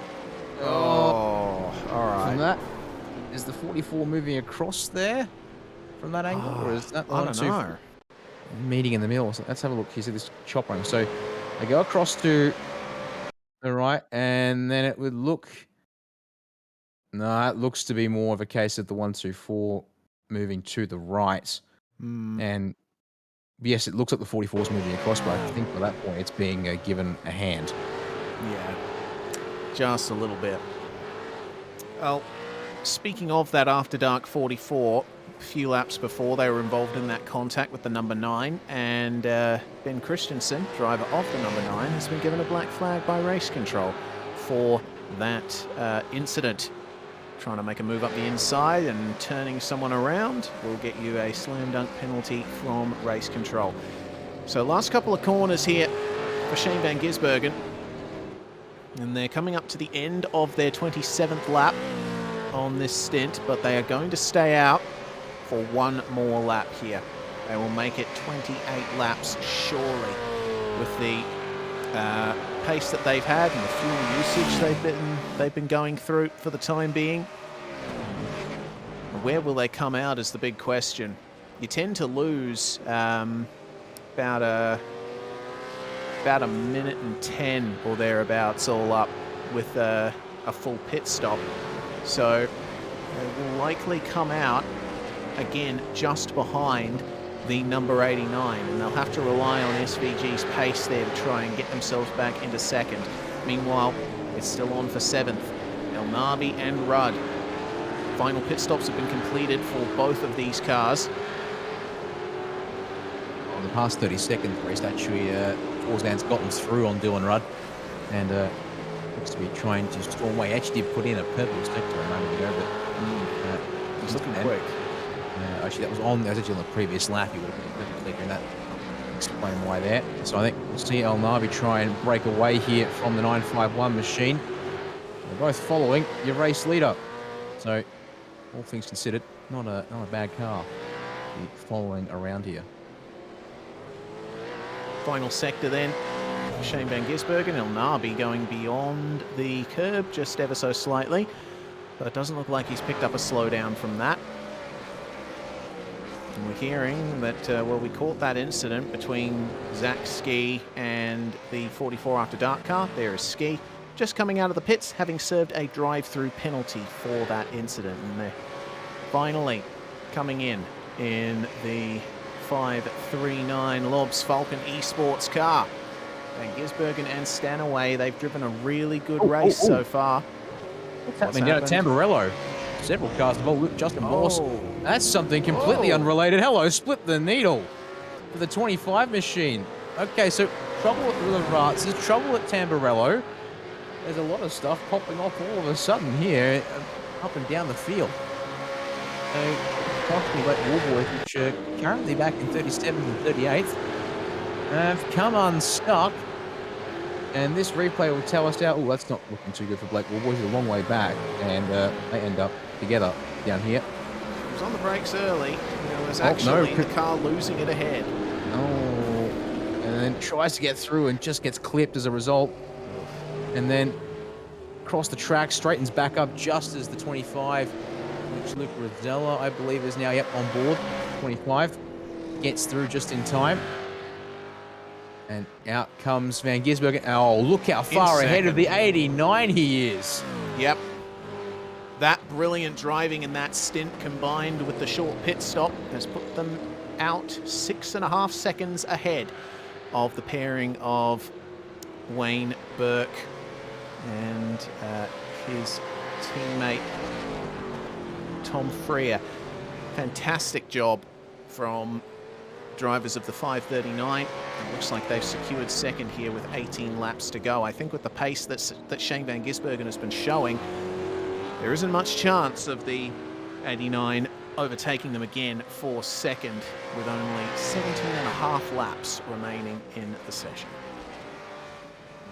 Indeed. Pit stop for the 918 drop bear car. It's the 4th time they've come to the lane this race, so that's a little interesting there from Craig Jones, and did actually stop for 30 seconds in the box, so picked up something there in the lane. Now, it is worth noting that, incident limits are a thing, and 30 incident points for this race is the limit, which is fairly pretty strict, and it requires a very good knowledge and control of the car, but we weren't aware of a black flag for that car, and given they did stop for a while, big tyres and such. Reese Keane up the inside of the Taipan 14, currently driven by Damien Cairns. Tried to make it stick. Bit of net code there, it looks like, to cause some dramas. And as they're recovering it, the Premier Racing Team 017 coming through, trying to mind their business with Rip Kuznetsov behind the wheel. Holds him up for a couple of seconds there. Good heads-up driving there from Kuznetsov to get on the brakes. Just try to, lift off a little and find a way past. Dylan O'Shea and Benjamin Smith. Well, O'Shea up ahead, but Smith making a move there on the number 63 as he tried to find his way back up to lucky 13th position. Nice quiet end to this race, it seems. We don't have many position battles going on other than this one for 13th spot. We do still have Jamie Stovall and Chris Coxhead fighting over 23rd and 24th, and it looks like a pass has just been made there, or at least an attempt at a pass. Stovall back ahead of Coxhead as Chris tried up the inside of Tosa. We'll see how this works out for them. They look pretty good towards the end of the race. Coxhead has been on that set of tyres for 9 laps now, but Jamie Stovall only on the 4th lap of his stint there, so tyre advantage for the time being is with the Pursuit 155. And it looks like Coxhead having a couple issues getting the power down on the exit of Aqua Minerale. There's also been one more trip through the pits for the 019 entry, the Wheelie Bins Mayhem Republic. Adam Blocker bringing it in for the Americans Down Under final pit stop. They have stretched that stop massively. That is really good there for the Americans Down Under entry. 28 laps completed on that run, and Philip Kraus will take it over for the final few laps of this race. They will come out probably around the mid-20s. Check out there. In fact, they're currently in 24th. It's Philip Kraus still in the lane though, so actually, pardon me, he's transiting back down the lane to exit pit, so they'll be out of there soon enough. It looks like they might have done 4 since 20. No, check out, nowhere near 100 laps. Never mind that talk there. Out of the lane he comes, just as Bulldogs coming on through, and actually we'll send Kraus back down to P27. Just before Al Nabi arrives and would like to get through pronto. try and chase after cars ahead that he's racing, because he's actually got 4 seconds less than that. Corey Shepherd. There's contact. Smart and block Kraus straight out of the pits. Oh no. Sends Christian Smart to the fence. Thankfully, keeps it, well, actually into the gravel, keeps it off the fence. But there we go. A little bit more drama to review. So that happened down at the Villeneuve chicane. So Kraus exited the pits without many issues, but it looks like Smart had a bit of an issue getting out of Tamburello. So Kraus decided, okay, I'm going to go for the move here. Try and get up the inside of Smart, and they both came together there. Smart just turned in for Villeneuve like Kraus wasn't there on the inside. But I wonder if the blame will lie with Kraus for this, because he was attempting to make the move. Yeah, almost looks like the contact was made right before that. So I'm not sure how to call that one, Dan. Yeah, we'll have to wait and see where that was. That particular angle there, a little bit inconclusive at a glance, but we'll worry about that a little bit later. We'll let control worry about it, I think, and see how that plays up. Seen here, what drama has left the server, but Zach Ski still out there circulating the 124 machine. Yes, they are. Here we are. 2 drivers short of a field of 45. Fishy Motorsports 640 has not returned to the circuit after the engine blow-up. And Brady Baldwin and the PPS High Octane car came into the pits 10 laps ago and have not since, 9 laps ago, 15 minutes, and have not yet since returned to the track either. There for them.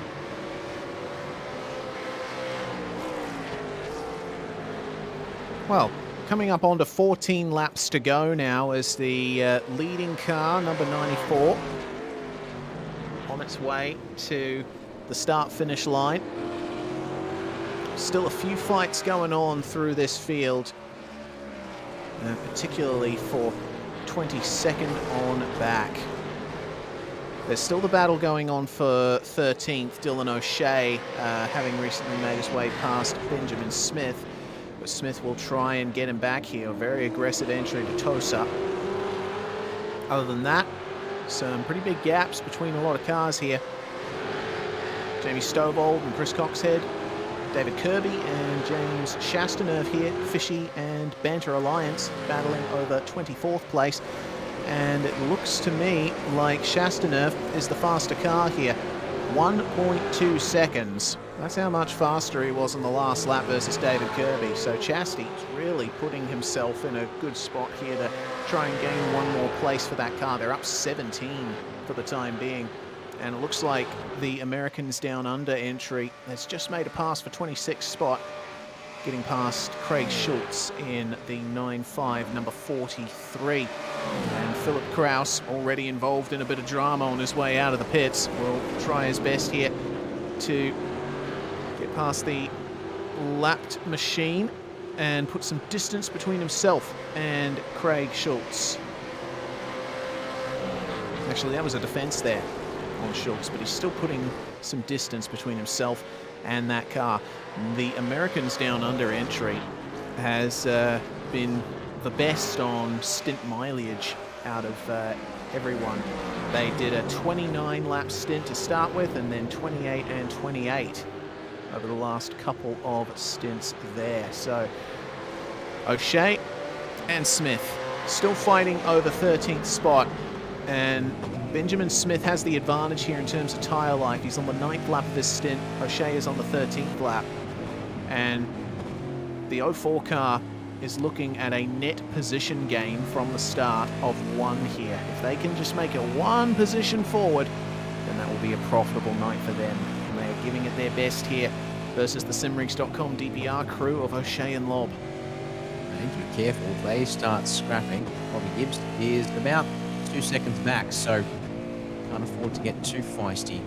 They're dueling. Otherwise that'll become a 3-way scrap to the end of this one. While we've been looking up and down the field at various things, Reese, that someone's been out there thrashing some fast laps, and his name is Shane Van Gisbergen. Lap 87, fast lap of the race, a 142.597. and has continued to bank laps here in the high 142s. Unfortunately, at Rivarta 1, the number 14 of Damien Kansas has gone around, thankfully offline now, but I think there's another car involved in that who has just gone through there a bit slow. Well, you see how much time that SVG's been taking out of Jared Filsell over the last few laps there. Big gain on lap 87, setting that overall fastest lap of the race. But the gap, I think, is just too big to overcome here. Still over 10 seconds behind the race lead, and we've only got 12 laps to go. Shane is going to have to run a second faster than Filsell for the rest of the race if he wants to have a go at trying to take the lead. But, you know, I mean, we've seen plenty of stranger things happen in V8SCOPS racing. We'll see how it goes for the 539, regardless of whether or not they can actually do it for the lead. It will be a fantastic run for those guys. Smith and O'Shea, meanwhile. This battle for 13th, I think, is going to continue until the very end, unless either of these drivers makes an error. And now that we're in this final stage of the race, this is where, you know, fatigue is really going to be a factor. These drivers have been racing now for just under 3 hours. So there's an awful lot of effort that goes into a race like this for all of these drivers. Officially, it's been 2 hours and 40 minutes worth of racing, and Smith here will be trying his best to gain some kind of advantage over O'Shea, who I thought for a moment went deep into Rivarta 1, but it looks like he's hooked up the exit of that complex very nicely. Yes, it looks like that will be a bit of a stalemate between those two for now. Small air pocket between O'Shea and Smith, but doesn't look like it's closing anytime soon. Up ahead of these two, though, is Luke Rosella and Brady Myers. Now, Brady Myers somewhat recently, no, it doesn't look to be the case. They just closed up quite nicely on track at the moment. Although, looking at the lap times, that tells me exactly why. Luke Rosella punching a 143.6 in versus a 144.6 from Brady Myers. Yeah, one of the slowest cars in the top half of the field by far there, the number 22 that time round. That's interesting to see. I think perhaps Myers is backing off a little bit here towards the end. He's just trying to manage the gap potentially, because it's been a very tough fight through the field for Myers and Stenberg. Remember, they started very far down in the field. That's 39th place or thereabouts. They've gained 28 spots.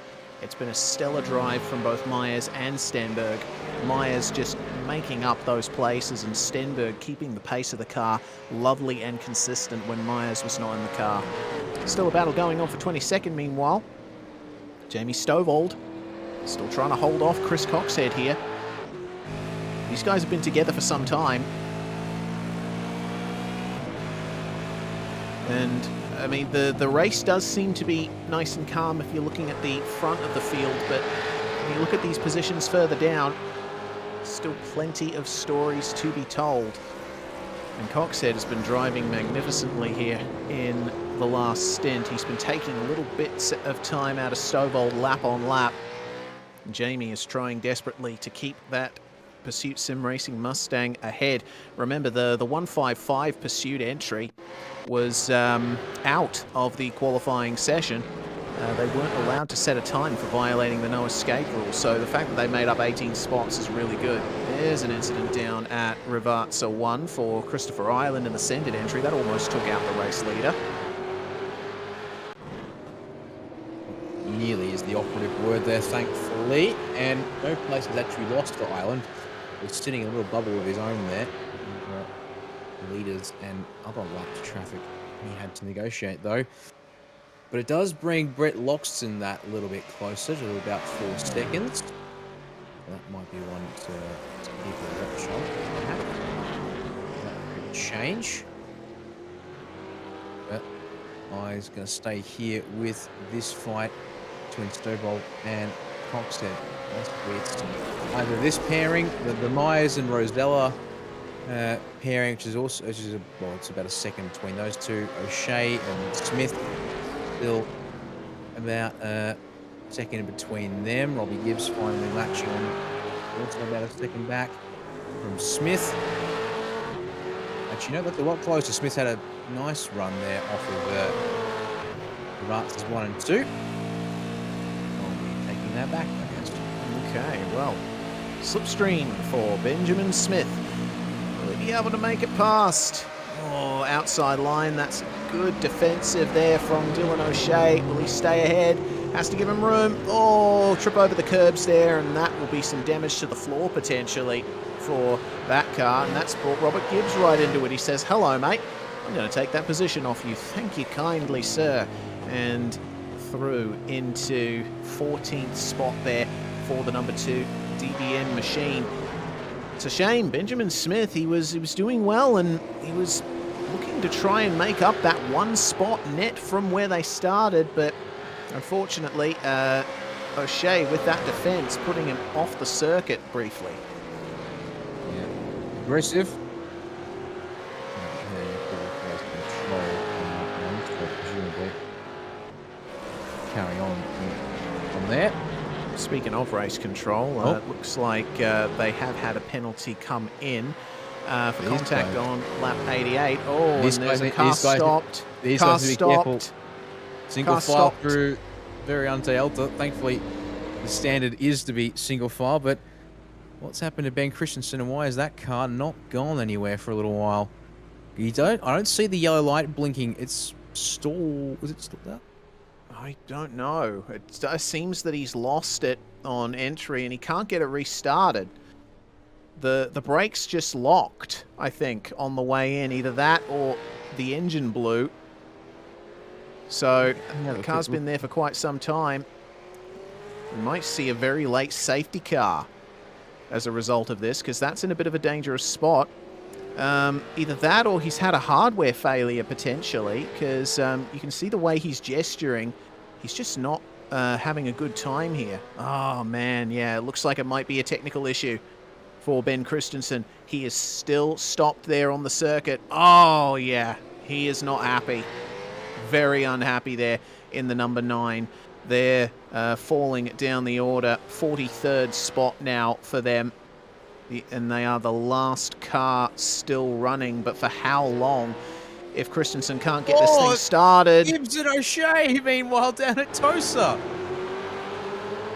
Oh, yeah. That's really... Side by side with some serious door banging on the exit of the corner there. It's brought Ben Smith right back to him here. Still no... Safety car! Safety car! Late race safety car! All right! With 8 laps to go. Ben Christensen stopped at Variante Alta with what we presume is a wheel failure. And that has forced race control's hand. They've had to bring the safety car out. We made it all the way until lap 95. Until our first safety car of the race. So we'll take a look at Ben Christensen here and see his way around this lap here. Now keep an eye on his inputs. Keep an eye on the wheel, because this might tell the story. Christensen had to go wide in Tosa, to let the drop bear 918 by. But once he starts coming up to Variante Alta, that's when you're going to see potentially something going very wrong for the ANZ Motorsports number 9 Mustang. Down through to Acqua Minerale. Everything is nice and gentle. Everything is running to order. But wait for this. Wait for this. We'll see the full story. We'll see the answer to the questions we've been asking. On the brakes for Alta. And... okay. No. This here is an odd call. Yeah. Oh, maybe it's maybe the shifter. Yeah. The shifter might have gone out. Because remember, Christensen is running with a sequential shifter. He isn't running paddles. So what I think's happened there is potentially the shifter has failed. He's got it into neutral, so that has changed since we saw that replay just then. Although the steering now hard down right, whether that's because he's... Nope, steering wheel The off. wheel's still... Oh, yeah, the wheel is off. Okay. So I think, yeah, might not be a shifter really issue, but yeah, I think looks to lock the brakes, struggling with, and just, yeah, perhaps just struggling with something hardware related and just made a small error on the way in there. But we now see what's going to happen. There's a lot of cars. Everyone 16th on back is trapped at least one lap down.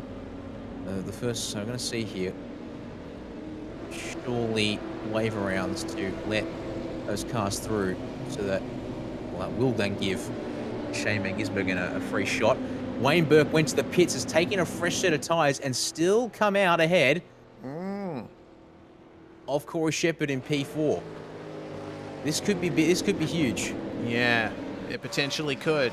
So, SSR Smith & Sons, they were in third. They have stayed third. That is very crucial. That was very well timed. They took advantage of that safety car call to make their way into the pits. But you see that there's a lot of cars in between them and Shane Van Gisbergen.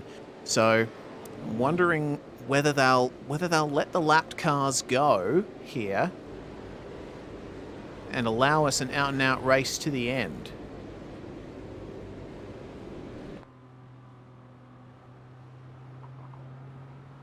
The Oceanic Sim Racing VRS Logitech G safety car out there on track at the moment and bringing the pace down nicely versus everyone in this field.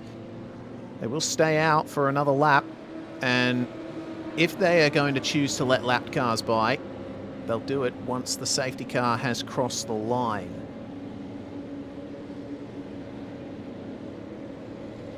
Also, is important to consider trying to make sure we get as much of the field picked up behind the safety car before anything happens here, before any further action is taken here. Yeah, they're going to wait until the field is compressed properly. We've still got some cars making their way around at close to racing speed, likes of Robert Gibbs is coming up to the back of the train. We've still got Dylan O'Shea coming out of Variante Alta, and Benjamin Smith just come out of Piratella. And it looks like that Analytical Race on Oz car came in to get a free stop themselves. They've just come out of the lane, and they are still just behind the simrigs.com DPR number 99. Oh my. We're going green at the end of this lap. Oh. And we are not clearing lapped cars, it seems. Okay. As a result of that.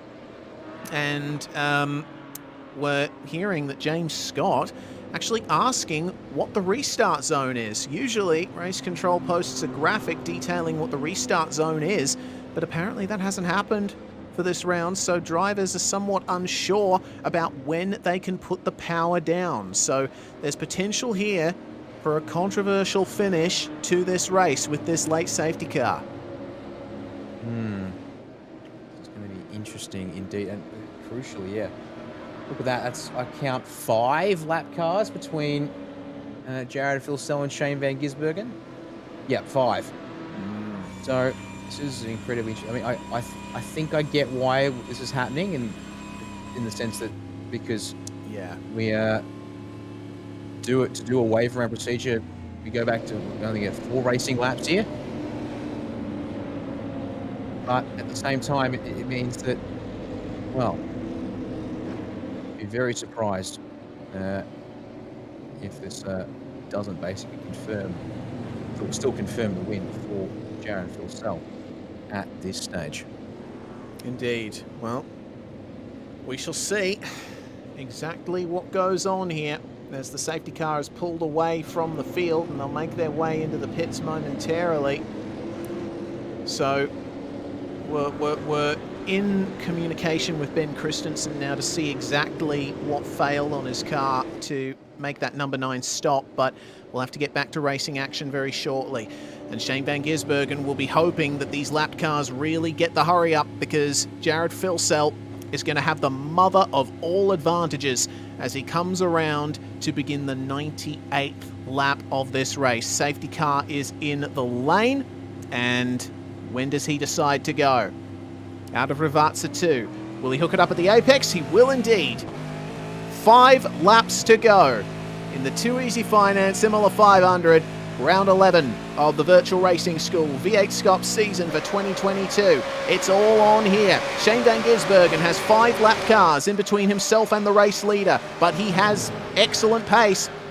He's going to try and make it up the inside, go 3 wide into Tamburello. Brett Loxton, doesn't quite give him room, and Van Gisbergen's been compromised there as a result of that. He's going to have to try and make his way past as, oh dear, that is a big... Oh, wow. That's difficult there. Oh, around there. Oh, there. The Calgary Sports entry is Ed Miller. Yeah. And we're told here indeed, 3rd, 4th, 5th, all lined up on the road here. Burke, Shepherd, and El Nabi here at the end of this one. It could be important, of course, because when Burke got the fresh tyres, he's in front of the group, which should be an option here. As shoveled in a Tosa. Yeah, there's plenty going on all throughout the field here. But now there's only 3 lapped cars in between Shane van Gisbergen and Jared Filsell. That's looking a bit messy there at Aqua Minerale. What's going on there? Drop bear car, unfortunately, going slow at Piratella. There's a bit of a crush coming into Variante Alta, 2 wide. Looks like Wayne Burke in 3rd is right in the midst of all of that, and Corey Shepherd only just behind him there in the Premier Racing Team entry. Riding on board here, Matthew Brunt making way for Wayne Burke just up ahead as Forzen El Nabi is potentially looking at 4th here. That is Corey Shepherd just up ahead of him in the 008. Absolute bonkers, the number of cars and how far back these guys are from the race lead.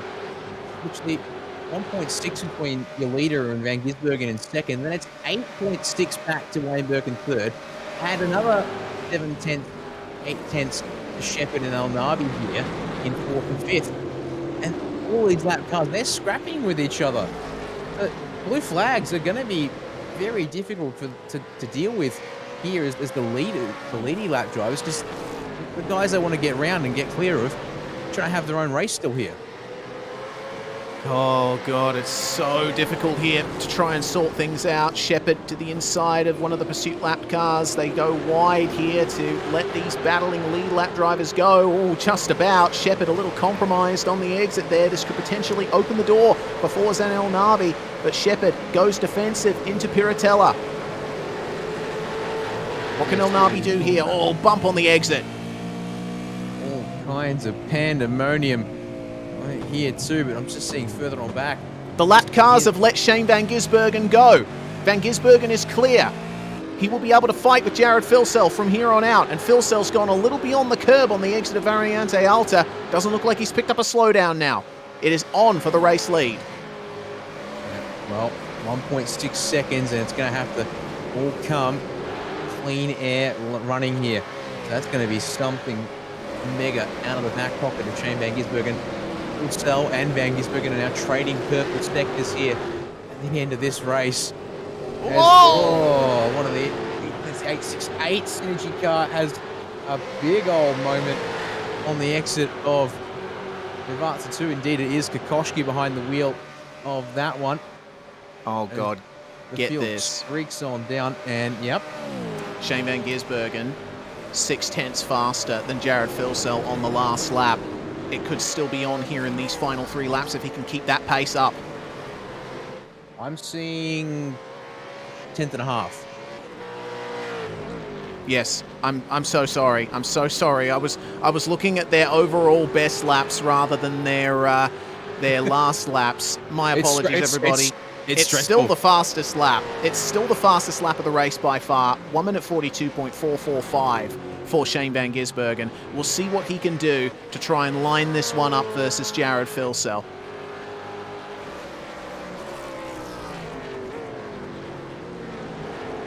Closing, look at that, down to 1.3, but he'll need more.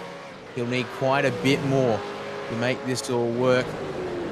Oh, number 22, meanwhile, looking for 10th place on Rick Kuznetsov. What can Brady Myers do to try and get a top 10 for this car after their night got off to a terrible start in the shootout session? What a chain of cars there on the way down to Aqua Minerale. This is 10th to 15th on track, all trying to get past. And Luke Rosella diving up the inside of Brady Myers at Variante Alta. Is there going to be contact? Oh, yeah, Myers. Front to rear. Oh, and there's a black flag for car 22. I think that's for the incident limit. There was a little bit of contact between them, and the 24 has gotten, 124, sorry, has gotten the incident limit black flag as well. Well, meanwhile, the gap is almost under a second here between Filsell and Van Gisbergen. And if Shane can keep this up, he will get a draft on Jared Filsell down the start-finish straight to start the final lap of the race. And we could have a photo finish here. God, what an end this has been. Well, you were saying it's been tough to drive through the field for the 22 machine, and unfortunately, it's come undone. Here with just over 2 laps to go, they'll stay out on track for a little bit longer before they serve their penalty, but if they'll need to clear it, it's going to hurt a lot. Still trying to negotiate lap traffic. Oh no! Oh, that was another big incident there. That was, I think, one of the Race on Oz cars. Justin lost in the 13 Race on Oz machine, getting bumped a little bit there. It's just there's lap cars everywhere as lead lap drivers are trying to figure out their way through all of this here and try and stick together so they have a chance to attack each other at the appropriate moment. Gap is just over a second for Shane Van Gisbergen. Sneaks inside a second there for a moment at Rivarza 2. The white flag flies though here at Imola, Reese, and it's going to be Jared Filsell who sees it first. 4.9 kilometers of racing. It comes down to this. Holy smokes, Kokoschka's gone flying into the fence on the exit of the Variante Alta and possibly blown the engine as well. Well, I don't think there'll be a safety car from that point on, and Kokoschka's been able to keep it going. We'll keep our eyes on the action that's going on towards the front of the field. Myers has come into the pits to serve that black flag, meanwhile, and could be a top 6 still for Andrew Gilliam in the 201. Car 04, black flag. Car 13, black flag. But we keep our eyes on the race lead. It is 1.07 seconds. It looks like it's stalled out a bit for Shane Van Gisbergen. He hasn't been able to make up any more time on Jared Filsell through this lap. 1.035. You can see it just going down ever so slightly as they make their way to Aqua Minerale. Just a few more corners to go. Filsell has to nail absolutely everything if he wants to keep this lead over Shane Van Gisbergen. Now for the Variante Alta. How aggressive are they going to be over the curbs? It's all about the exit, and they both take it, but look at how aggressive SVG was over the curbs there. I think a bit too aggressive. He has lost out ever so slightly there and given up a few hundredths of a second, and that, I think, is going to seal the deal. One last braking zone for the number 94. They make their way through Rivarza 1. They turn in perfectly for Rivarza 2, hook up the exit, and it's going to be Jared Filsell and James Scott who take another victory here in the Endurance Cup. Imola 500 victory for Boost Mobile Racing. Well, they were uncontested once they got to the lead, but they hang on, just drag race to the line. Meanwhile, between Dylan Rudd and Andrew Gilliam, it's going to be very close there, but Rudd's going to hang on out in front of the 201 P6. Oh man, Sean McNamara is beside himself, isn't he? It's a top 6 for 9.5 Sim Sport. That is a pretty solid result, them all things considered. And Well, despite a drive-through penalty, TTR car of Brady Myers and Kurt Stenberg only loses about 4 places. And in fact, they actually will get a place back because the Analytical Race on Oscar 04 without black flag they picked up right at the end. There will be a hefty post-race penalty for them. So surely P14. You know, yes, it is indeed P14. Now the results have updated. So still plus 25 and your biggest movers of the 22 TTR car. But yeah, a chance now to reflect on what we saw there for your race winners. And safety car made them work a little bit for it there at the end. But commanding strategy and a clean nose pays off brilliantly for Jared Filsell and James Scott here today once again at Imola after such a long green flag run. Almost going the distance once again here this year. Yep. Wow. I think that's incredible to see that, you know, it took that long to get a safety car. 95 laps completed, and ultimately I think that beats the record for for longest time without a safety car in the Imola 500. I have to say, you know, we did have a couple of potential retirements there. The number 9, ANZ Motorsports, the PPS High Octane Racing car, and Fishy Motorsports 640, but only 3 retirements from 500k race. That is something worth celebrating as Jared Filsell begins to celebrate the victory for he and James Scott.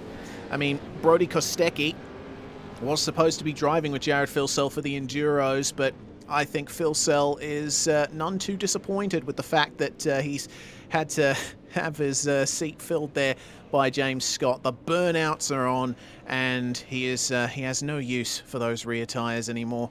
He's just going to run them dry and run the tank dry as well, potentially. Goodness me, what a race. Well, we can go through our unofficial race results here.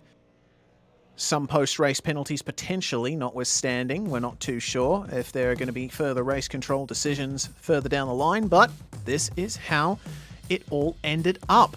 1 position gained for Boost Mobile Racing powered by Erebus. Jared Filsell and James Scott with a dominant victory, but Shane Van Gisbergen and Richie Stanaway gave them one heck of a race. They'll come home 1.3 seconds behind in second.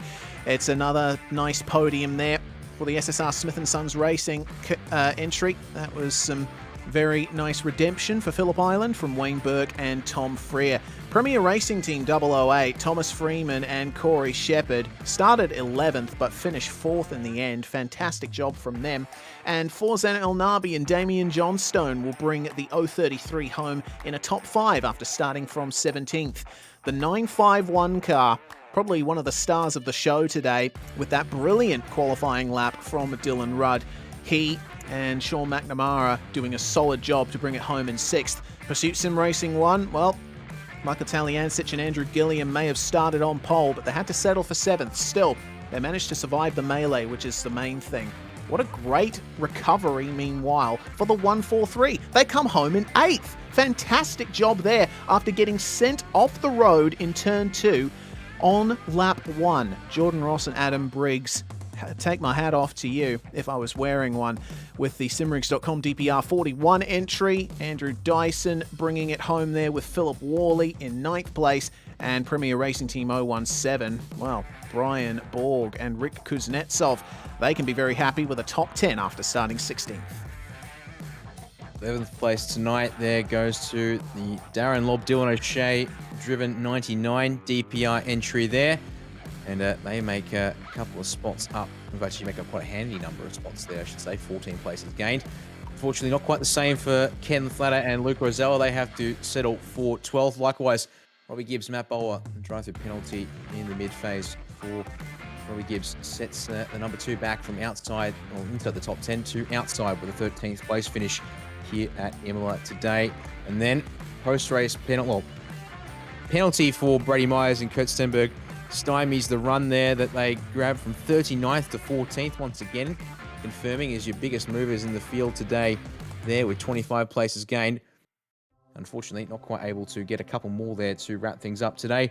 And then it was the Analytical Race on Oz 04 machine of Ben Smith and Luke Mitchinson. That was the final car there on the lead lap, a post-race penalty for them at the end, setting them a ways back there on the timing results. And then getting into a host of drivers who finished a lap down, starting with the next 5 here. 096 of Hayden Harrison and Christopher Ireland, and send it Sin Sports entry there. And the 209 Jinx Shifters HJR machine of Thomas Hinds and Brett Loxton bring it home in 17th. The Evolution Racing Team 84 machine of Sebastian Flock and Scott Gamble. They'll be a lot happier with P18 after what happened at the island to start off this campaign. So hopefully a head high for those boys there. The 080 of the Fishy Motorsports pairing Jamie Dyke and Blake Delaney wrap things up today in 19th place. And then unfortunately, after also fighting early on in the top 10, Brenton Hobson and Michael Schreier will have to settle for P20 here today, Reese. Brody Sentence and Steve Jansen will bring home the Premier Racing Team 60 and 21st. And what a recovery for Pursuit Sim Racing 3, meanwhile. Jamie Stovall and Tao Sorono, well, they suffered a penalty in the shootout for violating the no escape rule. They started 40th, but 22nd in the end. Who knows what they could have done if they would have been able to get a time on the board. Still, excellent result for them. The HJR 208 losing some spots to finish in 23rd place. Banter Alliance 427. James Shastaner and Paul Young putting in a great drive to bring it home in 24th after starting 42nd. The America's Down Under machine. What a brilliant drive from those guys. They definitely worked out the fuel strategy there. Adam Blocker and Philip Kraus were putting in some great stints there. 25th for them. Synergy Sim Racing 027, a penalty early on for Jamie McKnight and Christian Smart. They had to go for 26th at the end. Phoenix 79, what could have been for those guys? Rayan Leonage and Dylan Pereira, unfortunately, technical issues, internet connection issues, putting them down the order. They still come home to finish in 27th, but it could have been a top 10 for them. We'll see how Bathurst goes for them. 9.5 SimSport 551, Simon Mazzomo bringing it home along with Gianni Lutsu to finish 28th. 29th was the drop bear in Kosi 918, and 9.5 SimSport 43, unfortunately losing 7 spots there. Ben Morris and Craig Schultz have to settle for 30th. Yeah, indeed. Small gains for the Fishy Motorsport 307 this afternoon, up to 31st place for David Kirby and Michael Whiting in that car. One of the cars that didn't actually move from its starting spot happens to be the Analytical Race on Oz number 13. Unfortunately, for them, in terms of that, still ends up being 32nd place for Tyler Blackburn and Justin Wallace. Another case of what could have been for another young pair of drivers, Blake Warboys and in that 63 Wonka Carts and Parts with Nathan Brown. Unfortunately for them, they will have to settle for being 2 laps down there in 33rd. And then behind them was the 091 Wheelie Bins Mayhem Republic of Bins and Skilbeck and Jason Bentz there. The simracing.com DPR 632 machine of Daniel Misdale and Reese Keane. Unfortunately, we saw them in the wards a couple of times today. They are the next car 2 laps down in 35th. And the Fishy Motorsport 205, which have been doing a decent job in the mid-pack in the middle phase, ends up down in 36th for Matt Whitaker and Michael Angus. 134 from SSR, Matthew Brunt, Cameron Veacock, they'll wrap up the race today in 37th. Taipan Esports Endurance, definitely a rough day for them, for Greg Fell and Damien Cairns in particular. They finish their day in 38th. After Dark Sim Racing, a lot of radio calls late in the race for Scott Barton and Alex Court for a bit of chaos there. They wrap up in 39th, and then the 124, likewise, a bit of a rough day for Zach Ski and Rob Carmichael. And that leaves us with the final 5 here in this race. 3 laps down for the 868 of the Stevens, Kokoschki and Varga. Unfortunately, with that engine explosion, thanks to a late incident for them, means that they I think they ended up in the pits, unfortunately. That one there with a mechanical black flag. Excalibur Esports 27, unfortunately today, just a rough day off the pace for them, but at least they do finish this one, I do believe, for Lindsay Hobbs and Stead Miller. And then we get into our 3 retirements for this one. The ANZ Motorsports number 9 with the mechanical, tech failure. sees them unable to complete the race, 12 laps short of the end. PPS High Octane Racing, a quiet retirement in the final stages of that one there, Reese. And then lastly, but not least, the big engine explosion there for the 640 Fishy Motorsports entry of David Coleman and Troy Mcguire, wrapping their race up 39 laps short of the finish here tonight. Yep, well, that is your field then. Very long list of results there, but we have a chance here to talk to our race winners. Good to see James Scott and Jared Filsell on top again after Phillip Island. We'll go to Jared first, crossing the line in first place again. You guys maintain the Endurance Cup lead. Obviously, a very good car under you guys today. Yeah, the car was great. I'd like to thank the team for doing the hard yards. I was full arrive and drive spec today. Didn't do much prep beforehand. So the car was really, really good at the start of the race there. Probably didn't have ultimate pace of the Falcon car at the end there. So it would have been interesting if there was less lap cars between us there. Indeed, certainly would have been interesting. And James, you jumped in the car in the middle phase of the race. Was it the same story as Phillip Island? Just try and get the car home? Regardless, your pace was pretty spectacular as well.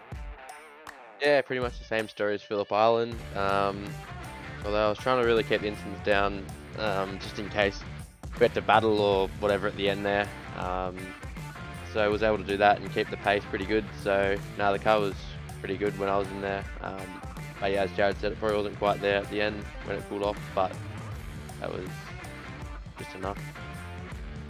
Indeed it was. Well, you guys come home with the victory. I'll leave it to you, Jared, to have a look forward to Bathurst and to thank your partners. Yeah, definitely can't wait to get back to Bathurst. I'd like to thank Boost, obviously, for their ongoing support of myself.